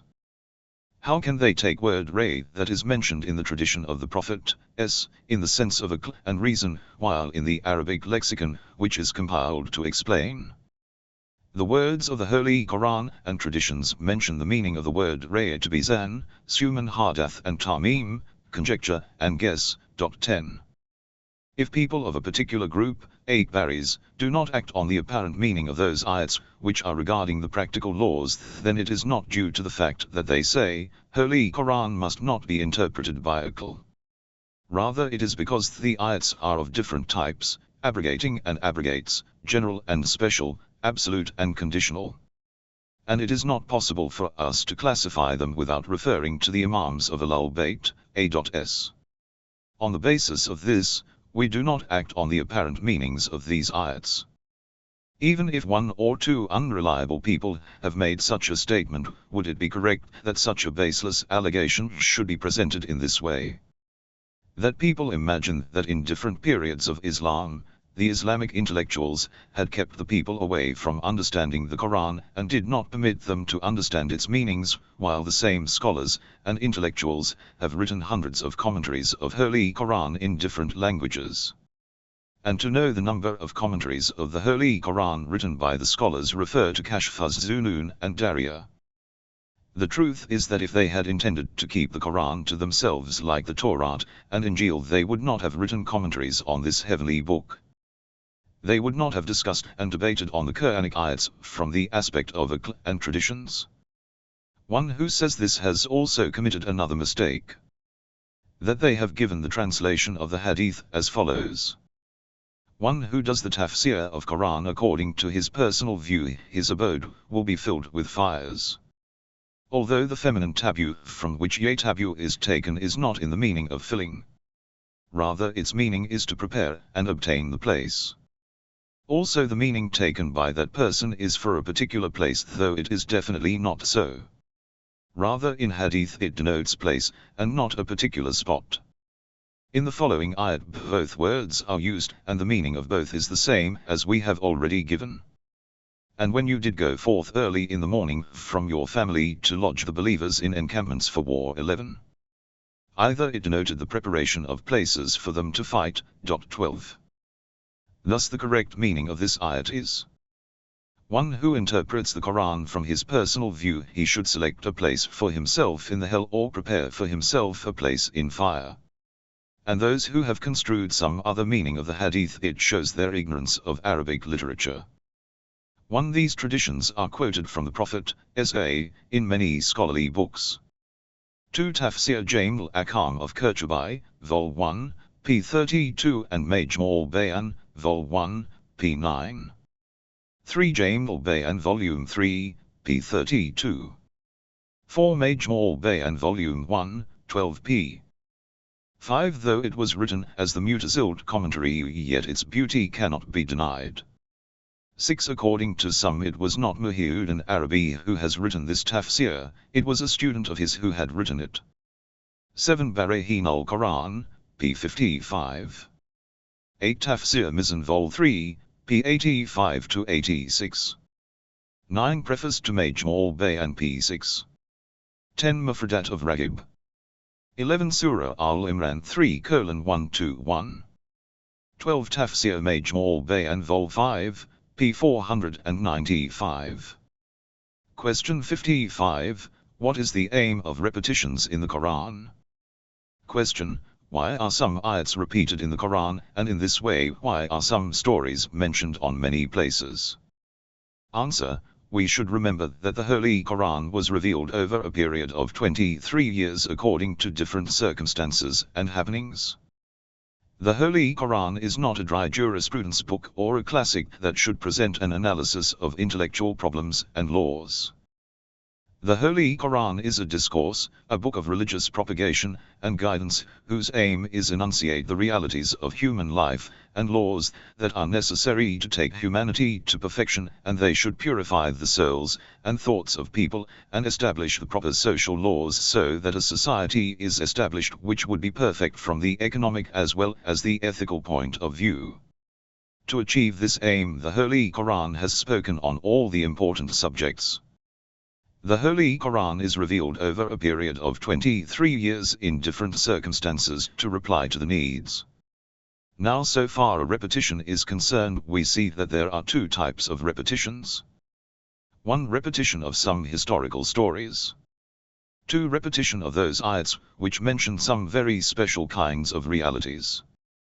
As regards the historical incidents, we should remember that the aim of Quran relating the historical incidents is to invite the attention of the people towards the laws which have ruled over the past communities. The Holy Quran desires to familiarize the people with those laws and invite their attention towards the causes of the advancement and progress or downfall of the past nations. What were the serious consequences of their rejection of their prophets? What they had to suffer as the result of unleashing justice and oppression? What were their actions which cause of their downfall and destruction? And finally, what were the signs of their weakness and strength? In those ayat, the Holy Quran has invited the attention of the people towards those laws, and in this same way indicated the consequence of the disobedience of the sinful and oppressive people.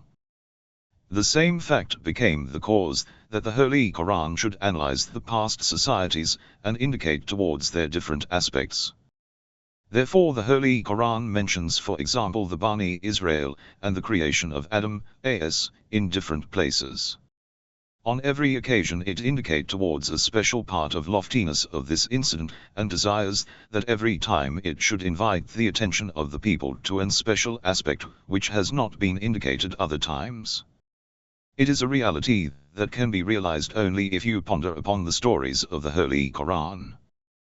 The poets that are repeated on other occasion, for example Surah Rahman, the ayat of, which then of the bounties of your Lord will you deny, is for the purpose to create a psychological effect on the hearers. When the Almighty desires to exhort people, He repeats to them again and again those points which have special psychological and emotional aspect. For example, in the same Surah Rahman, the Almighty Allah enumerates some important bounties that have fundamental effect on the formation and continuation of human society. And in the same the major bounties are mentioned, that are arranged for man in the hereafter. The aim of enumerating those bounties is to awaken the emotions of man. Allah repeats the sentence, which then of the bounties of your Lord will you deny, so that people develop the ability to recognize truth, and it prepares him to submit to the truth, and develops his humanity and feelings. Therefore the repetition of this type is itself necessary from the point of view of guidance, and it does not in any way mar the eloquence of Quran, rather it is counted as the beautiful discourse because it first of all becomes the cause of emphasis and effect. This type of repetition is widely seen in the Urdu, Arabic and Persian literature.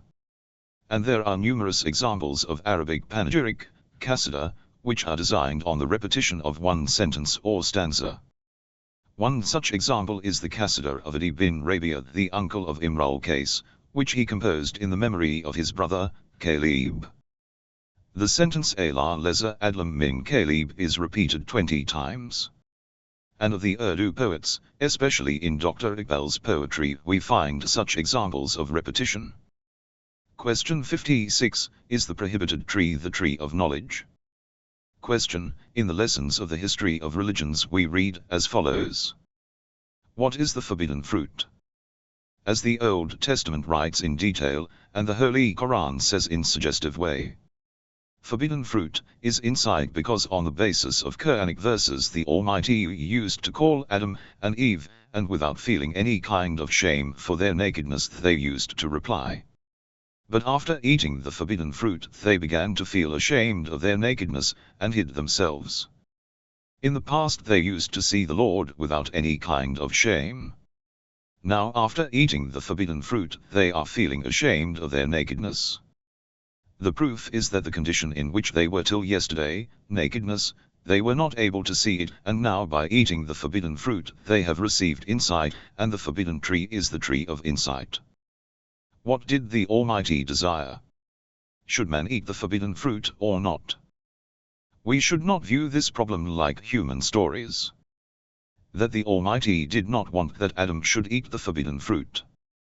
Because if it had been unacceptable to Allah He would not have allowed Adam, as, to eat the fruit. Because the intention of man has no value before the intention of Allah, and only that comes to pass which the Almighty desires. Thus the Almighty Allah desired that man should eat this fruit. Because he could not have come into existence without eating this fruit. And it is such a plan that was arranged for by the Almighty Himself. So that man can come into existence, and the man who is present now, and who with the passing of times, will continue to come. 1. As mentioned in the above-mentioned discussion, does the forbidden fruit only constitute knowledge and insight? Answer. We have been asked many questions regarding the points mentioned in those lessons. The above-mentioned is an example of the same. For a satisfactory reply it is necessary for us to mention a few points. 1. As we have mentioned before, one clear proof of the interpolation of the present Bible is that in the story of the creation of Adam it states unequivocally that the forbidden tree was the tree of knowledge and insight, or the tree of good and evil on realization, explanatory or recognition. In all the translations of the Bible, give only one meaning. Thus according to clean words of the Bible the first and the greatest sin of man was the sin of knowledge and insight. And probably it is the reason that the church leaders in the Middle used to battle against the intellectuals, scientists and writers of their time, and they used to dread the spread of this sin. They used to believe that on the first day Adam, was ignorant, that he was not ashamed of his nakedness, but when he ate of the forbidden fruit, knowledge and intellect, or became rational being, he became a sinner, and he was expelled from paradise, and the proximity of the Lord. Without any doubt these concocted stories of the historical age. On the contrary, the Holy Quran says that before setting in paradise, Adam, as, possessed a vast knowledge and intellect, and was to a great extent needless of the tree of knowledge and insight. So much so that he had become the teacher and instructor of the angels. We taught Adam all the names 1. Therefore this Adam is absolutely different from the Adam who is described by the Bible. The greatest source of this power of Adam, is knowledge and insight. And the greatest sin of that Adam is knowledge. This Adam is Adam in the proper sense, and that Adam is ignorant from all aspects. This Adam was created for realization, and that Adam is commanded that he should not let knowledge and insight enter his mind. In such circumstances it is really a strange thing that the logic of the Quran and the altered Bible should be considered at par. 2. According to Torah, Adam and Hawa were nude, and they did not feel any shame of their nudity. It is right, but where does Quran say that both of them were naked and were not ashamed of their nakedness? Rather, on the contrary, the Holy Quran clarifies that they had clothes on their bodies even before eating the forbidden fruit, and this dress fell away from their bodies after eating the forbidden fruit, and they became naked. He, Shaitan, expelled your parents from the garden, pulling off from them both their clothing, that he might show them their evil inclinations. 2. It is also said that the Shaitan made an evil suggestion to them that he might make manifest to them what had been hidden from them of their inclinations. 3. On the basis of this, in the 22nd verse of the same surah it says, their evil inclinations became manifest to them, and they both began to cover themselves with the leaves of the garden. 4. This is also in the meaning of the loss of their clothes. It does not mean that they were naked and were not aware of it. Thus when Quran introduced Adam, it says that he was a dressed and respectable person who became naked due to disobedience. This point is worth noting. On the contrary, the Adam introduced by the Bible was naked from the beginning like animals. So much so that he was not even ashamed of his nakedness. In spite of this clarification of the Holy Quran, is it proper that such a thing should be associated with, and it should be brought on par with Torah? 3. The most interesting thing is to interpret don't eat to mean you should eat. Can there be greater fraud in logic? That negative should be taken as position, and evil should be considered good? If the fruit was for eating, why was it named the prohibited tree? What is this method of interpretation and explanation of meaning? If this method is correct, it would be better to judge in the same all the things that are prohibited in the Quran, and it should be said that the Almighty had desired thus that this prohibited should be acted upon. And if he had not desired thus, he would have prevented the people from acting upon it. We are helpless regarding our actions. The Almighty described that we should remain free. He gave free will to men and left them on their own, but side by side he has formulated many rules and regulations for his training. Thus this comparison is absolutely incorrect, that if Allah did not desire that Adam, should eat the prohibited fruit, he would have stopped him. Because in the same way this comparison will come true for the sinners. Actually here there is a misunderstanding regarding free will and compulsion. Please note. Respected readers, whatever has been stated above, in your view, is it not better that before expression such an opinion in the form of a lesson it should be shown to the experts of Islamic problems, and published later, so that such kinds of misunderstandings are not created? Please ponder upon it. If a person reads this book, and concluded that this tree was the tree of knowledge and wisdom, and Adam and Hawa were naked, the animals, and they were not knowing this, and after eating the prohibited fruit of the tree of knowledge they came to know, and they hid from the sight of Allah, and later as the punishment acquiring knowledge of wisdom they were expelled from there, then who would be responsible for this belief of his?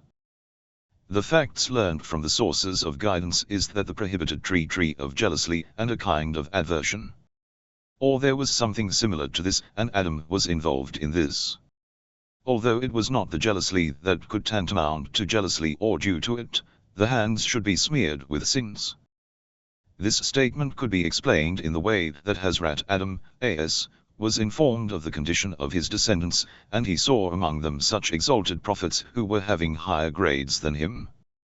On this juncture he desired that the position of these personalities would have been achieved by himself, even though in spite of his merits he had not reached to that position. This same desire distanced him from the paradise, and that was his tree of prohibition. Though in some traditions wheat is mentioned as the prohibited tree, whose prohibition had an aspect of trial. 1 Surah Baqarah 231. 2 Surah Araf 727. 3 Surah Araf 720. 4 Surah Araf 722. Question 57. Why is there no Bismillah in the beginning of Surah Baqarah? Question. Why is there no Bismillah in the beginning of Surah Baqarah? And why we see Bismillah in the middle of Surah Naml?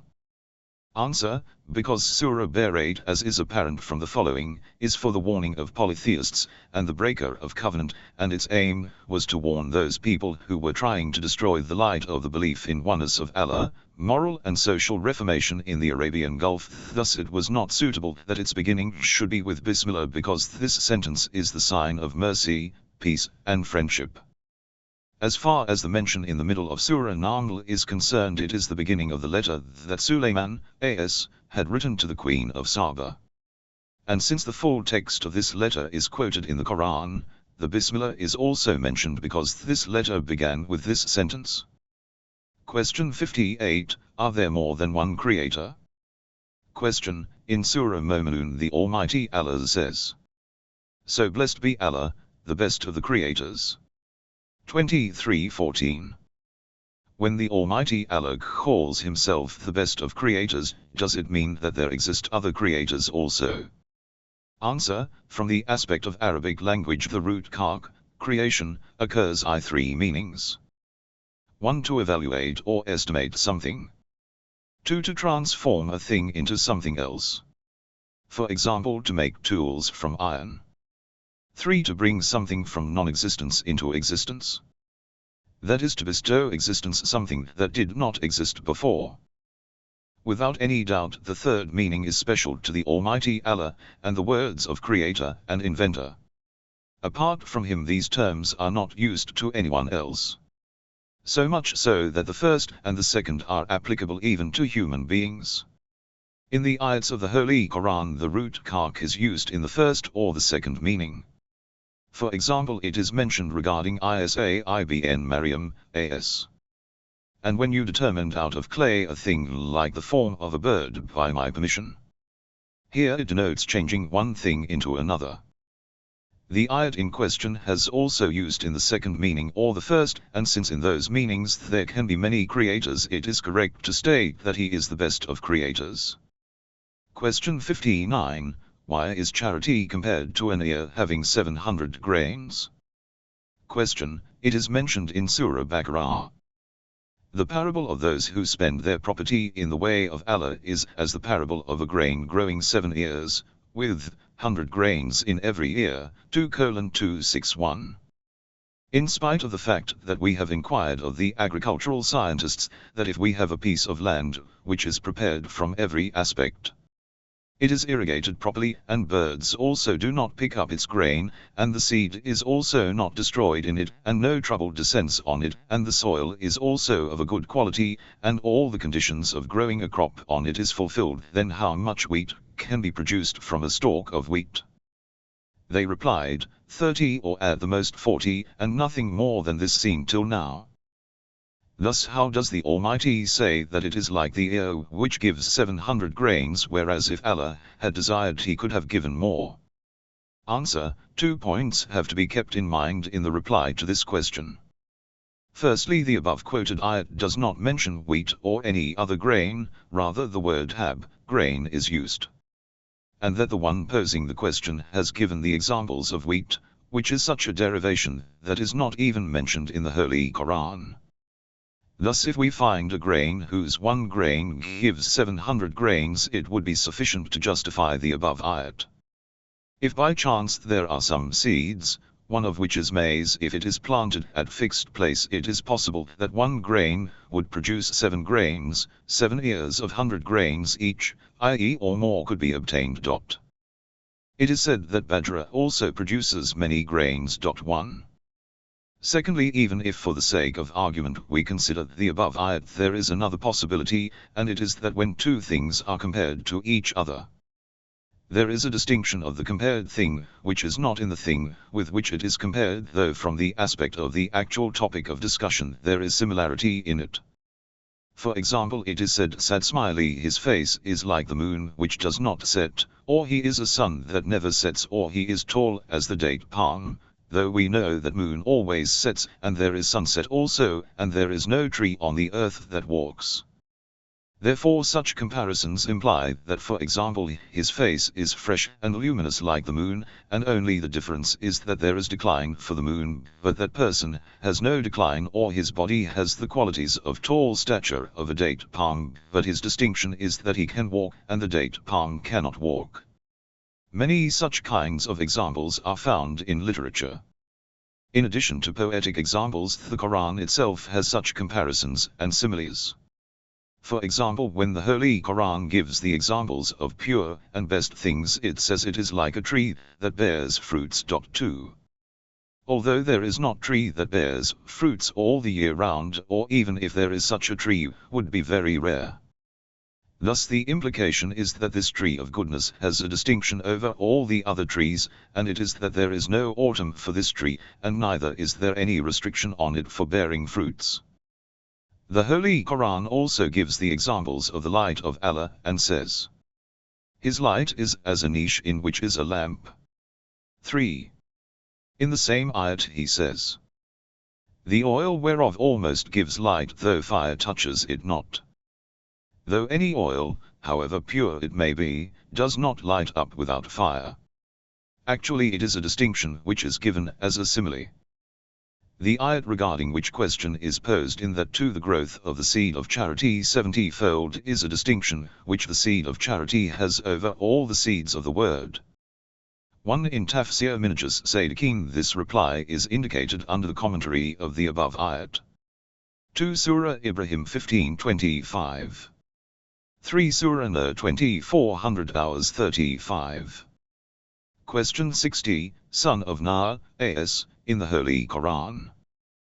Question, Hazrat Nuh, A.S., was commanded by the Almighty to build an ark, and Allah informed him that water would spread all over the surface of the earth, and the infidels will drown, but his women and sons will remain safe.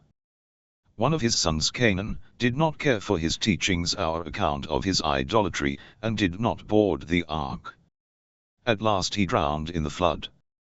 During this Hazrat Nuh, A.S., supplicated his Lord, and said, My Lord, surely my son is of my family, and thy promise is surely true. 1. The Almighty Allah addressed him in the following 4 sentences. What is the aim of those sentences? 1. He is not of your family. Why? 2. He is the doer of other than good deeds. Why? 3. Ask not of me that of which you have no knowledge. Why? 4. I admonish you lest you may be of the ignorant. 2. Question, what was Nuh, A.S., ignorant of? Answer, the first sentence, he is not of your family, does not denote that he is not your biological son, because it was absolutely true that he was the biological son of Nuh, A.S., and was born from his loins. Rather the implication is that he is not your spiritual son.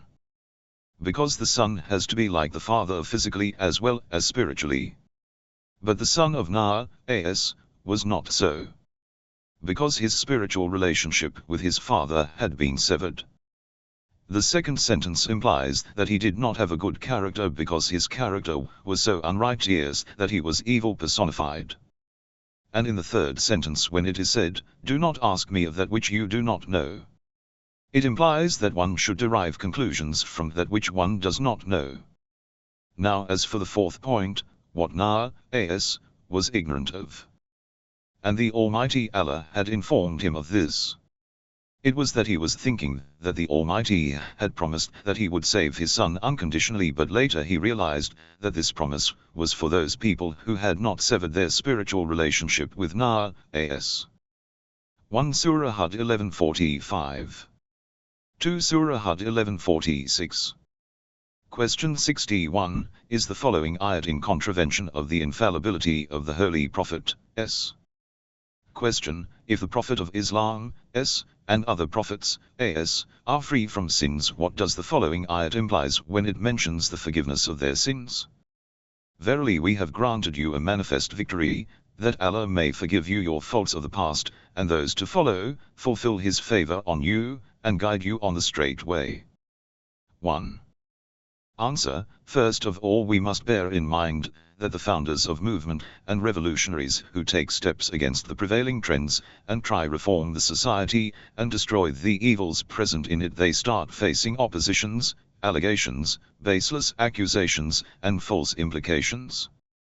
Allegation is one of the attacks that are employed in the backward societies, and its aim is to defame these personalities. The Holy Prophet, was not exempted from this system.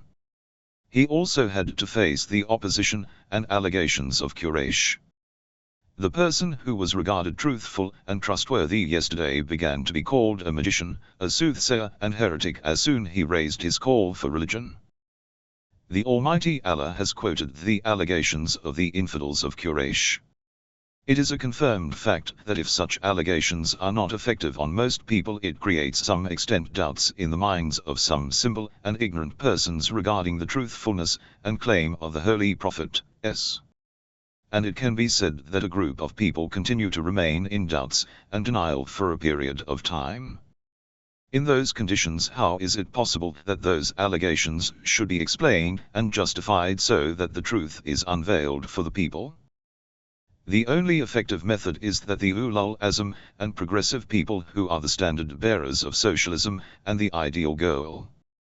If he succeeds and achieves his aim, and people see the benefits of his mission with their own eyes, all the allegations and accusations are falsified before everyone, and in place of allegations many good titles take its place, and they are the embodiments of greatness, spirituality, and power.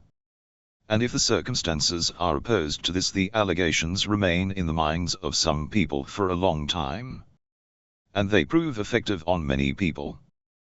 The same thing is applicable to the Prophet of Islam. He began a progressive program, and with many brilliant laws he stepped into the field of contest which were beneficial for the common people but were going against the ruling class.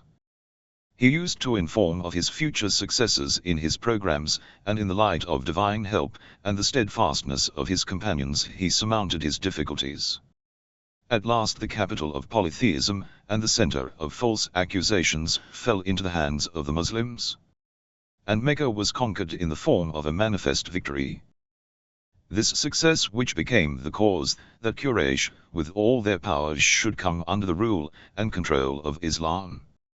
It also had another great consequence in its fold, and it was that when this valiant warrior earned victory in this battle, and the people saw the best result of his efforts clearly, and he took his spiritual mission to completion, in the light of this success the falsehood mongers and allegation makers were rendered speechless.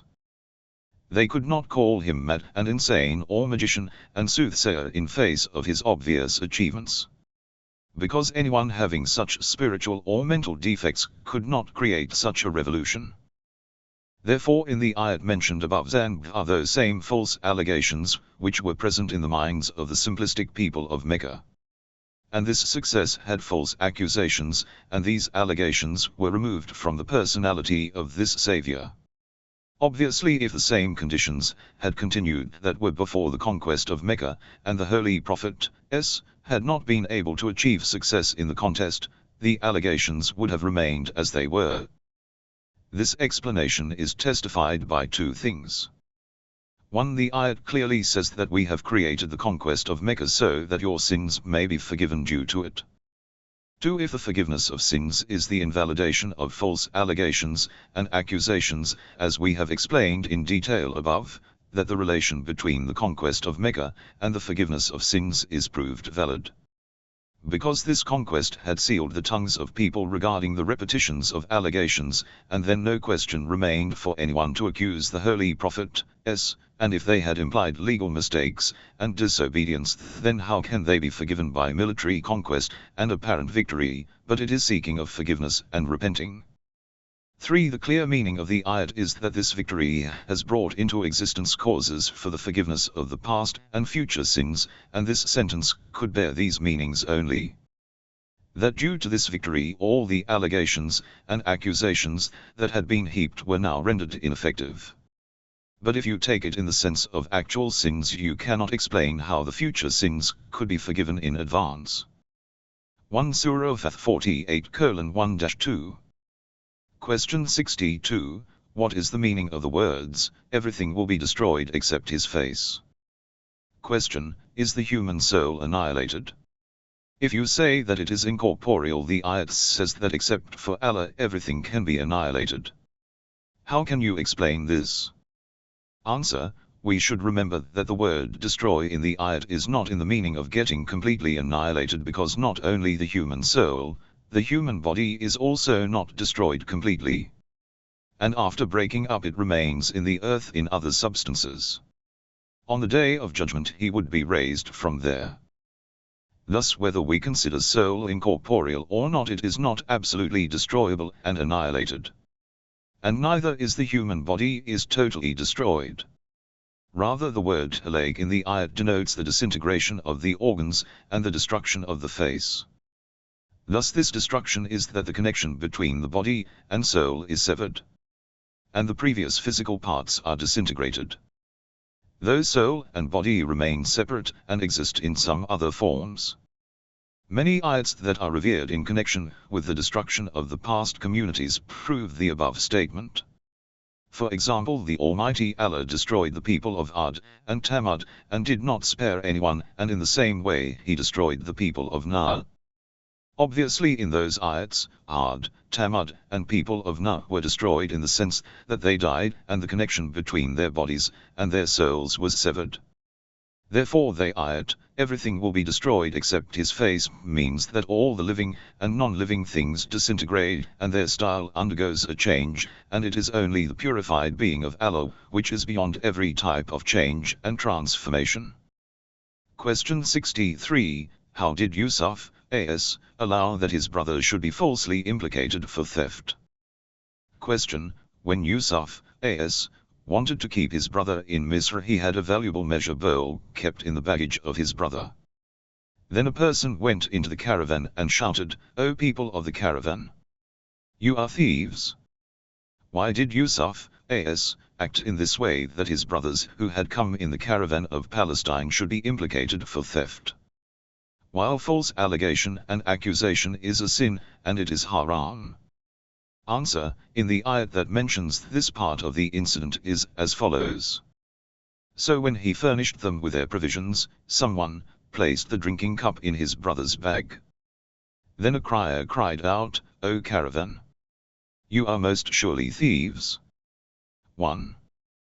The apparent words of the ayat say that Yusuf, a.s., had the cup placed in his brother's bag, and then he had them accused of some other theft. This is the point worth nothing. Now the question remains why Yusuf, a.s., did this. As obvious from the 76th ayat, he had no other solution for retaining his brother. Neither in those days of famine the laws of Misr allowed that anyone could be retained there for no reason at all. Nor his other brothers were prepared to leave his younger brother in Misr. And as many commentators have written, Yusuf, a.s., had already told his brother. The 69th ayat shows that he already introduced himself to his brother in a confidential meeting, and it is possible that he had informed him of this plan also. Therefore, from the point of view of Yusuf, a.s., there was no difficulty in this matter, became his brother had also agreed on this idea. Another thing is that Yusuf, a.s., did not blame his brother. He neither lied nor made false accusation. Rather it was the officials who thought that there had been a theft, checked the baggage and accused Yusuf's brother, and detained him. Since Yusuf's brother had already known the plan, he remained quiet. The ayat does not speak of anything contrary or that this incident was witnessed by Yusuf, as 1 Surah Yusuf 12 hours 70 minutes. Question 64, should we laugh less and weep more? Question, what is the meaning of the ayat? Therefore they shall laugh little, and weep much. 1. Does it mean that the Almighty Allah has commanded us to laugh less and weep more? Though weeping more is not allowed by any jurist, secondly when laughing is caused by happiness, and bestowed pleasure to the body and soul, then why be refrained from it? Answer, those who have explained the meaning of this ayat, have not reflected upon the context. The above ayat are those ayats of Surah Tawbah in which there is discussion regarding the covenant breakers, hypocrites and the rules of Islamic jihad. Before this is the ayat, those who were left behind were glad on account of their sitting behind Allah's apostle, and they were averse from striving in Allah's way with their property and their persons, and said, do not go forth in the heat. Say, the fire of hell is much severe in heat. Would that they understood it. Immediately after this is the ayat that those who have behaved in this way must, as the consequence of their deeds, laugh little and weep more. The gist of the discussion is that the last part of this ayat and the preceding and the succeeding ayat in the same way the sentence then laugh begins with then, which shows the connection with the previous verse. All this clearly shows that this ayat is concerned with the hypocrites and the covenant breakers, and it does not contain any command for the common people. And the last words show that their laughing less and weeping more is a punishment of their deeds. It indicates towards the fact that if they understood it, that what punishments they will get, they would laugh less and weep more, and they will not get comfort from grief and sorrow, even for a moment. 1 Surah Tawbah 9:82. Question 65, would there be interrogation on the day of Qiyamah? Question, it is mentioned in Surah Rahman that so on that day neither man nor jinni shall be asked about his sin. 1. Though in numerous other ayats we read that the sinners will be questioned on that day. Answer, as testified by the very next ayat of this surah. Here the statement that the sinners will not be questioned means that they will not be questioned verbally so that they could reply with their tongue like they do in this world. Rather their deeds will be exposed from their faces themselves. And their hands, legs and other physical organs will explain about all their deeds and actions. In the same surah after 2 ayats it is mentioned that the sinners will be recognized from their faces. In Surah Yasin also it is said that on that day we will set a seal upon their mouths, and their hands shall speak to us, and their feet shall bear witness of what they earned too. Therefore if in the captioned ayat it is said they shall not be questioned, it means that there will not be oral interrogation. But other witnesses that are the physical parts will give the replies. 1 Surah Rahman 55 hours 39 minutes. 2 Surah Yasin 36 hours 65 minutes. Question 66, does the Prophet also seek counsel? Question, when the Holy Prophet, was in contact with the Almighty Allah, why did he need to seek counsel from his companions in martial and social affairs? The Almighty Allah has commanded to him in the 38th ayat of Surah Shura that in this matter it is necessary for him to seek advice and counsel. When he was the most wise and knowledgeable of all. Why did the Almighty command him to seek counsel? Answer, these types of questions are replied to in the Holy Quran. Then it is said that certainly you have in the Apostle of Allah an excellent exemplar. 1. Thus the aim of counsel was education and training, and the Holy Prophet sought the advice of his companions, thus giving them practical lessons so that after him they would sit together to discuss difficult matters, and after consultation may search for the solution of difficult matters. Also when the most intelligent and accomplished person did not refrain from consulting his companions and family from the experience and advice of other the followers of his religion must take him as an exemplar and act in the same way for solving difficulties. And they must not decide according to their personal whims and fancies. It is obvious that consultation can only be in the matters regarding whom no absolute command is issued from the Almighty. 1 Surah Ahzab 33 hours 21 minutes. Question 67. What are smaller and greater sins? Question. How can we differentiate between smaller and greater sins? Answer. Actually, the source of judging the smaller and greater sins are the verses of the Holy Quran, from whom is the following. If you shun the great sins which you are forbidden, we will do away with you small sins. 1. Now let us see what is the scale of determining whether a sin is small or big. Our scholars say that every sin, be it small or big, is a great sin in itself. But the scale of finding whether a sin is small or big is not that it should be inspected with relation to the divine realm. Because from the aspect of such investigation it is all great, even though this division of sins is done to compare between themselves. According to which there are two kinds of sins, greater and smaller. Now we should see what is the scale of differentiating the two. There are many techniques to discriminate the two of them, and the most famous of them according to scholars is that every sin regarding which the Holy Quran has promised punishment is greater sin. For example, murder, regarding which the Holy Quran says, "And whoever kills a believer intentionally, his punishment is hell, he shall abide in it." 2.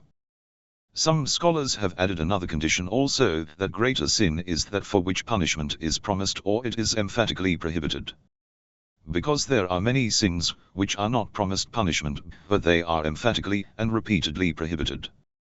For example, if we consider that only the following sentence has arrived for usury, that those who take usury have made a declaration of war against Allah, then this alone is a sign that usury is a greater sin. And if in other ayats and traditions, if the usurers had not been promised hell, even its emphatic and repeated prohibited shows that it is a greater sin. From this aspect the magnitude of sins is not relative. Their limits are different. It can never be that a sin is smaller as well as greater. Because if it is promised punishment of if its performance is emphatically prohibited, it would be a greater sin, otherwise it is smaller. 1 Surah Naser 4:31. 2 Surah Naser 4:93. Question 68. Are greater and smaller relative terms? Question. Some people say that the greater and smaller sins are comparable, ratio, that is, it is possible a sin is greater but in comparison to another sin it would be considered small. For example, theft is a greater sin but in comparison to intentional murder it is considered small. From the aspect of their comparability all the sins are eligible for forgiveness and remission. Because the Holy Quran says, "If you shun the greater sins we shall do away with your small sins." Thus every sin that is shunned keeping in view a greater one will be forgiven, but there is no sin greater than polytheism, that if one shuns it one could be forgiven his polytheism. On the basis of this, one who has not made a partner to Allah will have all his sin forgiven. Answer. In the reply to the previous, the reply to this question has also become clear. Because as mentioned above, the classification of sins into small and great is an absolute clarification, which is divided into two on the basis that some are those which are promised divine punishment or prohibited emphatically, and some are not. They have not been classified due to their magnitude or on the basis of conjecture. And the captioned ayat discusses this point, and the conclusion derived from it is that if a Muslim refrains from one class of sins, that is the greater sins, the Almighty Allah will forgive their sins of the second class, that are called Sayyid or Sagir, that is smaller. And there are two separate limits of the two different classes of sins, and none of them can overlap. Therefore, shunning the greater sins cannot cause the other greater sins to be forgiven. It can only help in forgiveness of smaller sins. In the background we should also remember that repeating smaller sins make them into greater sins. Question 69. How many greater sins are there? Question. How many greater sins are there? Answer. There are different methods to recognize the greater sin, and we indicate towards two of these methods. 1. Every action the doers of which have been promised by Allah punishment and chastisement in the Holy Quran. whether it is clearly stated or indicated, or it may be emphatic prohibited again and again. It is a greater sin. 2. Through the correct and authentic traditions that have reached us from the great leaders of Islam, and in which the greater sins are clearly enumerated. For example, the letter Imam Ali ibn Musa Arida, A.S., had written to Mamun the Abbasid Caliph. In the letter he has mentioned the number of greater sins.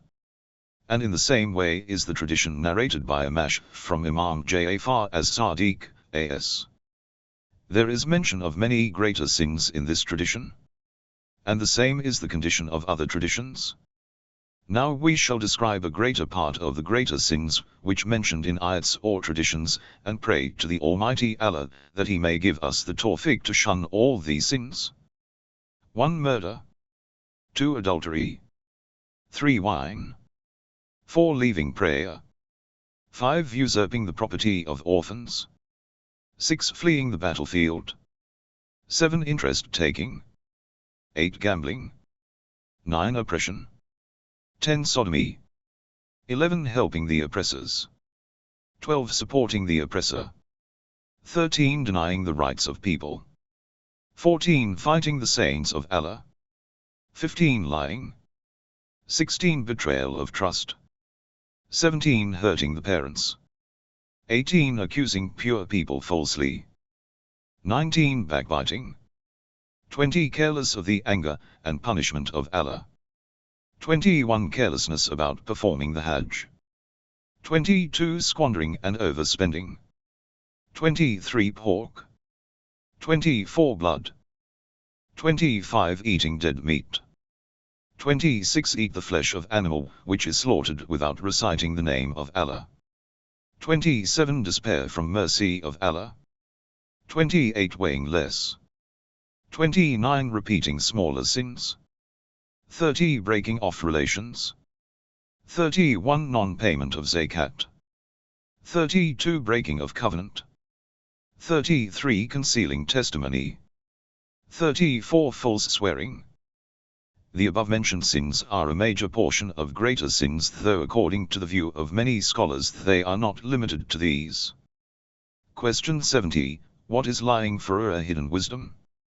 Question. What is the command in Islam for lying for hidden wisdom? And did the prophets and great leaders lie in this manner? Answer. Falsehood in itself is a very evil deed. And it is the root of most of our present difficulties and problems. Some of the sayings of the holy Imams, A.S., that have reached us mention that lying is the key to all sins. But in spite of this, in some special circumstances it is possible that if one speaks the truth there would be a great mischief and discord. If he does not state the truth, the fire of mischief cools down. For example, when there is serious enmity between two, and each of them speaks ill of the other in his absence, we are also listening, and we know that the questions we are being asked, if we give the truthful replies of the same, and reveal the ill speaking of that person, the fire of mischief and discord will flame up, and it is possible that as a result of this there is a great loss. Then obviously in such circumstances it would be wrong to speak the truth. And no intelligent person can say that in those conditions also we must speak the truth. It is an understood rational law that when the loss of something is greater than its benefit, we must refrain from it. The Islamic rules also support this command, and in such exceptional circumstances it allows lying. However, two important points must be kept in mind here. First of all, this topic has very exceptional aspects. And except for the above stated conditions, lying is not permitted, and it must not be that some people take the excuse of lying for hidden wisdom, without any sufficient cause, or for personal gains resort to lying, and thus commit this illegal act, and say that it was some hidden wisdom. Secondly, Islam gives such great importance to the subject of lying, that in such a condition, when it is really necessary that one could lie, it has commanded Tawri'ah. And this decree is well known among our jurisprudents and scholars. Tawri'ah means that when circumstances demand, instead of lying we say a sentence which the listener can interpret in his way, while the aim of the speaker is something else. For example, if someone asks us that such and such person has spoken such evil about me, and we reply in the negative while we actually imply that he has not said in those words, even though he has said the same things in other words. Even though the hearer may imagine that the other person has not said anything. And if the religion leaders in needful circumstances, that is for saving life and property of people, and controversies that are created between them, and for prevention of mischief and discord, if they have spoken words which are based on lying for hidden wisdom, then certainly they fall under the category of Torah, which cannot be considered as lying.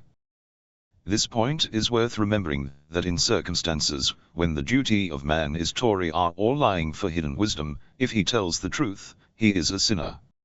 In the same way, he is responsible for the mischief that is created in this way. Obviously, there is no scope of Torah or lying for hidden wisdom in the explanation or interpretation of the ayats of Holy Quran.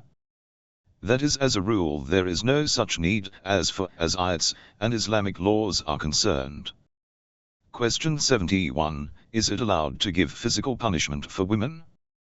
Question. Is it true Quran has allowed punishing a woman physically if she does not fulfill conjugal rights? Answer. There is no doubt that for social security women Islam has performed many important services. And it has a great right upon them. So much so that Western scholars or Orientalists who do not have any favorable opinion about Islam, for example Graham Brenton, John Christopher, and Robert Lee Wolfe, have written in their books and clearly confessed that the Islamic movement has played an effective role in reforming the conditions of women, and the Holy Quran has also laid down emphatic laws in this regard. Whose two examples are the following two ayats. Firstly, and treat them kindly. 1. Secondly, they are an apparel for you, and you are an apparel for them. 2. In the sayings of the leaders of Islam, so much emphasis is laid on kindness to women, that it is said that you must not even speak to them in nasty manner. In the same way, the women are also made responsible that they must deal with husbands with utmost love and in good-natured way. As far as a light physical punishment for women who are not prepared to fulfill the conjugal right. Regarding this, it is the clear command of Holy Quran that the husband should first rebuke and advise her, then he must sleep away from her and suspend physical relations with. Till the time, if none of these actions are effective in this condition, he can give the woman a light physical punishment. And it is obvious that this step is purely in special cases, and actually it is like an operation of a sick person. That it is needed under special circumstances. Till the time the husband also refrains from fulfilling conjugal rights, and there is no other method to compel him except through physical force. Then Islamic government has the right to give him physical punishment. This point is also worth remembering, that according to the view of psychologists, some women always like to hurt, and sometimes due to some cause it becomes intense and shown in psychological disorder. In such cases a light physical punishment cures their sickness. It must also be remembered that the punishment mentioned should not be such that the body is injured or bruised. 1 Surah Naser 4:19. 2 Surah Baqarah 2:187. Question 72. Islamic view on artificial insemination. Question. What is the Islamic view on artificial insemination? Artificial insemination means the insertion of sperm into the woman's uterus through special means. Answer. Many ancient examples of artificial insemination / pollination are available with regard to animals and plants. And many plants and animals are grafted to give fruits. But artificial insemination to human beings is absolutely new. And the encouragement for this is some men who are not able to produce children due to some causes, but the wives are fertile, they opt for artificial insemination to make their wives pregnant. The sperm of the husband or of another man is inserted into the woman's womb. In this way she becomes pregnant. This matter has been debated by the lawmakers of the Western world, England, France, Egypt, and other countries. The House of Commons, England, has decided that a committee of legal experts should be formed so that they may study this subject. The medics of France have made this matter dependent on the agreement of the spouses, and permitted this if both of them agree. In Italy the Pope has made it prohibited through a religious decree. And the Grand Mufti of Egypt has stated it to be worse than adoption, which is prohibited in Islam. 2 kinds of artificial insemination. In the first kind, the sperm of a man is inserted into his own wife. From the viewpoint of proofs of jurisprudence, there is not problem in this artificial insemination because on both sides the 2 people are legal and religious spouses. The husband and wife have the right to become parents. It does not make any difference that this procedure is through sexual intercourse or medical means. Although at the time of artificial insemination it must be ensured that during this some illegal action is not committed. For example, another man must not perform this, rather the husband must do it. The next type of artificial insemination is that a stranger's sperm is inserted into the wombs of someone else's wife. This kind of artificial insemination in the view of Islam, which has based marriage on precaution, carefulness, accuracy, and piety, is absolutely illegal, and the same is view of the great jurists of Islam, and from some traditions regarding marriage we can know that it is prohibited. In addition to this, from the ethical, social and psychological points of view, this is absolutely illegal and prohibited. And it has 3 main defects as described below. 1. From the ethical point of view, it encourages promiscuity in women, and slowly it attracts her to illegal liaisons. She tends to think that what difference does it make because the sperm of a stranger is inserted into her womb, or this is carried out through illegal intercourse. After this procedure, even if this had the husband's sanction, this woman most of the time attempts illegal liaisons. Because in doing thus she has no fear from the husband. And if she becomes pregnant, she can easily transfer the responsibility to artificial insemination, which has been carried out with the permission of the husband. 2. From the social point of view, this shakes the foundation of the family, and it causes the destruction of family system and genealogy. As we know, one of the evils of illegal relationship is enmity among the people, and the severing of relation between children and the father. And this is seen as an unavailable effect of artificial insemination. As a result, when the child grows up, he does not know who the real father is. 3. The training and rearing of children, and arranging of the necessities of their life. Natural emotions play a very important role, and we must never be careless of this, because it is the natural emotion which prepares the father to provide the necessities of life for his children. This human emotion is created only when he considers the child a part of himself. But if he knows that the child is the issue of someone else, there remains no reason why he should fulfill the needs of the child. Question 73. What is the command regarding contraception? Question. Does Islam permit contraception? Answer. In Islamic law there is great encouragement for procreation and increase in population. So much so that the Holy Prophet says, marry and procreate. Because on the basis of your huge numbers I am proud over other past communities. Even on the basis of your aborted children. The aim of this topic is also clear, because the power of a community mostly depends upon its numerical strength. Communities having less numbers are mostly weak and powerless. It is correct that a country may be populated. Sometimes it may create problems regarding food and housing, but in spite of that, this same dense population becomes the cause of its strength and greatness. This is the reason why the most powerful communities of the world are those who have numerical strength. As for the food shortage, it can be solved through scientific agriculture. Thus contraception is not a good thing in Islamic view. Except when there are really social and training problems. In spite of this, Islam has not made it illegal, and according to the decrees of most of Islamic scholars, contraception is allowed if both partners agree. Some have even allowed it even if the wife does not agree. Actually, Islam has left the avenue open for the Muslims, so that if there is need for contraception, for example the woman is weak or there is some other problem, they can gain benefit from this action and avoid pregnancy. Though we should remember that all this is permitted when the conception has not yet taken place. but conception has already taken place, its abortion is absolutely haram. That is after the conception. Even if it is 1 day old. Abortion is not allowed. Question 74. What is the legal position regarding abortion of illegitimate fetus? Question. If a person performs such an action, as a result of which the illegitimate fetus is aborted, does he have to pay the same diet, penalty, that is payable for legitimate fetus or not? Answer. Whether the fetus is legitimate or illegitimate, its abortion is absolutely illegal. And in this matter there is no difference between the two. As far as the matter of abortion of illegal fetus, the parents are not eligible for the diet amount, when the two were aware that the intercourse they were having was illegal.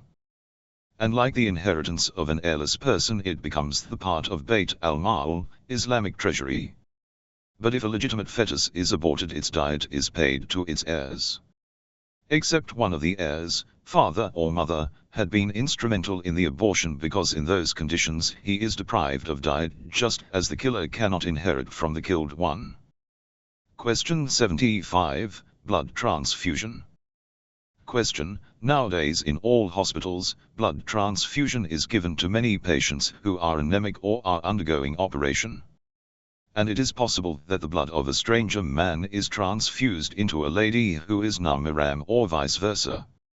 Is it allowed in Islamic law? Answer. Since there is no proof for prohibition regarding this act according to the rules of Islamic jurisprudence, there is no harm in it. Even then it is better if man is transfused with the blood of man, and woman with the blood of a woman. But if this is not possible, as mentioned above, it is not haram. Question 76. Is the sincerity of intention beneficial to the deed? Question. Islamic jurists say that it is necessary for the person who is praying that he must have the sincerity of intention, and except for the obeying of divine commands nothing else should be the encouragement of this action.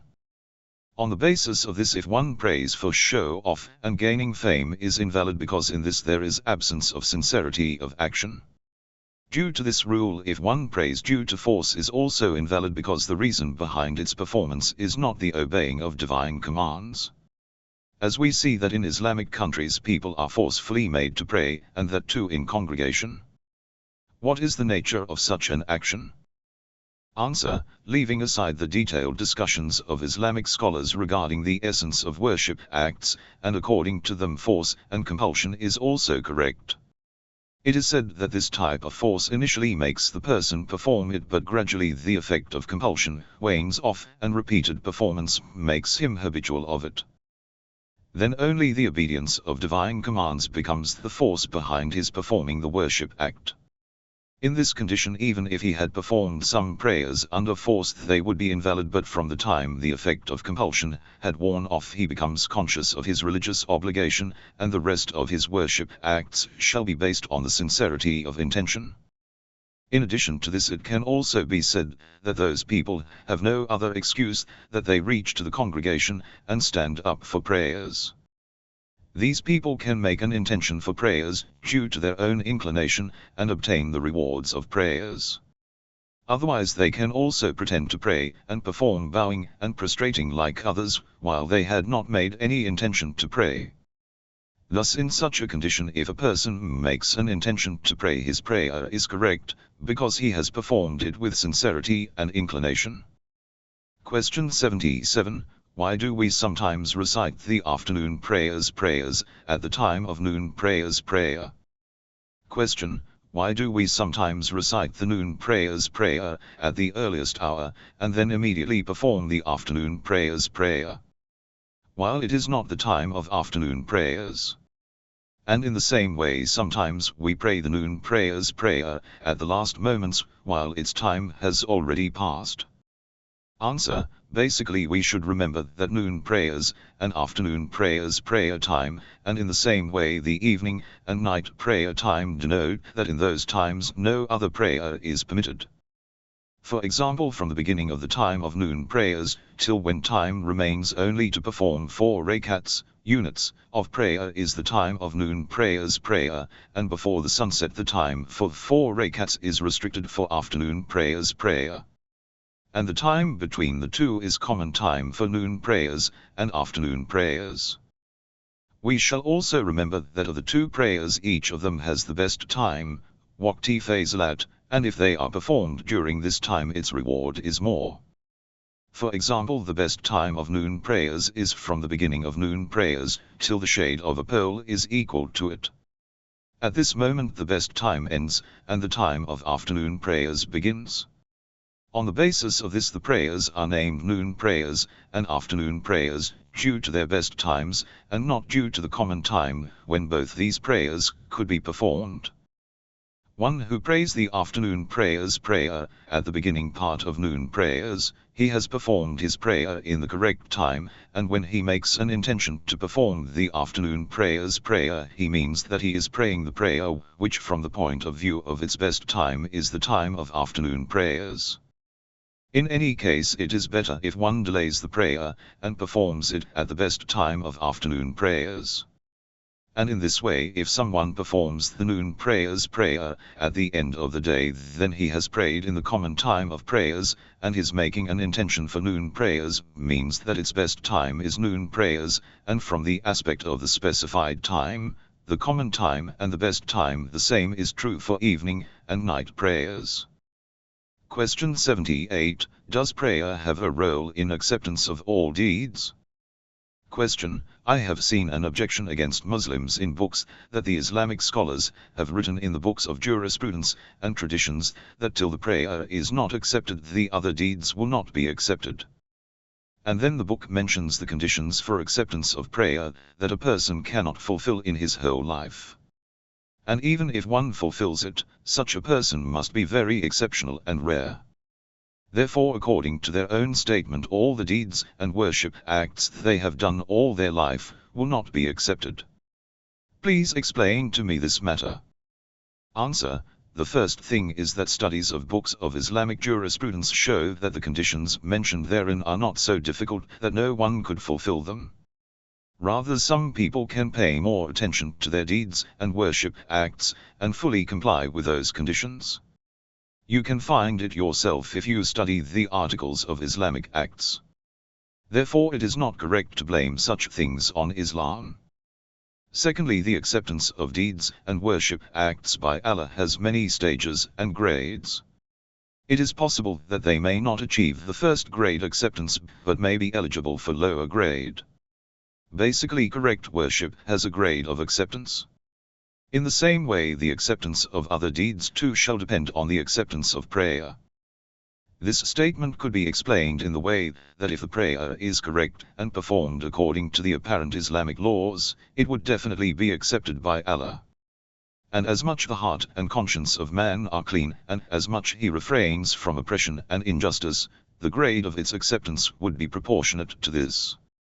Because the value of each deed depends on the mentality and condition of the person who is performing it. Question 79. How to pray and fast in the polar regions? Question. When we meet some materialists and non-Muslims people, they say that how can Islam be a universal religion while its laws be applied only in our areas, an area like ours? For example, to pray 5 times a day and fast in the month of Ramadan is not possible at the North and the South Poles because there the days and nights are exceptionally long. Some places have a 6-month day and a 6-month night. Answer. By divine wisdom, Islamic law has provided the solution to such problems before they arose. On the basis of this, Islamic law are never enforceable without any difference. The explanation of this statement is that our senior jurisprudents have discussed this problem in their books. For example, the late Kazim Yazdi, who is of our senior jurisprudent. In this book Urathulvathka, he has mentioned this problem and given a clear verdict that the duty of such people is that they must pray and fast according to the timings of areas which have moderate day and nights. But these people should see how long the days and nights in that season are. And then he can fast according to it and perform the 5 daily prayers. This matter can also be explained in another way by which all the doubts and objections are dispelled. Please note.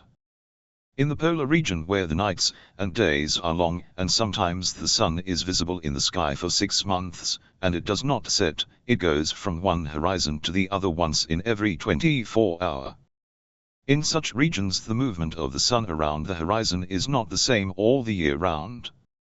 When it circles the horizon once, sometimes it goes up and sometimes it comes down, and seen in a low-lying ground, from this aspect sometimes the surroundings are more lighted and sometimes less. Thus this process is repeated once a day. If you see those pictures which are taken during the movement of sun around the horizon, which were taken from those places, you will know the facts. When the sun is at zenith, the people living near the poles call it day, and they start working. When it declines and reaching near the horizon it dims, they call it night and rest. We should remember that when the sign reaches the horizon at the polar region, the moderate regions, which have equal days and nights, there is actual night. From the aspect of this calculation, the night and day can be determined easily. If a pole is fixed in the ground, when the length of its shadow increase little more than its size, it is the time of noon prayers and afternoon prayers, and when it becomes the longest, then also it would be midnight. And in this way it is easy to determine noon and midnight. Now if we know the length of days and nights at this time of year in the moderate regions, for example, we know that in the beginning of summer the days are normally of 14 hours, and nights are of 10 hours, we could easily know the timings of our prayers, and fasts etc. And whatever is mentioned above on the basis of this, in long days the responsibility of prayers and fast have become clear, but when the nights are prolonged we should remember that in 24 hours the atmosphere are not the same. Rather sometimes it is absolutely dark, and sometimes it is lighted a little bit, becomes sometimes the sun is near the horizon, and the atmosphere is misty or darker than this, and sometimes the sun moves away from the horizon, and the atmosphere becomes dark. In the nights the position and the movement of the stars, their distance from the horizon, and in the same way the darkness and brightness of the atmosphere could help us to determine the noon and midnight, and keeping in view the median length of days and nights in the moderate regions, the religious duties can be performed. The above-mentioned explanations show that the duties of prayer and fasting along with the other Islamic duties are not applicable to only one particular area, and they can be acted upon in all the regions. Question 80. Prayer at the earliest hour. Question. In order to prove the merit of praying at the earliest hours, some scholars have said that Imam Az-Zaman, A.S., prays at this time, and then people who pray at this hour, their prayer is also accepted by Allah due to the barakah, bounty, of the prayer of Imam A.S. But we also know that different areas fall in different time zones. Leave alone the different countries, sometimes one country has many time zones. In this condition only the prayer of the people of that area is with Imam A.S., where he is praying. Apart from this, the prayer timings of other people cannot be same as that of Imam A.S. How can we solve this problem? Answer.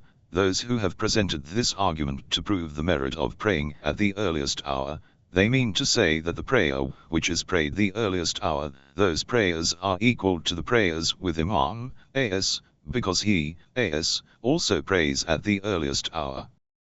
And it is due to this equal value, the prayers of others are also accepted by Allah. This is in no way connected to the matter of time zones etc. In other words, it does not mean that prayers have to be performed at one single time. Rather it denotes the fact that all the prayers have been performed at their respective earliest hours, which every person performs according to his time zone. Question 81. Why do we pray facing the Qibla? Question. Why is it necessary to stand facing the Qibla during prayer? While the Almighty Allah is present everywhere, and He is not in any one particular direction. Answer. Facing the Qibla during prayers is not because Allah is in a particular place or direction. Like the Holy Quran has specially mentioned twice in the verses regarding the Qibla, and said, "And Allah's is the east and west, therefore, whither you turn, thither is Allah's purpose." 1. And again he says, says, "The East and the West belong only to Allah, He guides whom He likes to the right path too." It is necessary to stand facing the Qibla during prayer because man is helpless as he has a body that he has to face somewhere during prayer. Even though Islam desires that one should earn as much benefit as possible, because we all know that the Holy Kaaba is the oldest center of worship of Allah. It is the house whose foundation was laid by the stalwart of monotheism, Hazrat Ibrahim Khalilullah. And it has always remained the center of attraction for all the holy personalities and divine prophets. Facing this center of monotheism during prayer is like facing to Allah. It is correct that Allah is not in a particular place. Even though one who is standing before the center of monotheism, he is more attentive towards Allah than he would have been if he were facing some other direction. And he considers himself present in the court of Allah. Apart from this, the paying attention of all Muslims around this sanctified center 5 times a day elevates in their heart the spirit monotheism and oneness, and it helps in the unity of community and Islamic brotherhood. It links the Muslim communities, which are spread to the 4 corners of the earth, and it shows their distinction and grandeur. And lastly, it gives the message of the universal teachings of Islam to the world in the form of the unity of belief and views. If a person looks from on outside the earth the arrangement of the rows of Muslims in prayer, he would see that all their rows are in form of circles, whose center is one and the same, and in the heart of those circles is the Kaaba, and it is an indication of the unity of Muslims. 1 Surah Baqarah 2:115. 2 Surah Baqarah 2:142. Question 82. What is the decree regarding the game of chess? Question: Is there in Islam any problem in playing chess? Indeed, you know that generally there is no betting in chess. It can almost be claimed that in some cases this game presents gambling. Keeping this in view, nowadays, chess is considered a mental exercise, and it is becoming popular day by day. I request you to give me a reply supporting by proofs. Answer: in the view of our scholars, it is a decided matter that playing with the instruments of gambling is not permitted even if there is no betting. It is possible that in the background of this decree is the philosophy that contact with those instruments needlessly make man attracted to gambling, and especially regarding chess, numerous traditions of Imam A.S. have reached us that the use of the instruments of this game is prohibited in every way, and by giving it the title of mental exercise it does not affect the prohibition of chess. Because it is possible that other kinds of gambling can be performed by naming it mental exercise. Because along with playing cards there are many kinds of gambling that have an aspect of mental exertion. But their evils cannot be denied. The detailed discussion is that chess is a form of gambling. It was invented for this very purpose. Finally, it can be said that gambling is of 2 kinds. Deliberation is not needed in some cases, and the winning of the game is based on chance. While in other games deliberation is also needed. Chess is from the second kind of games. In addition to this, chess is an imagination game because it presents the sketch of an imaginary battlefield, which is a reminder of the historical periods of man. Therefore, one of the defects of chess is its imaginary nature. The views of the above statements no doubt remain regarding the prohibition of chess. Even though there are some people who do not accept anything unless they get its confirmation from the Western world. Therefore, we consider it necessary that those points should be mentioned that we have found in the writings of Western scholars. Maybe this would help in the spread of chess, which has unfortunately spread to every corner of our country, and it is played with an excuse that it helps in the power of deliberation and concentration. This is the discussion of the famous French chess player, Chantal Chaudosian, regarding whom it is said, no one can achieve the distinction to be the world champion of chess except Chantal, and the international press, and especially the Russian sports writings, have praised his expertise and superiority. Let us see what Chantal himself says. It is sufficient to prove that chess is a tiring game by saying that after the 40th step, if there is no result, the game is postponed, as happened in Reg or Veg, and it was calculated that after the first 4 steps the total possible tricks were 318976584, and in the first 10 step were 1695188291000544. Then he mentions those people are champions of chess. Regarding them, he says that it is possible that apart from chess in other matters their capability might be less than the medium stage. That is what I want to say, is that chess is really a dangerous game, because it makes the other mental functions useless and weak. It can be said that chess creates mental disturbance. After this, Chantal quotes the statements of another champion, Kiel, who always said, "In order to win you have to hate your opponent." And in addition to other leases of chess, it is an undesirable ethical harm. We must remember that chess is a kind of gambling. Here we must understand that Islam has prohibited gambling even if there is no winning and losing. Why is it so? It is because actually no gambling is without the condition of losing and winning. The truth is that when there is no question of winning or losing money, this win and loss is in the mind of the contestants. Moral harms. If the remembrance of Allah leaves one's heart, and this love and affection that is there, and there is no faith in a person, then what remains? The only thing that remains is evil thoughts, accomplishment by a restless, fearful, sorrowful man. The experts of moral science are unanimous on the fact that the true happiness and success of man is hidden in the balance of his feelings. This is compared to justice. And this word actually denotes the making of one's life compatible to the ways shown by the Almighty. This is the straight path, or Siratal Mustaqim. Because the soul gets peace and tranquility here alone. In a tradition quoted from our leaders there is indication towards these interesting points. The true man is that who has faith. Gambling is one of those varied actions by which man becomes forgetful of the remembrance of Allah, becomes deprived of faith and good deeds. Amir al-Mu'minin, A.S., saw some people who were busy playing chess. He told them the sentence that idol breaker Ibrahim, A.S., used to say.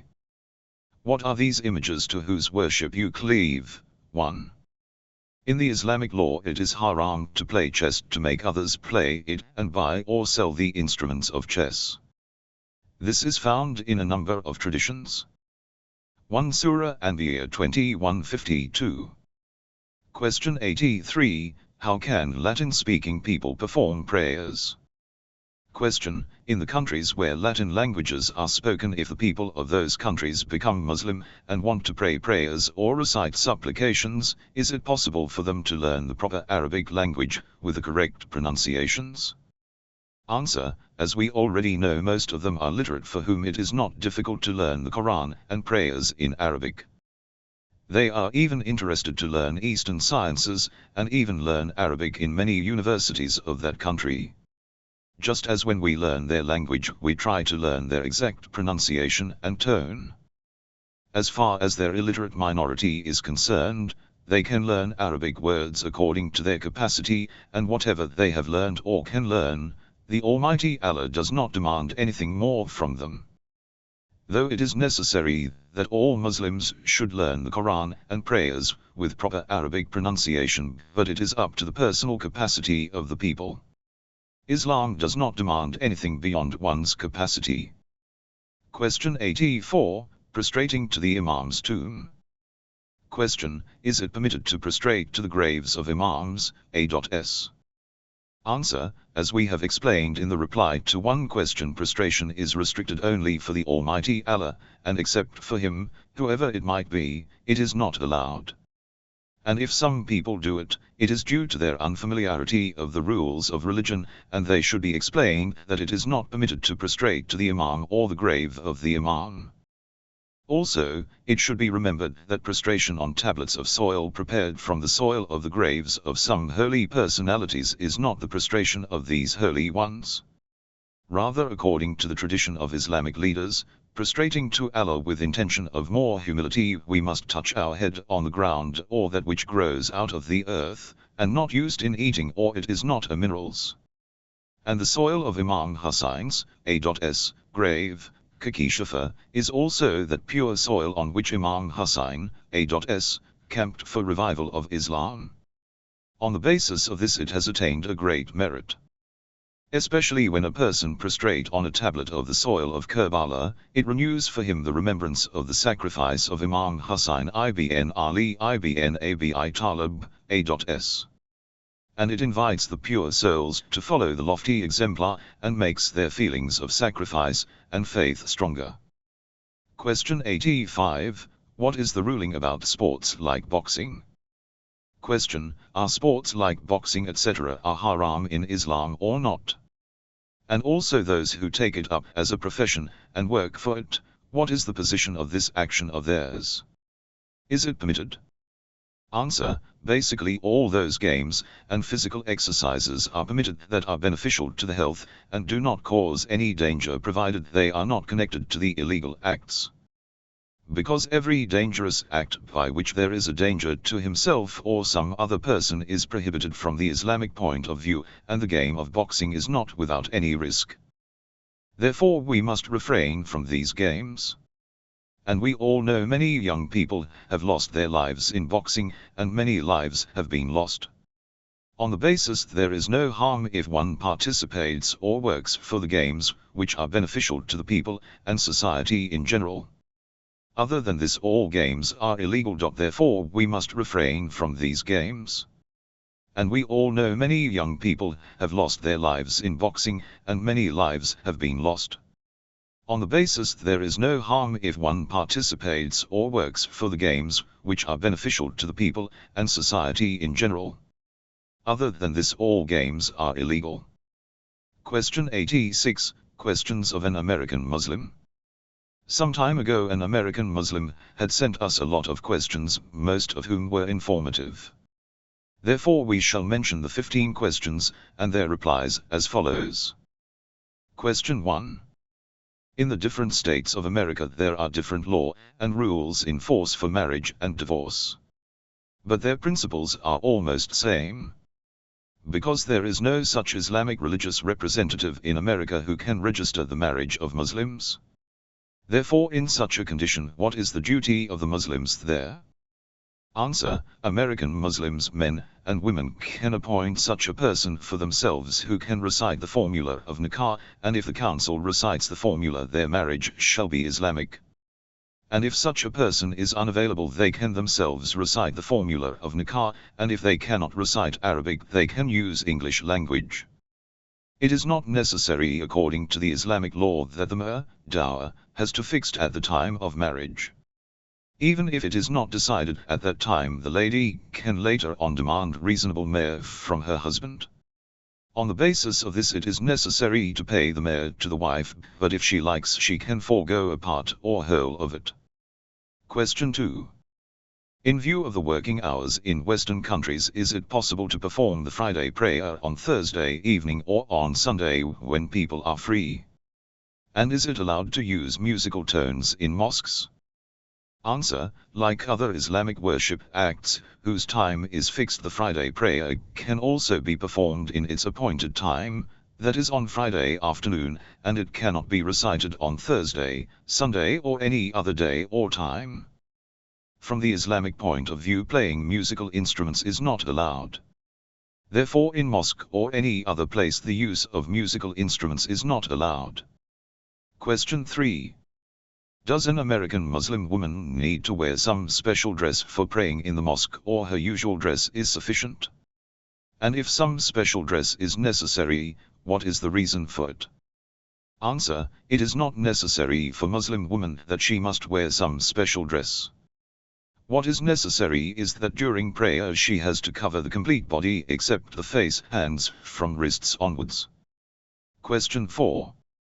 It is said that if a person recites Kalima Shahadat, formula of faith, that is Ashhadu an la ilaha illallah wa Ashhadu anna Muhammadar Rasulullah, he becomes a Muslim. If this is the only condition of becoming a Muslim, can this be a standard of Muslim?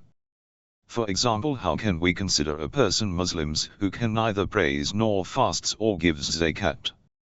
He doesn't even refrains from the things made haram by Allah. Aren't such people Muslims only in name? Answer: there are many grades of being Muslim. The first is faith in the oneness of Allah, and the prophethood of the Holy Prophet, which the two sentences of Kalima Shahadatain states.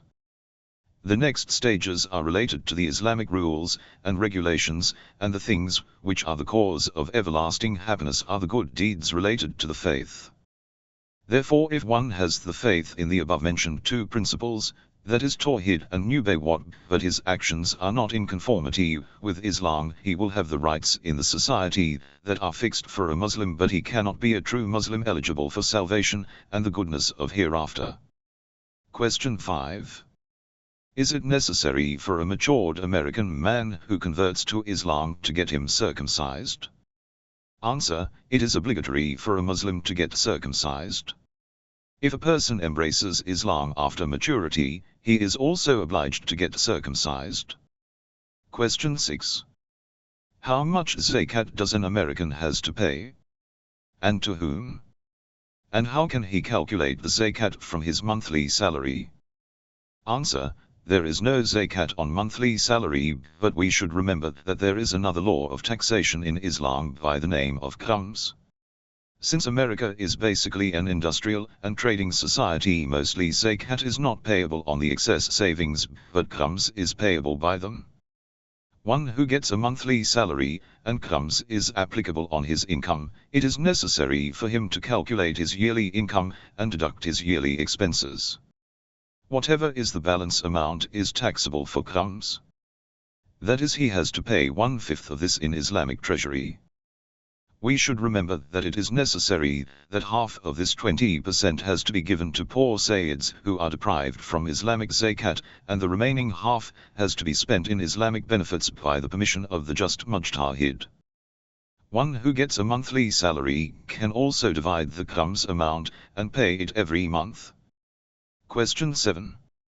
In Western countries, especially in America, the professional and social life has become such that people have to purchase the necessities of life, like car and refrigerator, etc., on installments. While we know the basis of this system is interest, which is not allowed in Islam. In such a condition, what is the way out for an American Muslim?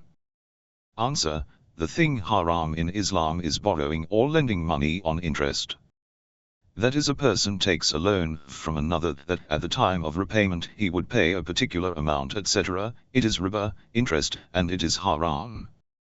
And there is no harm in purchasing something on installment, even if the cost of this thing is more than what it would have been if it were paid cash. Question 8. Can an American Muslim approach the American courts? Can an American Muslim appoint a non-Muslim for a post even though he knows that person is not agreeable to Islam? Can an American Muslim take an oath by the Bible, or should he demand that he should be given a copy of the Holy Quran to take the oath? Answer: when there is no other way to obtain one's right, and it is only possible through those courts, an American Muslim can approach them. An American Muslim can appoint a non-Muslims for a secular post provided the position achieved by the latter is not used against Islam or Muslims, and the rights of any other person must not have been denied through this appointment. But if it is not so, such an appointment is not allowed. Since the present books of Jews and Christians are to some extent based on divine teachings, though most of it is distorted, even then civility demands that a person who takes an oath on them to be true to his word. But from the Islamic point of view, the oath is not binding on him, and there is no penalty for breaking this oath. Question 9. It is said that a Muslim man can marry Ahlul Kitab, people of the book, women, but a Muslim lady cannot marry a Ahlul Kitab man. If this is so, what is the reason for it? If Islam has prohibited marriage with polytheists, is it marriage not forbidden with those Christians who believe in Trinity or in the intercession of popes? It is also said that Muslims are not allowed to marry the apostates. In such a condition, can a Muslim marry a woman who is a member of the Communist Party? Who is an apostate and denies the existence of God? Is it allowed for a Muslim to marry those modern people who consider the Almighty Allah to be merely a figment of human imagination? Can an American Muslim marry a Catholic lady? And he is helpless to the circumstances that his marriage ceremony is performed in a church and according to Catholic rituals. He also has to sign a particular undertaking that his children must be brought up as Catholics. Answer: a Muslim's man can only perform muta, temporary marriage, with Ahlul Kitab women. The logic behind the prohibition of a Muslim woman's marriage to a Ahlul Kitab man is that women are generally under the influence of men as regards marital and household matters, and it is possible she may adopt the beliefs and systems of her husband, etc.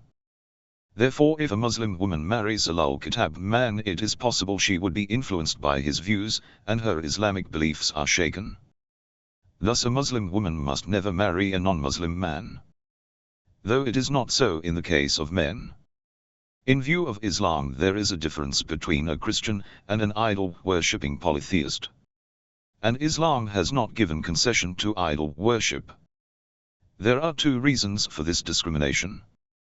1. The polytheist and idol worshipper does not accept prophethood after the belief in Allah, which, prophethood, is the second principle to all heavenly religions. And since he does not accept this important basic fact, there is no chance that they would ever come to the right path of salvation. Because they are attracted towards Islam, those who believe in the principles of prophethood and messengership. And due to these principles, they gradually accept the heavenly laws and rules of this religion. 2. The polytheism of the idol worshippers is complete and apparent. On the other hand, there is a polytheism of a lower level in Christianity. Because along with Trinity they also claim oneness, and say that there is no problem in saying 1 is equal to 3, though it is an unacceptable logic. 3. Marriage is not allowed with an apostate who has no faith in God. Therefore a Muslim man cannot marry an apostate woman, and a marriage of a Muslim woman with an apostate man is also prohibited. From the aspect of this principle, those who consider God as on the imagination of religious people, and do not have in his actual existence, are infidels, and it is not allowed to establish marital relations with them. No Muslim can promise that he would allow his children to be followers of Christianity.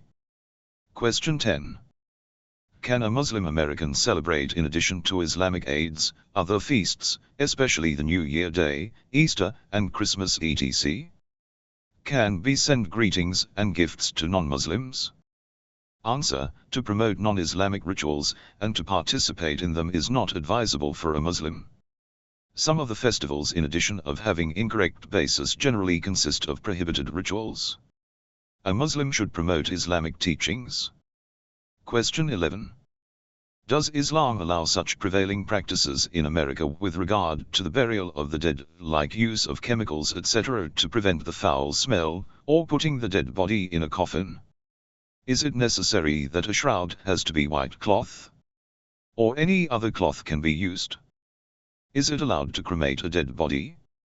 And can the last rites of a Muslim, and Quran, Khwani etc. be performed in a church? Or it is necessary to perform them in a masjid? Those Muslims who live far away from masjids and Muslims societies, what is their duty regarding these matters? Answer: for a Muslim dead body, it is obligatory that it should be buried in the particular way as described in Islamic laws. Therefore it is not allowed to bury the dead in ordinary clothes. Though it is not necessary that the shroud must be white. According to the viewpoint of Islam, cremating the dead is haram. It is necessary to bury the dead body, and the obligatory burial is that it should be such that it is also safe from harm etc. There is no harm in using chemicals for preventing foul smell, provided there is no aspect of disrespect to the body of a Muslim. In the same way, if the burial is as per Islamic law, and there is also no intention of following the rituals of another religion, then there is no prohibition in keeping the body in a coffin. It is advisable that the last rites of a Muslim are not performed in a church. Therefore those Muslims who live far away from the masjids can perform these rituals in some other centers or their houses. Or they can avoid their performance. Question 12. If one is not satisfied whether the food of a restaurant is not using pork or pig fat, is it allowed to eat that food? Generally it cannot be said for sure that the meat is of an animal slaughtered in the Islamic way. What is the responsibility of an American Muslim in such situations? Can he leave the other kinds and take the benefit of animals slaughtered by Jews? Answer: meat can be consumed in non-Islamic societies and hotels etc. only under the condition that the seller of meat or the owner of the hotel is a Muslim and there is chance that the meat is of an animal that is slaughtered in Islamic way, and the Muslim shopkeeper has fulfilled his duty. If one purchases meat from non-Muslim but he is certain that the animal has been slaughtered in the Islamic way, there is no prohibition in using this meat.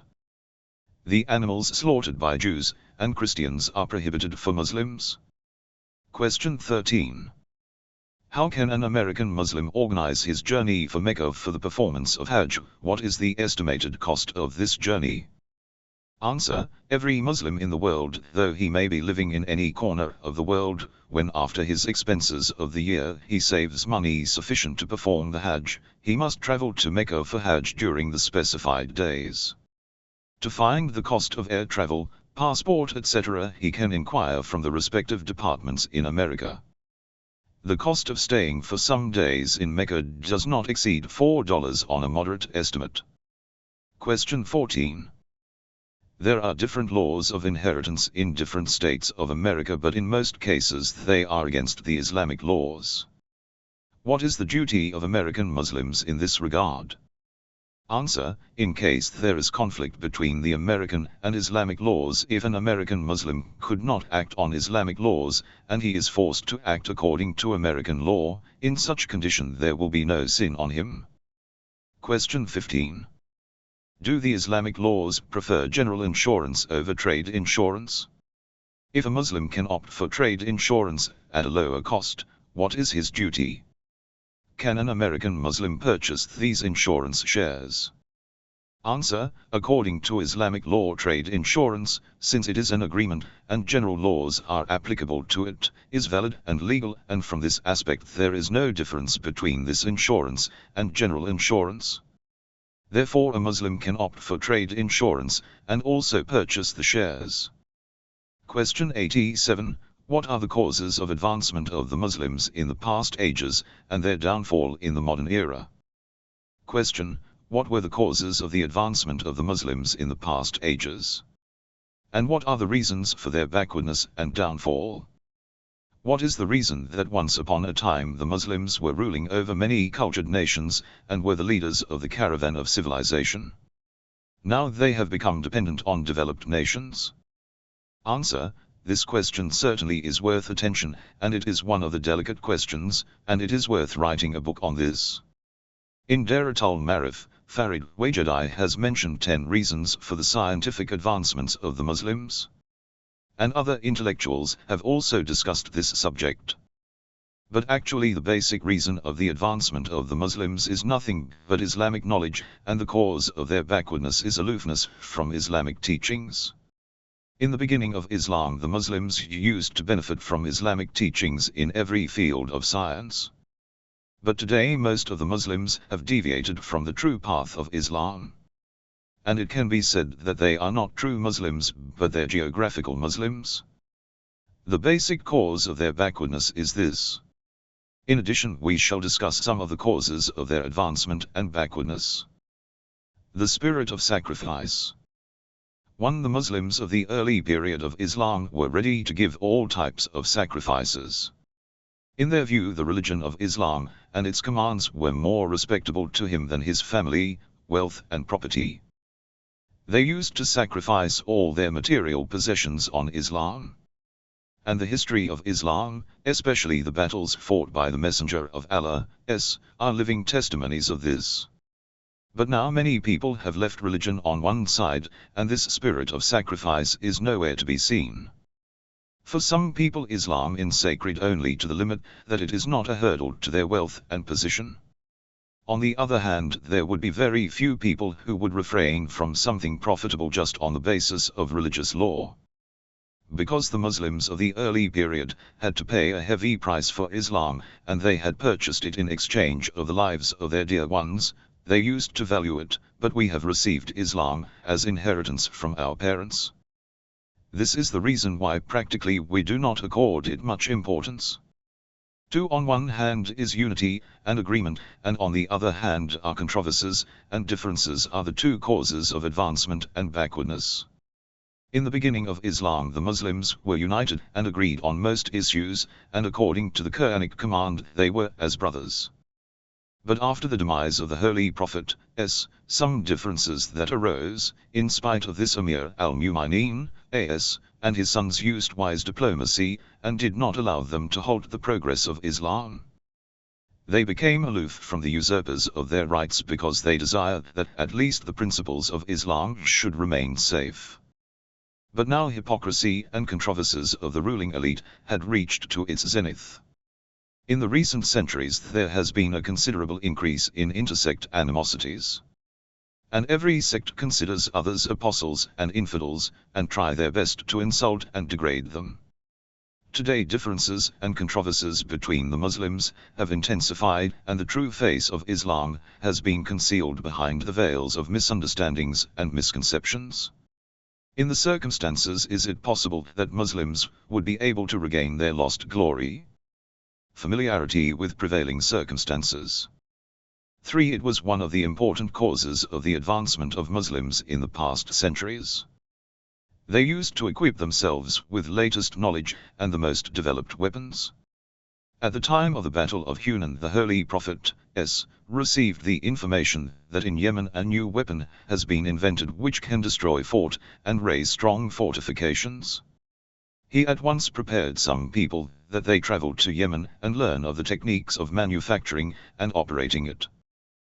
The Muslims of the early centuries translated the books of science, philosophy, medicine, and astronomy into Arabic and added their research and investigations, advancing them further. Also, they established great universities and libraries. Thus they became needy of the scientific advancement of others, and themselves became the torchbearers of knowledge. For a long time Baghdad, Sham, Damascus, Misr, Cairo, and Andalusia quenched the thirst of those who flocked there in search of knowledge, but today the majority of the Muslims have ignored the prevailing situations and disregarded the demands of the present age. They desire that they should make do with ancient customs and methods, and also to claim superiority over the whole world. While in the world there are new changes every day, and the sciences, arts, culture, and civilization all are moving towards development and perfection. But the method of Islamic propagation and spread of Islamic teachings still follow the old methods. These 3 factors are a part of the causes due to which the Muslims of the early period trod the path of progress. Apart from this, there were other causes also that had a role to play in their progress. We shall not mention the details of all of them here, and end this discussion with the following ayat in which the Muslims have been informed of the causes of advancement. The Almighty Allah addresses the Muslim community and says, "And be not infirm, and be not grieving, and you shall have the upper hand if you are believers." 1. In the view of the above ayat and the foregone discussion, the reply to the second question is also clear. That is there any hope Muslims will regain their past glory? The reply to this question is clear if we study the reply to the previous questions. Because the factors that caused advancement and progress of the Muslims in the past centuries, if again they are revived and Muslims seek benefit from them, they will again be able to obtain that same glory. If the Muslims of the present age have the spirit of sacrifice like the ancient Muslim and maintain unity among themselves, and Muslim readers understand well the scientific trends of the modern age, they can again attain progress and success. However, it is necessary that every type of development and change should be within the limits of Islamic law. It should not be that understanding the recent trends could be made an excuse of throwing to the winds the established code of law of Islam. 1 Surah Al-Imran 3:139. Question 88. Why the youth of today avoid religious gatherings? Question. What are the factors that cause a section of youth to remain aloof from religious gatherings? Is not time ripe that we take steps to remove this difficulty? What is the method of solving this problem? And what course of action can be adopted to attract the youth to religious gatherings? Answer. In our view, many youths keep away from religious programs due to a number of factors. Two of them are most important. First of them is poisonous propaganda that foreign agents have unleashed on our young people since a long time. This had made them suspicious of our religious gatherings and spirituality, because facts are presented to them in a distorted form. Another thing is the lack of discipline in the religious program. And in many programs there is lack of attention to Islamic principles through the exalted knowledge of which the thirst of curious youngsters is quenched. These two factors are such that due to their effect many of our young people have become distanced from those programs. But fortunately in recent years there has been awakening in our youth. And they have realized the evil intentions of those foreign elements, which have been used to poison their minds. That is why that youth attend the religious programs in large numbers, and we see them present in those programs with our own eyes. Regarding the second factor of repulsion of the youth, steps have been devised, and no, there is no lack of people who keep the changing times in view, and through Islamic logic can solve the mental confusion of the young Muslims. Though we agree that their number is not as required by the present circumstances. Question 89. How can we control the misuse of polygamy? Question. It is correct that when man observes rules and justice with regard to divorce and polygamy, that is, he does not divorce his wives unreasonably and does not put many women to trouble, the position, personality and rights of women are secured. And she is saved from humiliation and oppression. And many a times conflicts arising out of the inequality of sex is cured by relying on justice. But in our times, when unfortunately many of the Muslims are in name alone, and very few follow the religious rules, they take unfair advantage of the law of polygamy. In such circumstances, question arises that in Islam, what is the prophecy regarding such shameless people? And how their misuse limited? Answer. As per principle, no matter how eager and sensible are the desirous of laws, till the time there is guarantee of their organs they cannot be sufficient for the well-being of the society. Though it is possible that education and training and faith upon God should discourage people from breaking and misusing law. But in spite of this, the following actions can never make a person loyal to the Islamic law and aware of their duties. Somehow or the other such people appear who act against the law, and it take undue advantage from it.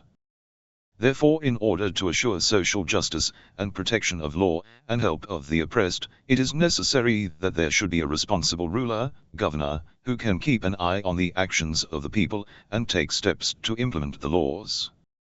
It can only be the Islamic government. For achieving this aim, Islam has given wide rights to the Islamic government, so that when people are not capable enough to recognize their duties and responsibilities and want to exceed their limits, and if they take undue advantage of religious laws, the Islamic government has the right that for helping the oppressed and supporting the law it should take steps, and to being in control those who have exceeded the limits. In this regard there is no difference between the laws of divorce and polygamy and other laws. That is, just as Islamic government is the helper and supporter of oppressed and inimical to the oppressors, in the same way if divorce and polygamy is a cause for injustice upon the woman, and though there her rights are trespassed, the Islamic government has the right that in territories within its control, it should refrain the man from misusing the law of polygamy and help women. Apart from this, regarding various sections of Islamic law, it must necessarily be remembered that the laws of Islam are connected to each other like the links of a chain. And we should never see one of them in isolation and then start argumentation and criticism. The laws of Islam must be studied keeping in view the prevailing circumstances, where Islam is ruling and where its laws are in force. For example, the punishments and penalties, judgment and wisdom and marriage and divorce laws of Islam should be seen the society where all the Islamic laws are absolutely in force. From this aspect, if all the Islamic laws are applied fully, no one would go against the law and trespass on the rights of others. And men will never consider polygamy as forced control over women. Rather, they will have to follow all the Islamic laws and rules. Question 90. Has Islam prescribed the duties of women? Question. According to the decree of Islamic jurisprudence, the housework and breastfeeding of children and their care is not obligatory for the woman. Also, it is obligatory on the husband to arrange for the maintenance of the wife. On the basis of this, she does not need to work outside her home. Therefore, neither is it obligatory for her to earn nor is she bound to do the housework. What is the duty of woman in the society? Answer. If Islam has not made housework, breastfeeding and care of children on women obligatory, its aim was that the position of women should be elevated in society. And in order to do this they were given a free hand so that she does all this willingly. And if she desires she can take recompense for all this. But we should remember that if a particular thing is not obligatory, it does not mean that she has been refrained from doing it. Doubtlessly, in order to elevate the status of women, Islam has not made housework obligatory on them, so that they are not reduced to a maidservant. Actually, it has based these things on her conscience and natural desires. Apparently, mothers love their children no end. This motherly feeling makes them fed them with the juice of her body and brings them up. Women are by nature inclined towards the beautification of the house, and this inclination is itself a surety of the well-being of house. Thus nearly 14 centuries have passed since the dawn of Islam, and the same customs continue between Muslim men and women. Muslim women should continue to fulfill these natural duties, and in times of need they have been capable that to gain benefits from their legal rights. Question 91. Is the universe dependent upon Allah for its continued existence? Question. Some readers say that today some materialist people raise objection, whose complete answer is not in our knowledge. You requested to give a satisfactory reply. It is possible that we accept system of the universe dependent on the wise and powerful creators. But the existence and continuity of this system, there is no need of the creator, because when the creator of the universe has made it in proper measure and subject to the system of cause and effect, whether the creator remains or not, this system will endure. It is in the same way like a watch that shows the correct time. It will continue to tick even if its maker is no more. A space rocket moves ahead in space year after year and continues to send reports to us, while those who had made it are no more. Answer. It is not a new objection that they materialists of today have presented. Rather, its mention has also been made by the people of the past ages. And its reply is given in the books of philosophy and scholastic theology. In any case, this objection is presented with two conditions. Firstly, an existing being which has a particular system is needful for a cause in the beginning of its creation. But for its survival it is not in need of a cause, whether it is the same cause or some other. It is the same thing that the past philosophers believed and imagined, that just as a building is not in need for its builder for its endurance, in the same way any being is not in need of a cause to exist. If objection is raised in this manner, the reply is absolutely clear. Because according to the view of philosophy, the survival of an existing thing is different from its initial creation. And in more clear words, it can be said that the existence of everything is present in every time in addition to its being. The presence of a being in the time is like a drop of water in the sea, whose shape goes on changing, but its apparent form remains the same. In other words, just as an existing thing has parts, and whose every part is not present without a cause, in the same way it has age and expanse with regard to the time, whose each moment is in need of cause. Thus, if any of the parts is not in need for survival, it should not have been needy for its initial creation. Because there is no difference between the present moment and the time of its initial creation. Please allow us to explain this in more detail. Hakati Jauhari and Izafate discussion. According to the last conclusion of the research of our philosophers, time distance is one of the four elements of the things. Thus, as it is possible that with regard to the length, breadth and depth, two things may differ in distance, and one of them may be big and the other small. In the same way, it is possible with regard to the time also that the distance of two things are different, and just as any kind of increase or decrease is not possible in the distance of a body, in the same way the length of time, and the age of things and happenings are in need of a cause. Therefore, if we say that a thing is not in need for a cause for its continuity, it is like saying that a body 100 meters long was created only for the first meter, and the remaining 99 meters came into being automatically. Can anyone accept this? As far as the example of the clock, and the clockmaker, and other such spurious examples, we should remember that the clock is also dependent for its existence and creation on a cause.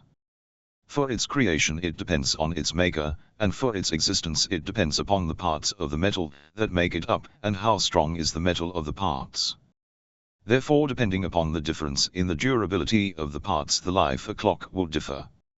It is a clear proof a thing is dependent on a cause for its coming into being, and also for its continued existence. From whatever is mentioned above we can derive only one conclusion, and it is that just as things and happenings are dependent on a cause to come into being, in the same way a cause is needed for their continued existence, whether the cause of continuance is the same as the cause of its creation or something else. If anyone denies the necessity of a cause for continuance, he denies the principles of causation itself. Now pay attention so that we can present the second part of the objection, which is a basic part of it. Please note. It is possible that some people say, we agree that every system is in need of a cause for its creation as well as its continuance, but it is not necessary that the cause of creation is also the cause of continuance. What prevents the creator from the aspect of this knowledge and intention to devise a system by which the world of cause-effect is dependent upon one another, and each of them is merged to the other, that they can themselves continue to exist?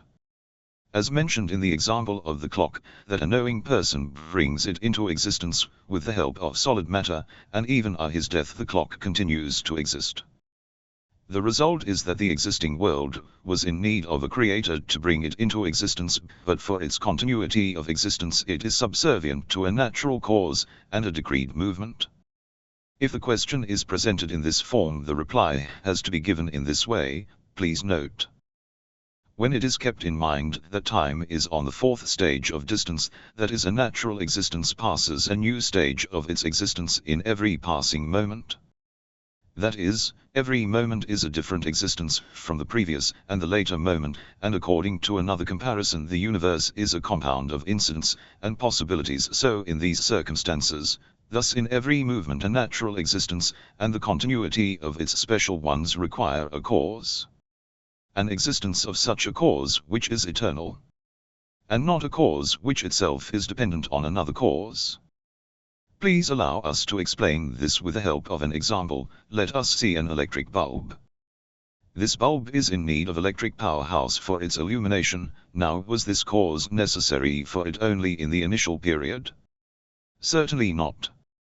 If for a period of time, however less it may be, the connection of the bulb with the powerhouse is interrupted, it will go off, and with this, its light and all the effects of its movement will come to an end.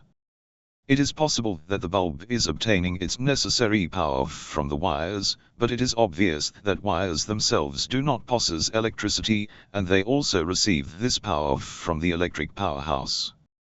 On the basis of this it is said that all the existing things or incidents and effects are in need of such a real initiator on which they could depend every moment, so that this universe can continue to exist, because we know that all the things in the universe, their effects and their attributes, have not come into being from inside themselves. All these are happenings, that is, they are brought into being, and before this they were non-existent. The system of this universe depends on natural causes, but it is absolutely necessary that these natural causes depend upon an eternal cause. That is, it is necessary that the luminosity of existence should continue to reach them every moment from that eternal life source, and if for a moment this connection is broken they will become non-existence. That is what we are saying. The Almighty is every moment, and in every place with all the things. So much so that all the existing things of the universe cannot exist without him even for a moment. The world of existence is not an eternal and everlasting world, it is a created world, which is having relation with an eternal and everlasting cause, and this relationship is a part of the existence of this universe, like the connection of a bulb with the powerhouse. A great misunderstanding regarding the making of the clock is that the clock maker has certainly not created the material with which he has constructed the clock. He has just shaped the material and joined together the different parts. But if he had created the actual material of the clock, and if he had brought it from non-existence into existence, then in the event of his death the material would have also have become non-existent. In the same way the builder is not creator of building material. He just gives it a shape, and if he has brought the material from non-existence into existence, that is, the material had relations with the builder while it came into existence, it would have come to an end with the death of builder. If we desire to mention this in philosophical style, we shall say the world is mumkin al-wujud, liable to exist, and not wajib al-wujud, self-existent. On the basis of this the mumkin al-wujud is in need of wajib al-wujud for its creation and its continued existence, and if it becomes needless of everything for its continued existence, it should be wajib al-wujud, while this is impossible for a mumkin al-wujud to change into wajib al-wujud. 1. For more details refer to Rationality of Islam, by Ayatollah Bahishti, and Hujjat al-Islam Bahona. Published by the Islamic Seminary, Karachi. Question 92. What is the Islamic view regarding the sneeze? Question. Has Islam commended that while beginning a particular work if someone sneezes the work has to be postponed? Answer. There is no such command in Islam, and basically the spirit of Islam does not agree with such superstitions. Rather it commands that if you are going to begin some work, and someone is doing divination against it, you must not pay attention to that person, you must rely on Allah, and begin your work. Islam has even considered divination a sign of polytheism. Although it is commanded with regard to the sneeze, that if one of you sneezed one should utter Alhamdulillah, praise be to Allah, and the others should say Yarhamukumullah, may Allah have mercy on you. The person will then respond with a prayer, Yufir Allah halakum, Allah shall forgive you. However, to refrain from doing something or to delay for even a little, or to discriminate between one or two sneezes are all baseless things. Therefore a true Muslim should avoid such useless superstitions. Question 93. Do dreams have any truth? Question. Sometime dream scrolls are prohibited by the caretakers of the Prophet's shrine. These scrolls prohibit people to commit sinful acts, and in addition to this it also informs about the progeny of the Prophet, S.A., that the reappearance of Imam Az-Zaman, A.S., is going to be within a year. Is there any truth about such publications? Answer. Unfortunately the above evil act is being done by the enemies of Islam since many years. Every year the caretakers of the Prophet's shrine see a new dream, while they do not have any personal merit. They issue a new date for the reappearance of Imam Az-Zaman, A.S. When the dream is proved wrong they see another dream. Apparently these falsifiers of dreams, on the basis of their defective beliefs, intend to create doubts in the reappearance of Imam Az-Zaman, A.S., so that simple-minded people are influenced by this propaganda. But they are ignorant of the fact that Muslims, however simple-minded people they may be, never pay attention to these concocted things. In any case, even if someone really has such dreams, it is certainly not reliable from the religious point of view. Question 94. Comes the recompense of prophethood? Question. There is no doubt that the Holy Prophet, S., has not demanded anything in return of the efforts and hardships he had borne to guide the humanity. He has sought the recompense of this only from the Almighty Allah. But we see that in some Quranic verse, like the verse of Mawadat, the love of Ahlul Bayt, as, is termed as the recompense of prophethood due to the fact that this love is a favor upon the people themselves and a channel for their guidance, because wilayat, guardianship, of Ahlul Bayt, as, becomes a cause to follow the words and actions of these noble personages. This itself is a kind of guidance and righteousness, which is bestowed on the people through a medium. But what is the reason for making khums obligatory, half of which is the share of Sadar? Is it not a price for prophethood? Answer: as well all know, khums is not for every Sadar. It is only for those who are needy. If the amount of khums exceeds the needs of Sadar, it has to be deposited in the Islamic treasury, according to the commands that have reached us, so that it can be spent for common food of the people. In the same way, if the needs of the poor Sadar is more than the khums paid by the people, the deficit has to be made up by the Baytul Mal, Islamic treasury. On the other hand, the Sadar are prohibited to receive zakat, which is the right of other needy people, even if the zakat is taken from rich Sadar. Therefore actually khums is in place of zakat, which is paid to other needy people, and the requirements are same as for the recipients of zakat. But in order to maintain the honor of the Holy Prophet, and as a mark of respect, its payment has been given another form and another title, khums instead of zakat.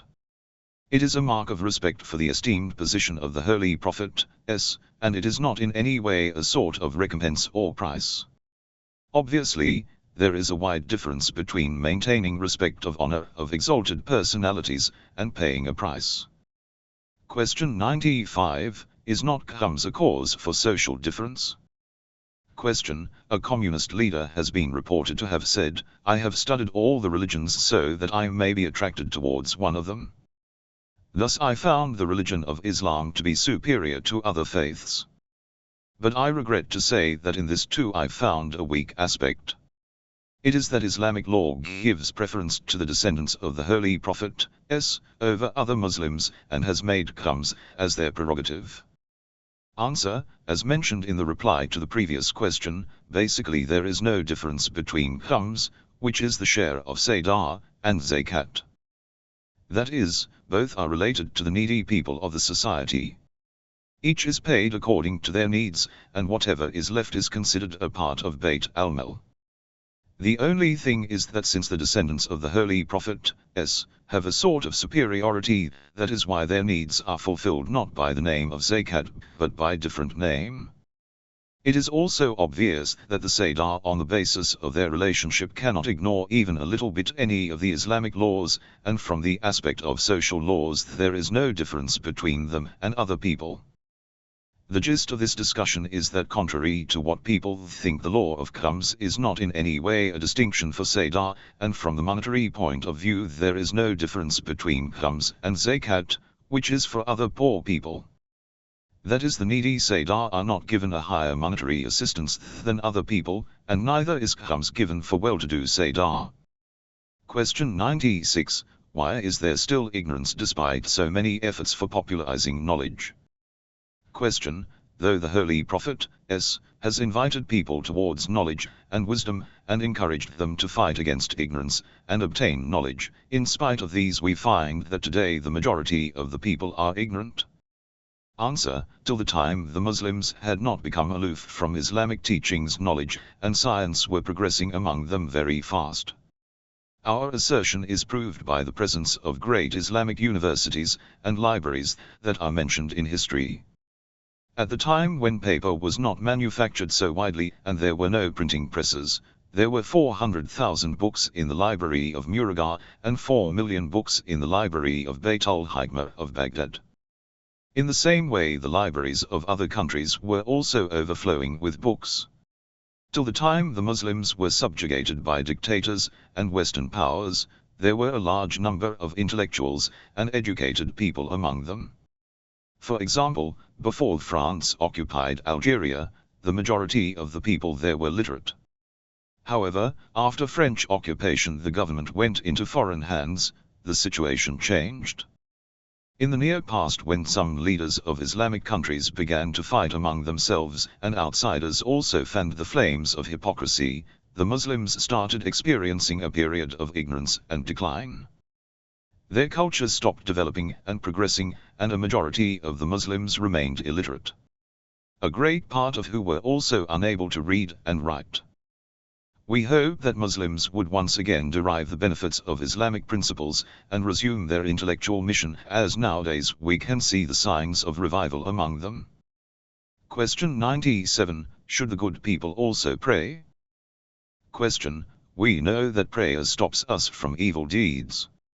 However, if without saying prayers we able to refrain from bad acts, do we still need to say the prayers? Answer. Prayer is an absolute and obligatory command for all the people. And even if we presume that one can avoid evil deeds even without praying, then too he shall not be exempted from this law. He must offer the obligatory prayers, because if this is allowed, many people will get an excuse to avoid it altogether. Apart from this, there is no guarantee that one would be able to save himself from sins without prayers, because prayer is the greatest medium of being attentive to the Almighty. Experience shows that people who do not pray cannot be saved from any type of sinful acts. At least they are not particular about personal hygiene. In addition to this, prayer and attention towards the Almighty play a very important role in the perfection of faith and in the gradual development of spirituality. Abstaining from sins also contribute to the spiritual upliftment of man. In any case, it is obligatory upon all able Muslim men and women, without any exception, that they must perform the duty of prayers. Question 98. Is man superior to angels? Question. When we say man is the most superior creature, Ashraf al-Makhluqat, does it mean that from all the things created by Allah, man is the best, even greater than the angels? Answer. Like the other creations, man and angels are also the creatures of Allah. The only difference is that man has some extraordinary capabilities, which the angels do not have.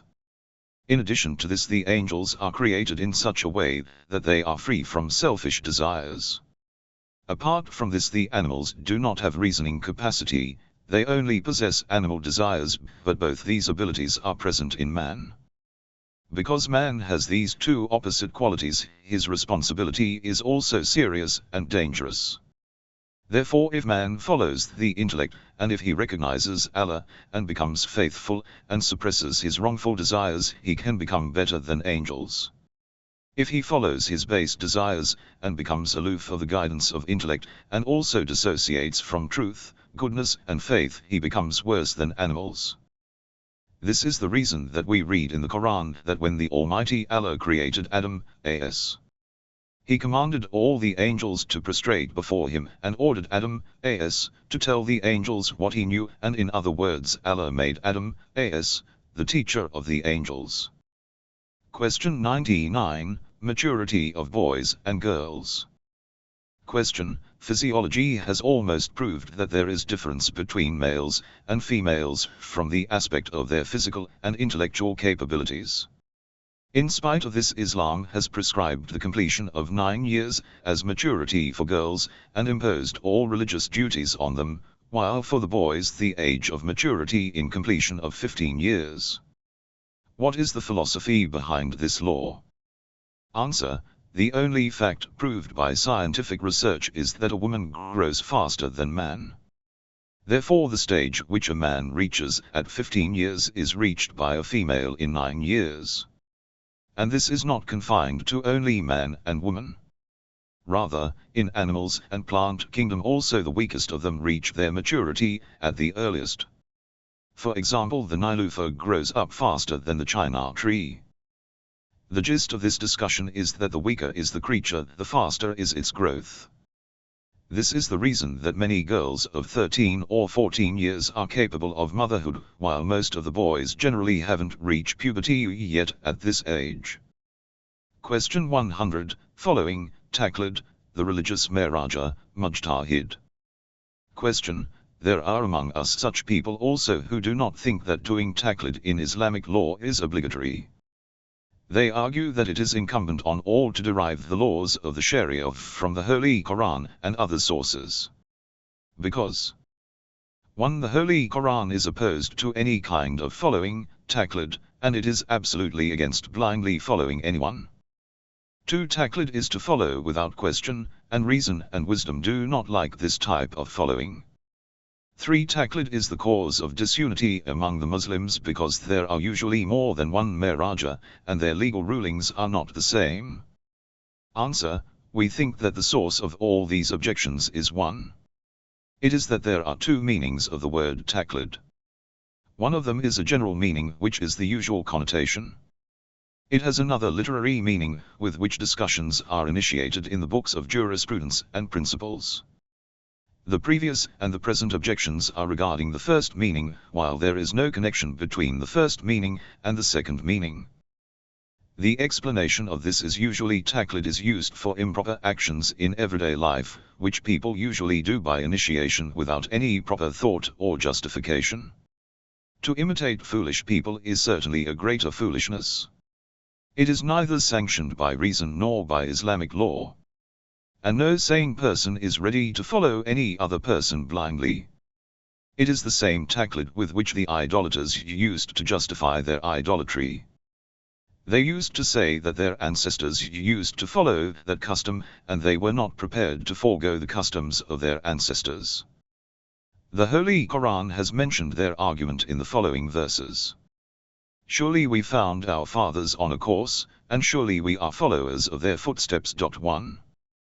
They used to justify their foolish custom of worshipping wooden and stone idols by saying that their ancestors also did that.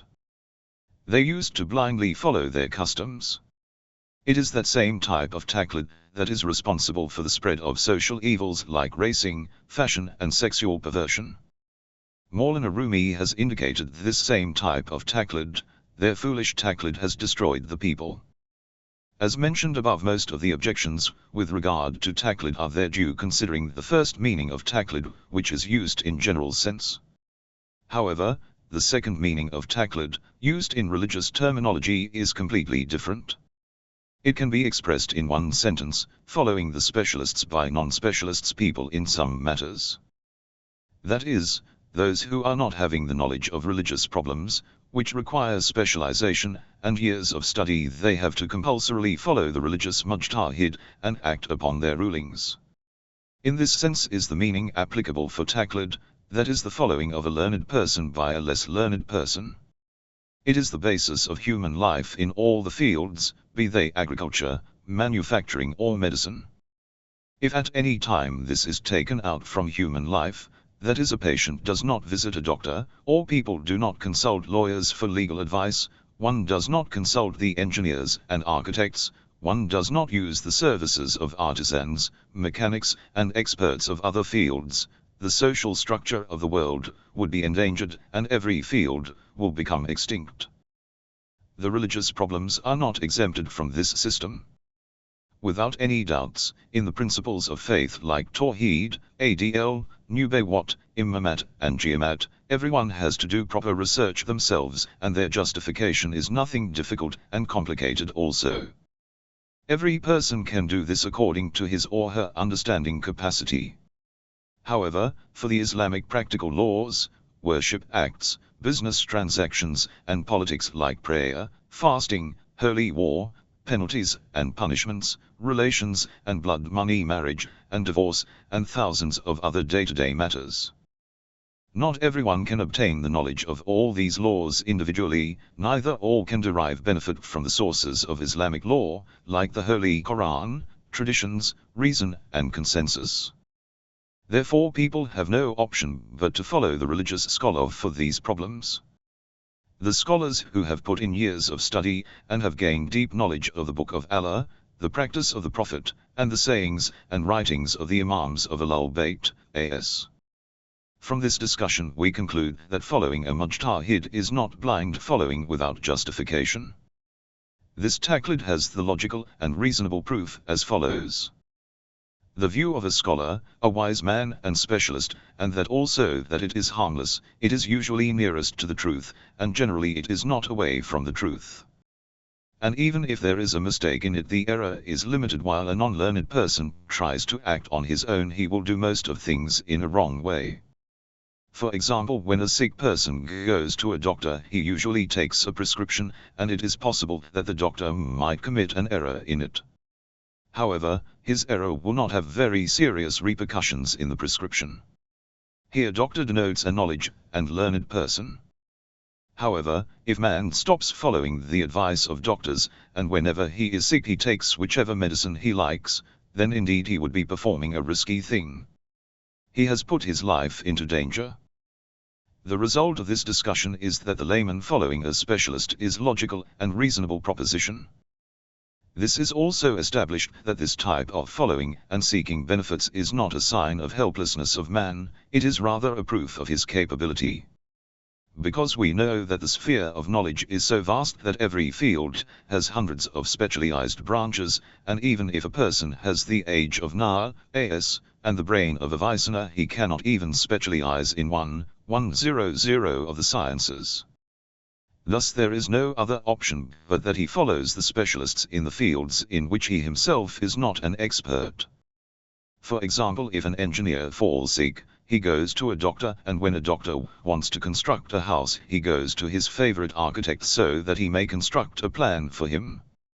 And when these two have some problem with their cars, they go to an automobile mechanic. Also, those who are not specialists in Islamic law, they follow the mujtahids. Now the point remains that when people refer to the religious scholars, and one dispensed appropriate advice, why are they not allowed to ask questions? It is like saying that, what is the problem in the patient asking for explanation and justification of all the medicines that the doctor has prescribed for him? Is it possible for the doctor to explain all the prescriptions to his patients? Even if we presume that the doctor agrees to do so, but what use would it be for a person who is neither an expert in biology nor pharmacology, and how would he accept all this to be true? Those who utter such things are indeed ignorant of the vastness of Islamic sciences. They don't know that to understand the Holy Quran and hundreds of thousands of traditional writings is not a job of a layman. Years of study is required to understand the verses of Holy Quran, the traditions, the narrators of traditions, and the system of knowing whether a particular tradition is correct or not, the interpretation of the sayings of the prophets. All this requires specialization. Sometimes it also happens that to find the solution to a problem related to marriage, divorce or rearing of children, one has to see many verses of Quran and refer to tens of traditions. Then one has to closely study the accounts of tens of narrators of traditions in the books of Ilm ar-Rijal. Can everyone really have this much expertise? Does it not mean that everybody should leave their work and get busy in studying religious law? While we do not even know if all the people have the ability to reach to the level of ijtihad or not. Whether they have the capacity to derive the laws of the Sharia or not. It is possible that in most of the people have different abilities. And to say that following different mujtahids causes disunity is indeed a strange allegation. One in every period there is only one or a few Maharaja who are well known to all. But if all the Muslims expressed their views regarding the Islamic law, there would be chaos in the community. 2. There is difference of opinion among the scholars in only the third or fourth level problems. There is no controversy regarding the basic laws and principles. That is why you see people who follow different mujtahids standing together in the same row during congregational prayers. The partial difference in laws does not prevent their coming together of Jamaat prayers. All of them go for Hajj in the same days, and perform the Hajj rituals, and the difference in religious decree, fatwa, does not inconvenience a single man of the caravan. All these things indicate that the differences in religious decree are only in the matters that do not affect communal unity. 1 Surah Zukhruf 43 hours 23 minutes. Question 101, Taylor and Tabara. Question: what is the meaning of Taylor and Tabara that we are taught as principles of faith? Can we act upon them in the modern age? Answer: generally Islam is compared to a blooming tree whose roots are equivalent to the principles of belief, and the practical laws are like the branches. Generally 10 branches of religion are mentioned. Also the system of acts and worship acts in Islam is very vast. It is not limited to these 10.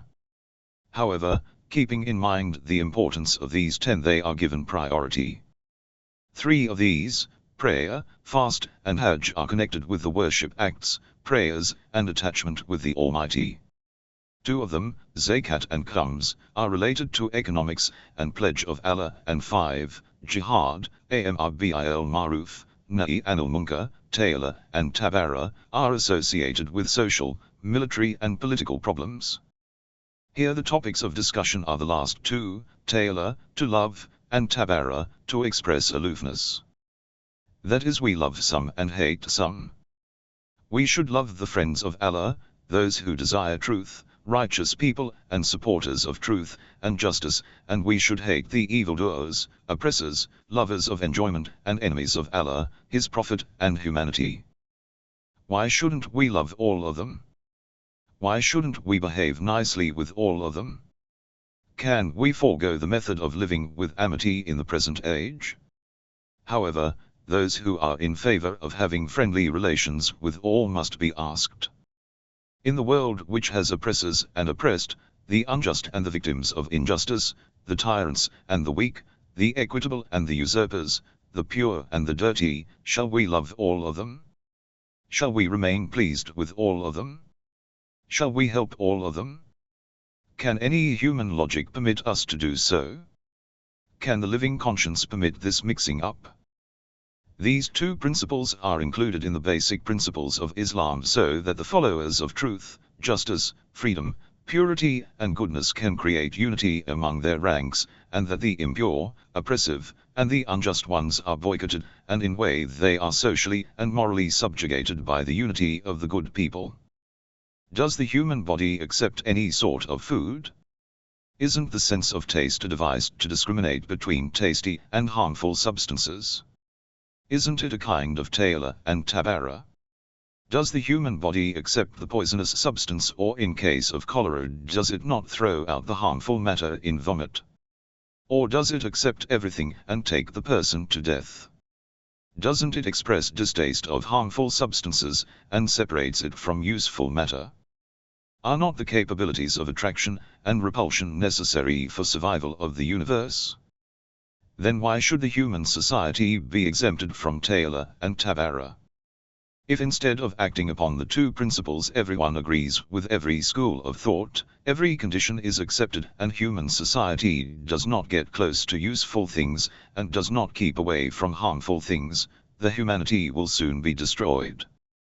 That is the reason that the Holy Prophet has said, the strongest support of faith is to love for Allah, and to express hatred for the sake of Allah. Question 102, did Amir al-Mu'minin Ali, A.S., ever depend on the tradition of Ghadir to prove his caliphate? Question, as we know, on the day of Ghadir, the Holy Prophet, announced the vicegerency and caliphate of Amir al-Mu'minin, A.S., and made obedience obligatory on all Muslims. Now the question arises. When the successorship of Amir al-Mu'minin, A.S., was declared on this, why didn't he use the hadith to prove his caliphate? Answer, opposite to the assumption in the above question, Amir al-Mu'minin, A.S., had during his lifetime many times quoted the tradition of Ghadir to prove his successorship. He used to mention the tradition of his Ghadir to his opponent whenever it was appropriate according to circumstances, and in this way he used to make people aware of his status. And not only Imam, A.S., the honorable daughter of the Holy Prophet, her sons, Hazrat Imam Hassan al-Mujtaba, and chief of the martyrs, Hazrat Imam Hussain, A.S., and many other exalted personalities like Abdullah ibn Ja'far, Amr Yasir, Uzbah bin Nubata, Qais bin Saad, Umar bin Abdul Aziz, the Abbasid Caliph, Mamun, and even the opponents like Amras etc. had quoted this tradition. Therefore the tradition of Ghadir had been used since the time of Ali, A.S., himself. In every age his followers had considered the tradition of Ghadir to be one of the proofs of his imamate and wilayat, guardianship. Here we shall mention of these instances by way of examples. 1. On the day of Shura, the Shura was designated by the second Caliph in such a way that everyone was knowing that someone other than Ali, A.S., would become the Caliph. When the ball of caliphate was thrown by Abdurrahman off to Uthman, Ali, A.S., delivered a speech to render the decision of Shura invalid. I am presenting such an argument that none of you can deny. Then he said, I put you under the oath of Allah, and ask you, is there anyone among you regarding whom the Holy Prophet, has said, of whomsoever I am the master, this Ali is his master too. O Allah, love those who love Ali, and help those who help Ali, and those who are present here should convey this to those who are absent. 1. On this juncture the members of Shura confessed that this distinction was solely for Ali, A.S. Without any doubt this was not the only occasion that Ali, A.S., had argued with this tradition. He had employed this argument at other times also, as mentioned below. One day Amir al-Mu'minin, A.S., was delivering a sermon in Kufa. During the speech he turned towards the people and said, I put you under the oath of God, if one who was present in Gadir must have himself heard the Holy Prophet, had bestowed on me the distinction of his successorship, he should stand up testify this. But only those people should stand up who had themselves heard this from the Prophet, and not those who have heard it from others. At this moment 30 people stood up and testified that they had heard the tradition of Gadir. We should remember that at this time 25 years had passed since the event of Gadir, and some of the companions of the Holy Prophet, were not in Kufa at this time, or they had died before this. It is also possible that some people had refrained from giving testimony due to various reasons, otherwise the number would have been higher. The late Al-Makarem has recorded numerous sources of this tradition in his flawless book, Al-Gadir. Those who wish may refer to this book. 2. 3. During the Caliphate of Uthman 200 senior people from the Muhajirin and Ansar were present in the Prophet's mosque and were discussing various topics. The subject of the superiority of Quraysh, their foremost position and migration came up. Thus every tribe of Quraysh began to express their superior personalities. This gathering started from the early morning and was on till the noon. During this many people gave various statements, but Amir al-Mu'minin, A.S., only heard their discussion, and did not say anything. On this moment the people turned to him and implored him to say something. Due to this insistence Ali, A.S., stood up and spoke about his relationship with the Holy Prophet, and his distinctions. Inter alia he said, you must remember that on the day of Gadir, when Allah told the Holy Prophet, that just as he has explained the rules of prayer, zakat, and rituals of Hajj, he should declare my leadership. And to fulfill this duty the Holy Prophet, delivered the following sermon. The Almighty Allah has commanded me to perform a duty, and I was fearful that some people will falsify my conveying of divine command. However, the Almighty commanded me convey the message and also assured me security from the mischief of the people. Yes. O people! Do you know that Allah is my master, and I am the master of the believers? And I have more authority on them than they themselves have. On this moment the Prophet, said, Ali, get up. And I stood up. Then the Holy Prophet, turned towards the people and said, of whomsoever I am the master, this Ali is also his master. O Allah! Love those who love Ali and hate those who hate Ali. At that moment Salman Farsi asked the Messenger of Allah, what type of authority does Ali have on us? The Prophet, replied, Ali's mastership on you is same as my mastership upon you. On whosoever's life I have authority, Ali also has the authority. For it is not only Ali, who had argued with the tradition of Gadir. The daughter of the Messenger of Allah, also said on a historical day to the companions, when she was demanding her rights from them 3. Have you forgotten the day of Gadir when the Prophet, S.A., said, of whomsoever I am the master, this Ali is his master too?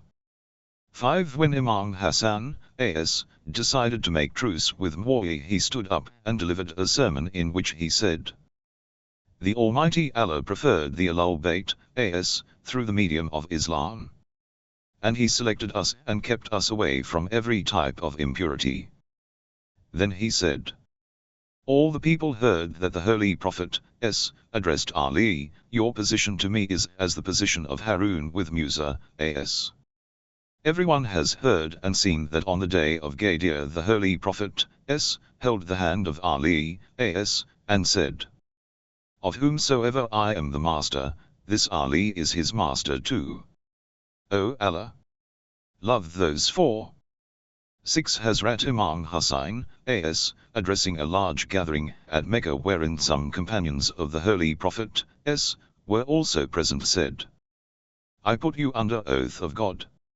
Do you know that on the day of Gadir the Holy Prophet, S., selected Ali, A.S., for caliphate and guardianship and said, those who are present should convey this message to those who are not." All the people testified this. In addition to this, many companions of the Prophet, S., like Ammar Yasir, Zaid bin Arqam, Abdullah bin Ja'far, Uzbah bin Nubata, may Allah be pleased with them, and other people used to argue the caliphate and guardianship of Ali, A.S., with the tradition of Gadir. 5. 1 Manachub Khwarizmi p. 217 etc. 2 Al-Gadir Volume 1 PGS 153171. 3 Farijas Samtain Chap. 58 Ali, A.S., has also quoted this tradition on the day of Rabah, the day of Jamal in the incident of Hadith Rikban, and also in Safin. 4 Yanabiul Mawada PG 482. 5 For more information on these debates and sources refer to Al-Gadir, Volume 1 PG 146-195. This book has recorded 22 such debates. Question 103, is sacrifice and offering possible? Question, it is said that all the actions of man are to gain some material or spiritual benefit or to protect himself from some harm. So much so that even those acts, which are apparently benevolent like helping the widows or training of children etc., they are also not exempted from this rule, because by helping others and expressing love for them, man obtains consolation for his own soul, and comforts his heart, which had become restless after seeing their deplorable condition. Keeping this principle in view, that all the actions of man are caused by the desire to obtain some material or spiritual benefit, why is it so that some actions are termed as sacrifice, offering, and selflessness etc.? The motherly love is the best example of sacrifice, and a mother obtains peace by expressing her natural motherly feelings. If she does not rear and train her child, she would be hurt. In such a case, how can we say that motherly love is pure of every selfish motive, and how can we call this a selfless sacrifice? Answer: this question can be answered in 2 ways. 1. Sacrifice and offering means that a person does something for the benefit of an individual or the society without any motive of getting anything in return. The opposite of this is to do something with a motive of profit or recompense, and a person does this to obtain material gains. Just assume that there is a person who feels very sad on seeing the conditions of widows and orphans, or by helping them he experiences happiness. When this person helps them without show-off, and that too with no more money than is needed by them, this action of his is called sacrifice and selflessness. It is correct that this action frees him from the pangs of conscience, and gives him pleasure and satisfaction. But since the motive of this act is not any worldly benefit, and the desire for recompense has not made him do this, therefore this action of his is very meritorious both from the point of view of intellect as well as the Sharia, and it is counted as a type of sacrifice. In other words, in order to find whether a particular act is an act of sacrifice or not, we must see what are the motives behind it. Those sentimental or human acts, which are called sacrifice or offering, are those in which there is calculation of profits. At the time of performance, man does not keep the material gains in view, and the motives of this are deeply etched into his heart. He does this without paying attention to be an example or to show off. He doesn't do this for any sort of acclaim by the society. But while doing something, if someone does not ignore the material benefits, and he does it for gaining something in return from an individual or the society, then this is a type of give and take, and one who does this regarded as a traitor. The second reply to this question is that sometimes a person loves something or someone to such an extent that except for this love he forgets everything. He even forgets himself, and this type of person also forgets his personal gain. It is the instance when man does not recognize anything except his beloved thing or person. He thinks nothing else except the pleasure of his beloved. He absolutely ignores the aspect of gain and recompense where something is taken in exchange of something else. His sacrifice reaches such a stage that at this time he also forgets his beloved and the aim of his sacrifice, whose imagination imparts comfort to his body and soul. The reason for this is that, leave alone the physical and spiritual pleasures, he does not even see or recognize himself in this condition. It is the stage which is sometimes called the stage of annihilation. Many of our leaders were having this type of condition with regard to the being of Allah. And this same condition used to cause them to worship him for him only. And they used to seek his proximity, and had imaginable devotion for him, as his being is pinnacle of perfection. They used to lay down their lives for his pleasure. A tradition narrated from Amir al-Mu'minin Hazrat Ali, A.S., regarding worship, probably indicates this. O my Lord! I do not worship you for the fear of hell or for desire of paradise. I worship you because I find you are deserving of worship. The best example of devotion was Ali, A.S., himself, and he used to be so much engrossed in prayers that he did not feel any pain when an arrow was extracted from his feet. Such a person cannot think of his gain or loss at the time of worshipping Allah. Because when he sees Allah, and whatever he does it not for his personal gain, he does it for the Lord. Question 104, what is the aim of the verse? He deviates whomsoever he likes and guides whomsoever he likes. Question, the justice of Allah is a principle of our faith, and we believe that Allah does everything on the basis of justice and equity. Then what is the aim of the 93rd verse of Surah Nahl, that he causes to err whom he pleases and guides whom he pleases, and other such ayats and traditions? If guidance and error is from Allah, how far is it related to divine justice that we should be punished for error and rewarded for being guided? Answer, some Quranic verses explain others. There are many ayats, which should be studied along with other ayats in order to reach the correct interpretation. The captioned ayat which mentions error and guidance is also this type. Therefore, in order to understand it correctly, we have to refer to other ayats that also mention error and guidance. This ayat says that Allah guides whom he likes. In another ayat, for example in the 26th ayat of Surah Baqarah, it said, He does not cause to err by it any, except the transgressors. In addition to this, the 34th ayat of Surah Mu'min says, Thus does Allah cause him to err who is extravagant, a doubter. These two ayats explain how some people become deprived of the mercy and favors of Allah, and how they deviate from the straight path of life and righteousness. Keeping in view these two verses, we can understand the meaning of the ayat in question. When we study this ayat with other ayats of the same topic, we realize that those who are deprived of divine mercy are none but transgressors, extravagant and unjust people. Therefore we must keep it in mind that the deprivation of sinful people from divine mercy is a natural thing. The goodness of every person is related to the fact that he must train all his physical and spiritual capabilities in the proper way. According to literary terminology, these capabilities are termed as action. And the best way of achieving this is to act on the laws sent by the Almighty on the Holy Prophet, for the humanity. Those who ignore these laws and teachings, and fall into sinful deeds, they are deprived from goodness. They do not remain eligible, that Allah should bestow His mercy on them and that they should be guided. They lose their eligibility for getting tawfiq, divine assistance, and in the previous ayats mentioned that they are left in error due to their sins. In the 79th ayat of Surah Naser this is mentioned in another way.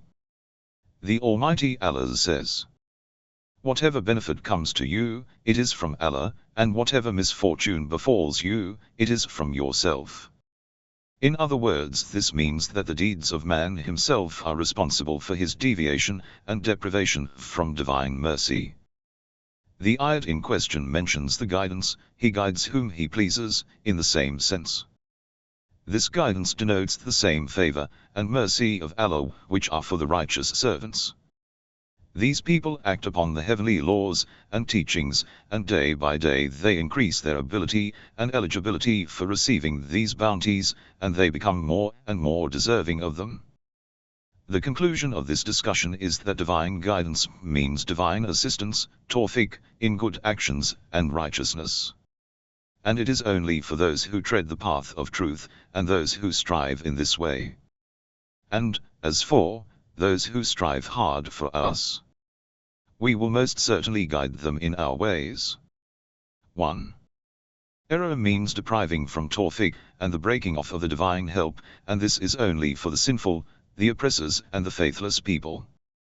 Otherwise the Almighty Allah neither guides anyone nor deprives anyone of His guidance without any reason. 1 Surah Ankabut 29 hours 69 minutes. Topic tags. Philosophy, 8.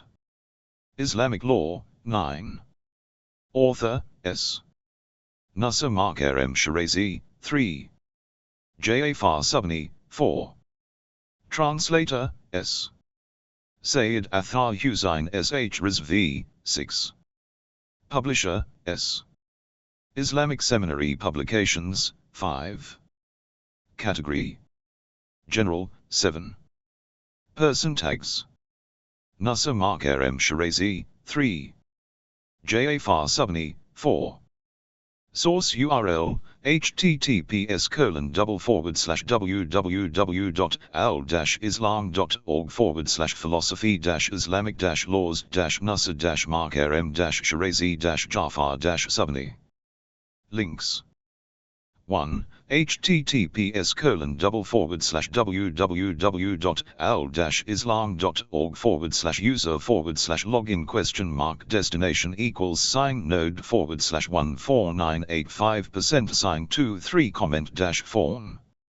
2. https://www.al-islam.org/user/register?node/14985% sign 23 3. https://www.al-islam.org/person/Ayatollah-Naser-Makarem-Shirazi 4. https://www.al-islam.org/person/Ayatollah-Jafar-Subni 5. https://www.al-islam.org/organization/Islamic-seminary-publications 6. https://www.al-islam.org/person/Sayyid-Athar-Hussain-Shud-Rizvi 7. https://www.al-islam.org/library/general-laws-worship 8. https://www.al-islam.org/tags/philosophy 9. https://www.al-islam.org/tags/Islamic-law